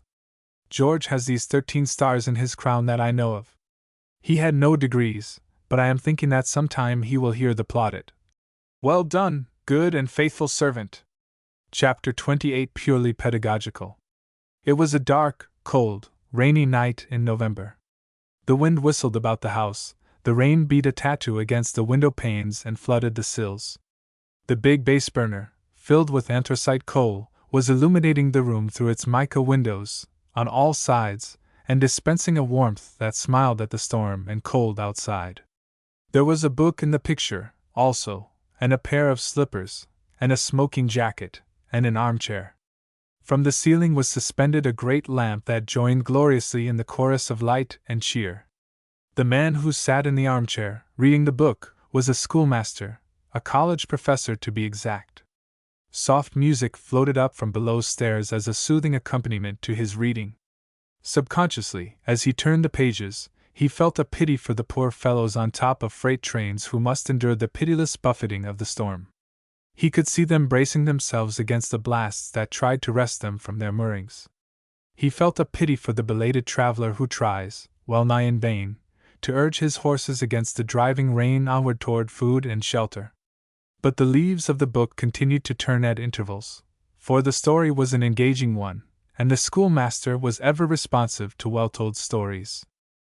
It was 9 o'clock or after, and the fury of the storm was increasing. As if responding to the challenge outside, he opened the draft of the stove and then settled back, thinking he would be able to complete the story before retiring. In the midst of one of the many compelling passages he heard a bell toll, or imagined he did. Brought to check by this startling sensation, he looked back over the page to discover a possible explanation. Finding none, he smiled at his own fancy, and then proceeded with his reading. But again the bell tolled, and he wondered whether anything he had eaten at dinner could be held responsible for the hallucination. Scarcely had he resumed his reading when the bell again tolled. He could stand it no longer, and must come upon the solution of the mystery. Bells do not toll at 9 o'clock, and the weirdness of the affair disconcerted him. The nearer he drew to the foot of the stair, in his quest for information, the more foolish he felt his question would seem to the members of the family. But the question had scarce been asked when the boy of the house burst forth. "Yes, been tolling for half an hour," meekly he asked. Why are they tolling the bell? Child lost. Whose child?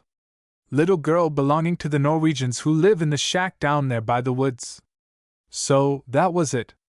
Well, it was some satisfaction to have the matter cleared up, and now he could go back to his book.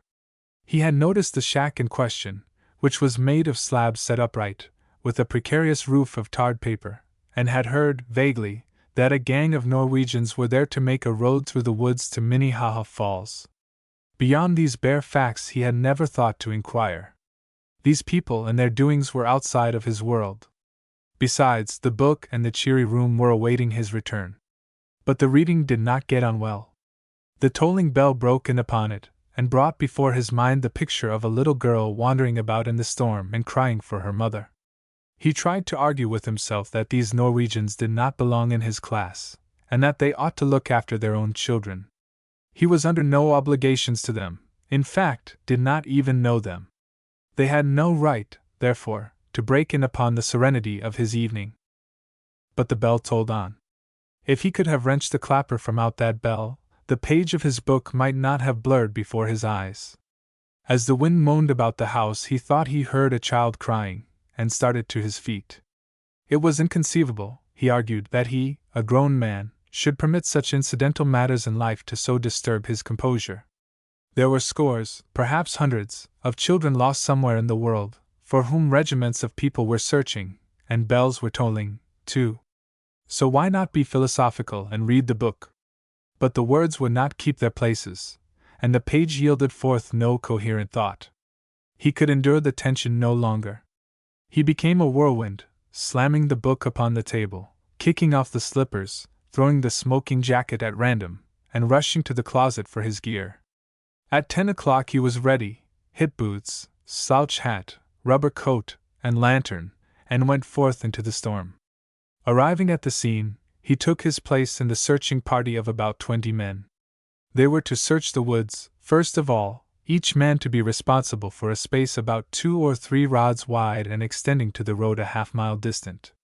Lantern in hand, he scrutinized each stone and stump, hoping and fearing that it might prove to be the little one.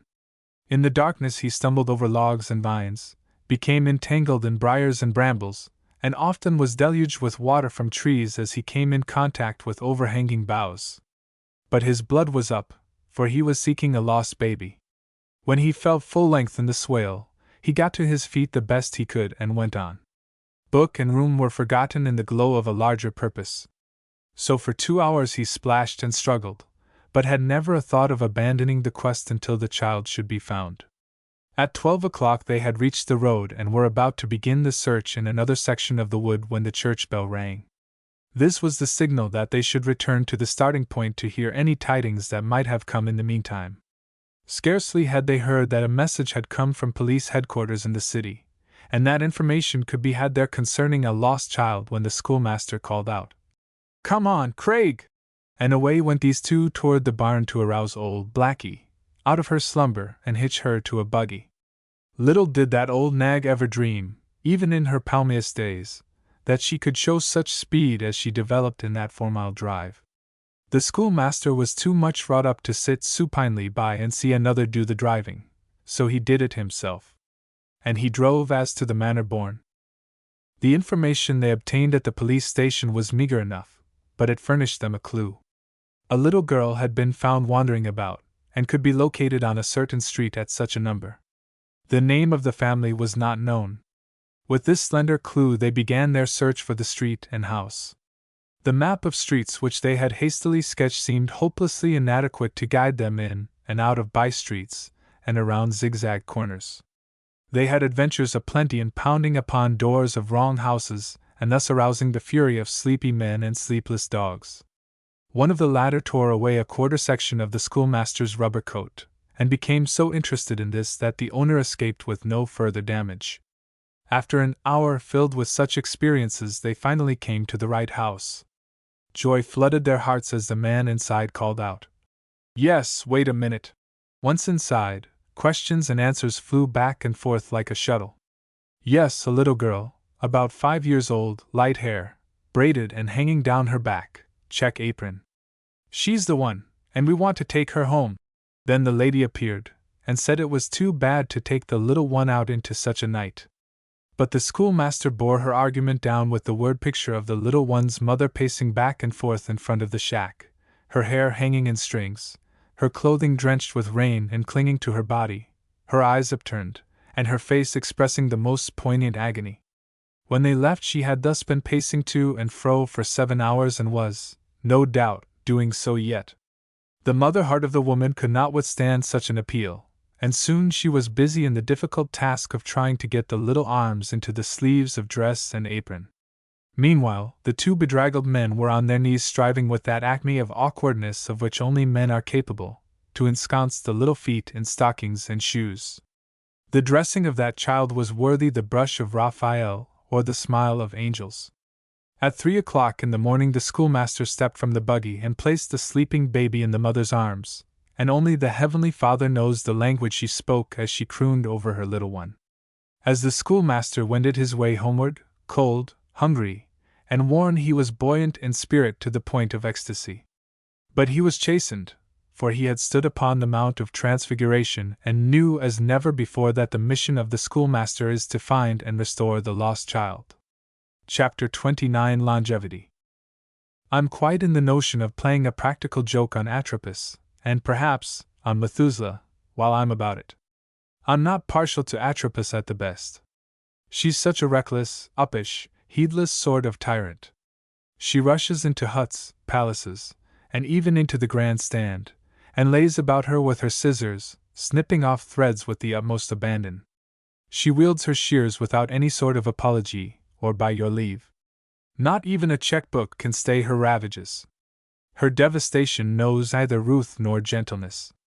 I don't like her, and have no compunction about playing a joke at her expense. I don't imagine it will daunt her, in the least, but I can have my fun, at any rate. It is now just 7 o'clock in the evening, and I shall not retire before 10 o'clock at the earliest. So here are 3 good hours for me to dispose of, and I am the sole arbiter in the matter of disposing of them. My neighbor John has a cow, and he is applying the efficiency test to her. He charges her with every pound of corn, bran, fodder, and hay that she eats, and doctor's bills, too, I suppose, if there are any. Then he credits her with all the milk she furnishes. There is quite a book account in her name, and John has a good time figuring out whether, judged by net results, she is a consumer or a producer. If I can resurrect sufficient mathematical lore, I think I shall try to apply this efficiency test to my 3 hours just to see if I can prove that hours are as important as cows. I ought to be able, somehow, to determine whether these hours are consumers or producers.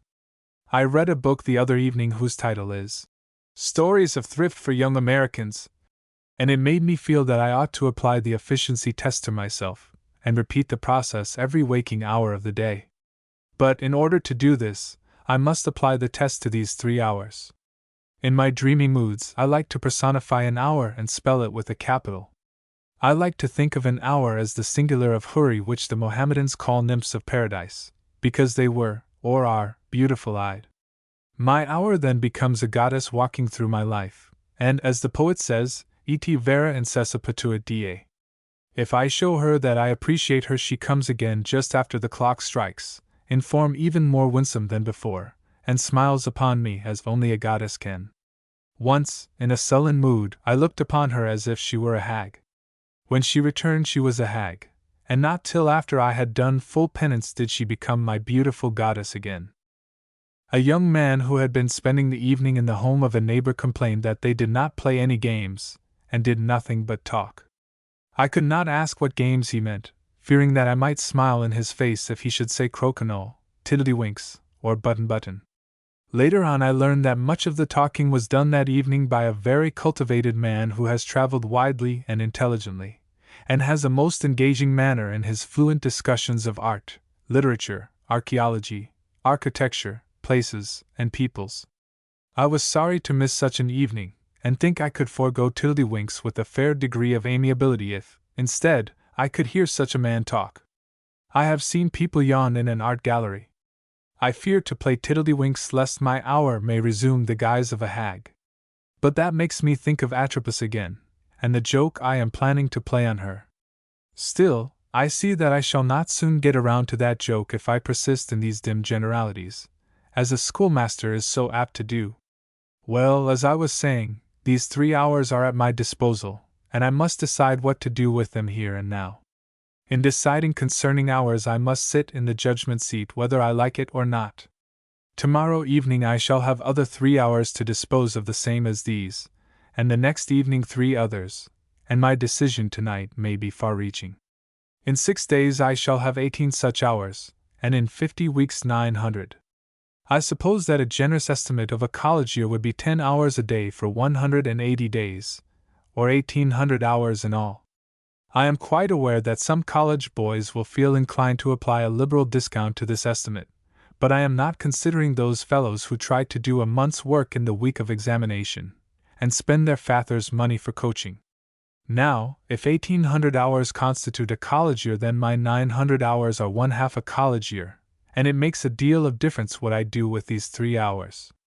If I had only started this joke on Atropos earlier, and had applied these 900 hours on my college work, I could have graduated in 3 years instead of 4, and that surely would have been in the line of efficiency.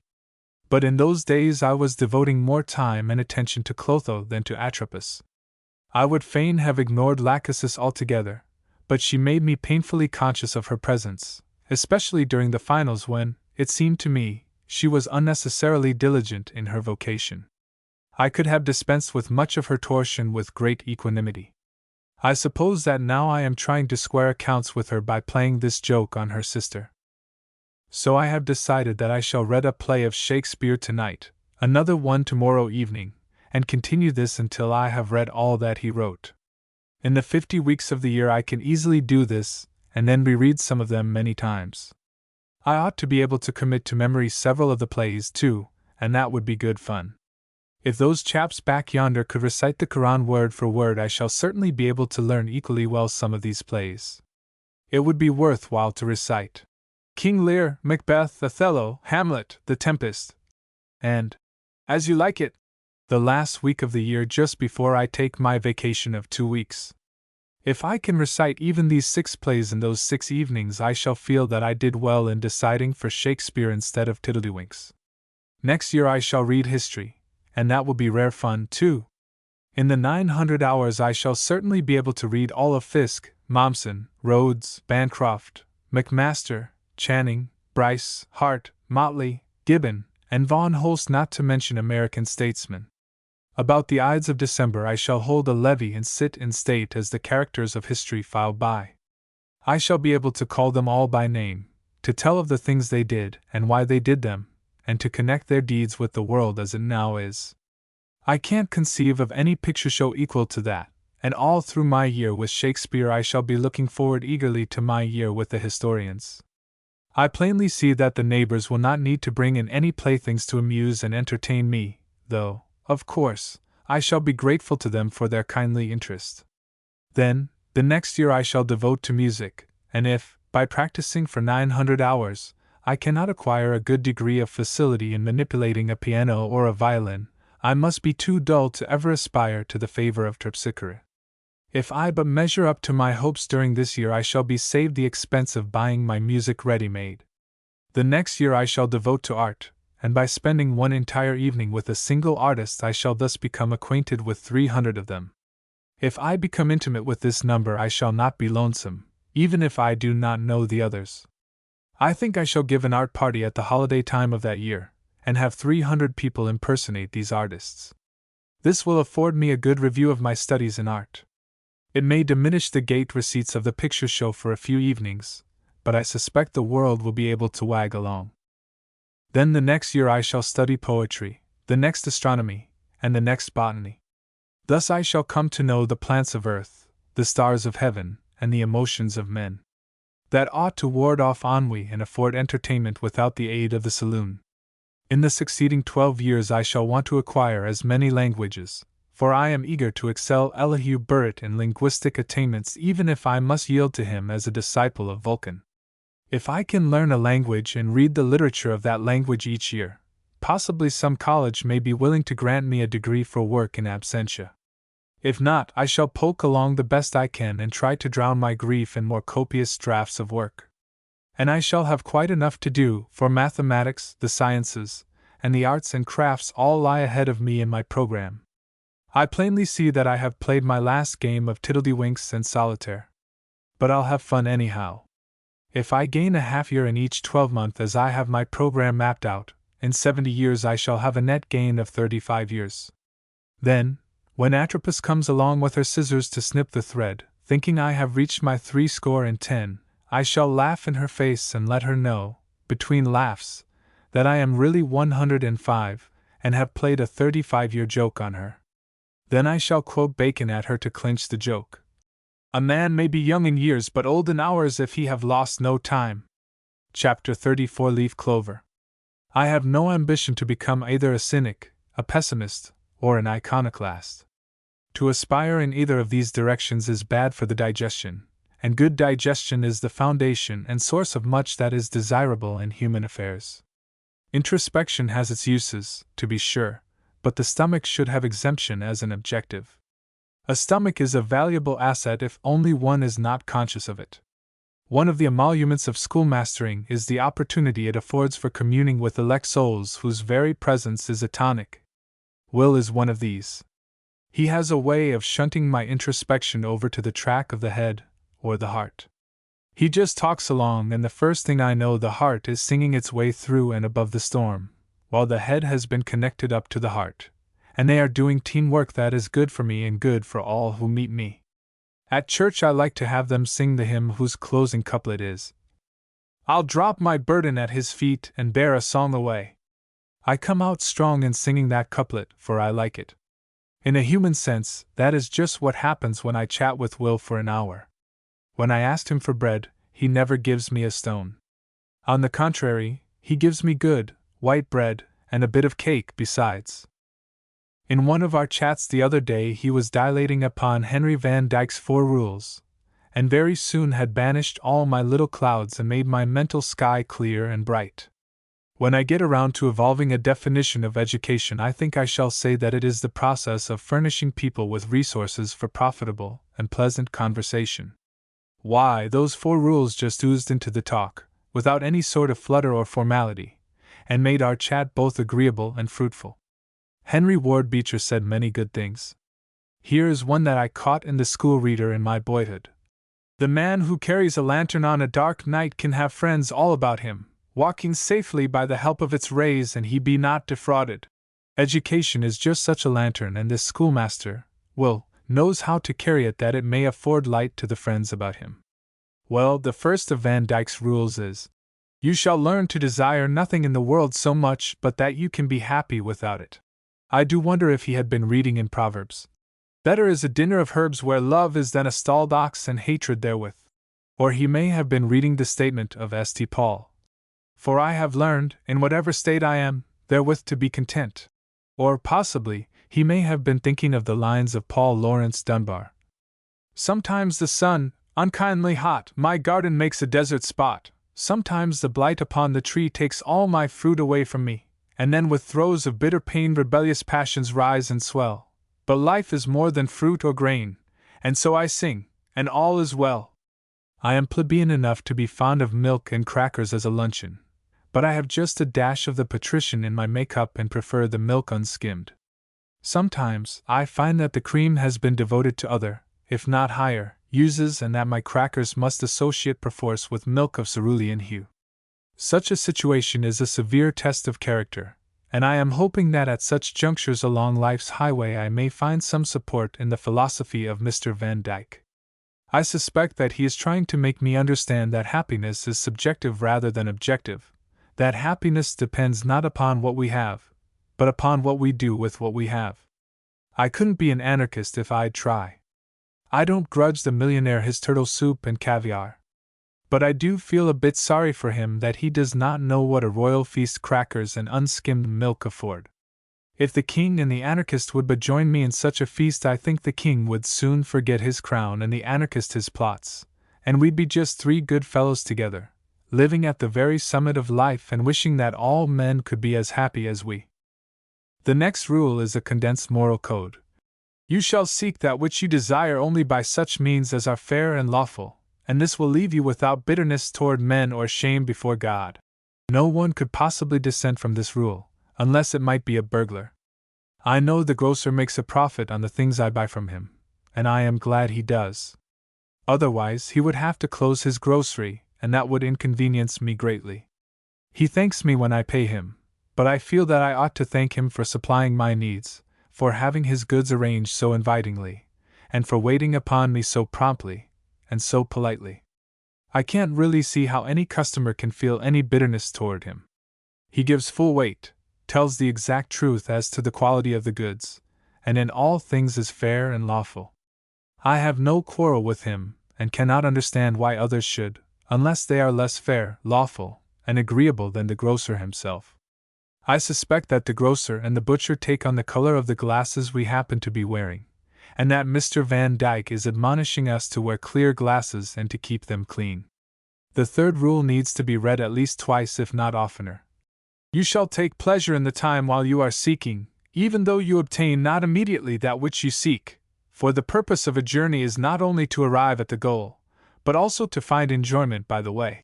I have seen people rushing along in automobiles at the mad rate of 30 or 40 miles an hour, missing altogether the $1,000,000 scenery along the way, in their haste to get to the end of their journey, where a 5-cent bag of peanuts awaited them. Had I been riding in an automobile through the streets of Tacoma, I might not have seen that glorious cluster of 5 beautiful roses on a single branch in that attractive lawn. Because of them I always think of Tacoma as the city of roses, for I stop to look at them. I have quite forgotten the objective point of my stroll. I recollect the roses. When we were riding out from Florence on a tramcar to see the ancient Fiesole, I plucked a branch from an olive tree from the platform of the car. On that branch were at least a dozen young olives, the first I had ever seen. I have but the haziest recollection of the old theatre, and the subterranean passages where Catalan and his crowd had their rendezvous, but I do recall that olive branch most distinctly. I cannot improve upon Dr. Van Dyke's statement of the rule, but I can interpret it in terms of my own experiences by way of verifying it. I am sure he has it right. The fourth rule is worthy of meditation and prayer. When you attain that which you have desired, you shall think more of the kindness of your fortune than of the greatness of your skill. This will make you grateful and ready to share with others that which Providence hath bestowed upon you, and truly this is both reasonable and profitable, for it is but little that any of us would catch in this world were not our luck better than our deserts. I shall omit the lesson in arithmetic tomorrow and have, instead, a lesson in life and living, using these 4 rules as the basis of our lesson. My boys and girls are to have many years of life, I hope, and I'd like to help them to a right start if I can. Some of my many mistakes might have been avoided if my teachers had given me some lessons in the art of living, for it is an art and must be learned. These rules would have helped, could I have known them. I am glad to know that my pupils have faith in me. When I pointed out a nettle to them one day, they avoided it. When I showed them a mushroom that is edible, they accepted the statement without question. So I'll see what I can do for them tomorrow with these 4 rules. Then, if we have time, we shall learn the lines of Mrs. Higginson. I know a place where the sun is like gold, and the cherry blooms burst with snow, and down underneath is the loveliest nook, where the 4-leaf clovers grow. 1 leaf is for hope, and 1 is for faith, and 1 is for love, you know, and God put another in for luck. If you search, you will find where they grow. But you must have hope, and you must have faith, you must love and be strong, and so if you work, if you wait, you will find the place where the 4-leaf clovers grow. Chapter 31 Mountain Climbing. Mountain climbing is rare sport. And it is sport if only one has the courage to do it. We had gone to the top of Vesuvius on the funicular railway, but one man decided to make the climb. We forgot the volcano in our admiration of the climber. Foot by foot he made his way, zigzagging this way and that, slipping, falling, and struggling till at last he reached the summit. Then, 50 throats poured forth a lusty cheer to do him honor. He was not good to look at, for his clothing was crumpled and soiled, the veins stood out on his neck, his hair was tousled, his face was red and streaming with sweat. Yet, for all that, we cheered him and meant it, too. He acknowledged our applause in an honest, simple way, and then disappeared in the crowd. He was not posing as a heroic figure, but was just an honest mountain climber who accepted the challenge of the mountain and won. In our cheering, we did just what the world does. We gave the laurel wreath to the man who wins in a test of courage. I think Excelsior is pretty good stuff in the way of depicting mountain climbing, and I always want to cheer that young chap as he fights his way toward the top.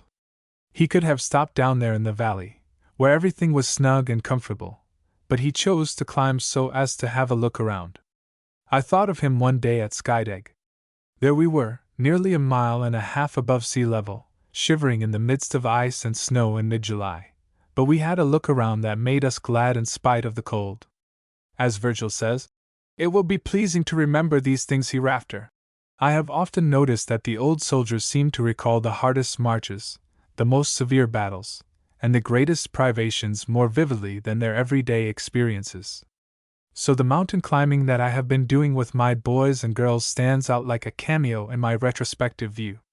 Sometimes we looked back toward the valley, and it seemed so peaceful and beautiful that it caused the mountain before us to seem ominous. At such times, when courage seemed to be oozing, we needed to reinforce one another with words of cheer.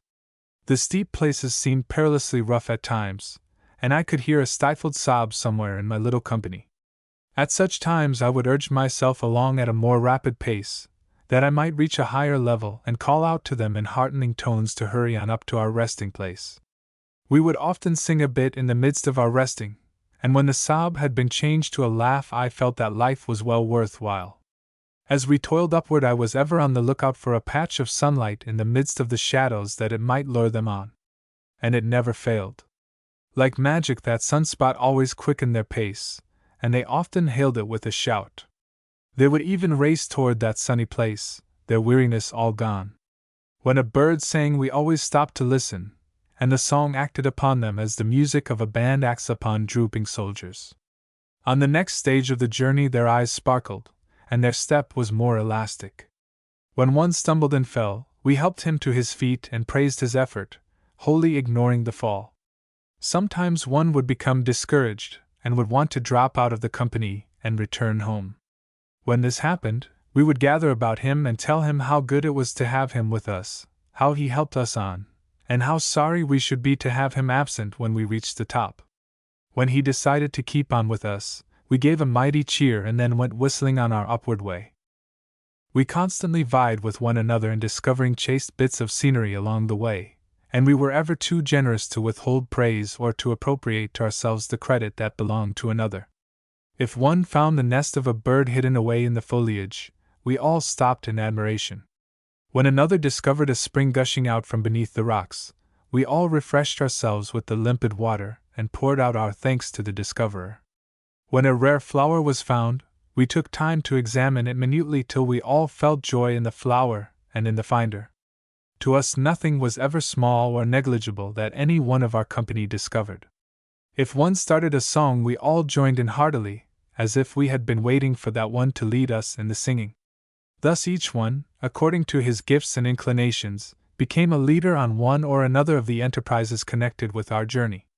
So, in time, it seemed to us that the big tree came to meet us in order to give its kindly shade for our comfort, that the bird poured forth its song as a special gift to us to give us new courage, that the flower met us at the right time and placed a smile its beauty into our lives, that each stream laughed its way to our feet to quench our thirst, and to share with us its coolness, that the mossy bank gave us a special invitation to enjoy its hospitality, that the cloud had heard our wishes, and came to shield us from the sun, and that the path came forth from among the thickets to guide us on our way. Because we were winning, all nature seemed to be cheering us on as the people cheered the man at Vesuvius. Having reached the summit, we sat together in eloquent silence. We had toiled, and struggled, and suffered together, and so had learned to think and feel in unison. Our spirits had become fused in a common purpose, and we could sit in silence and not be abashed.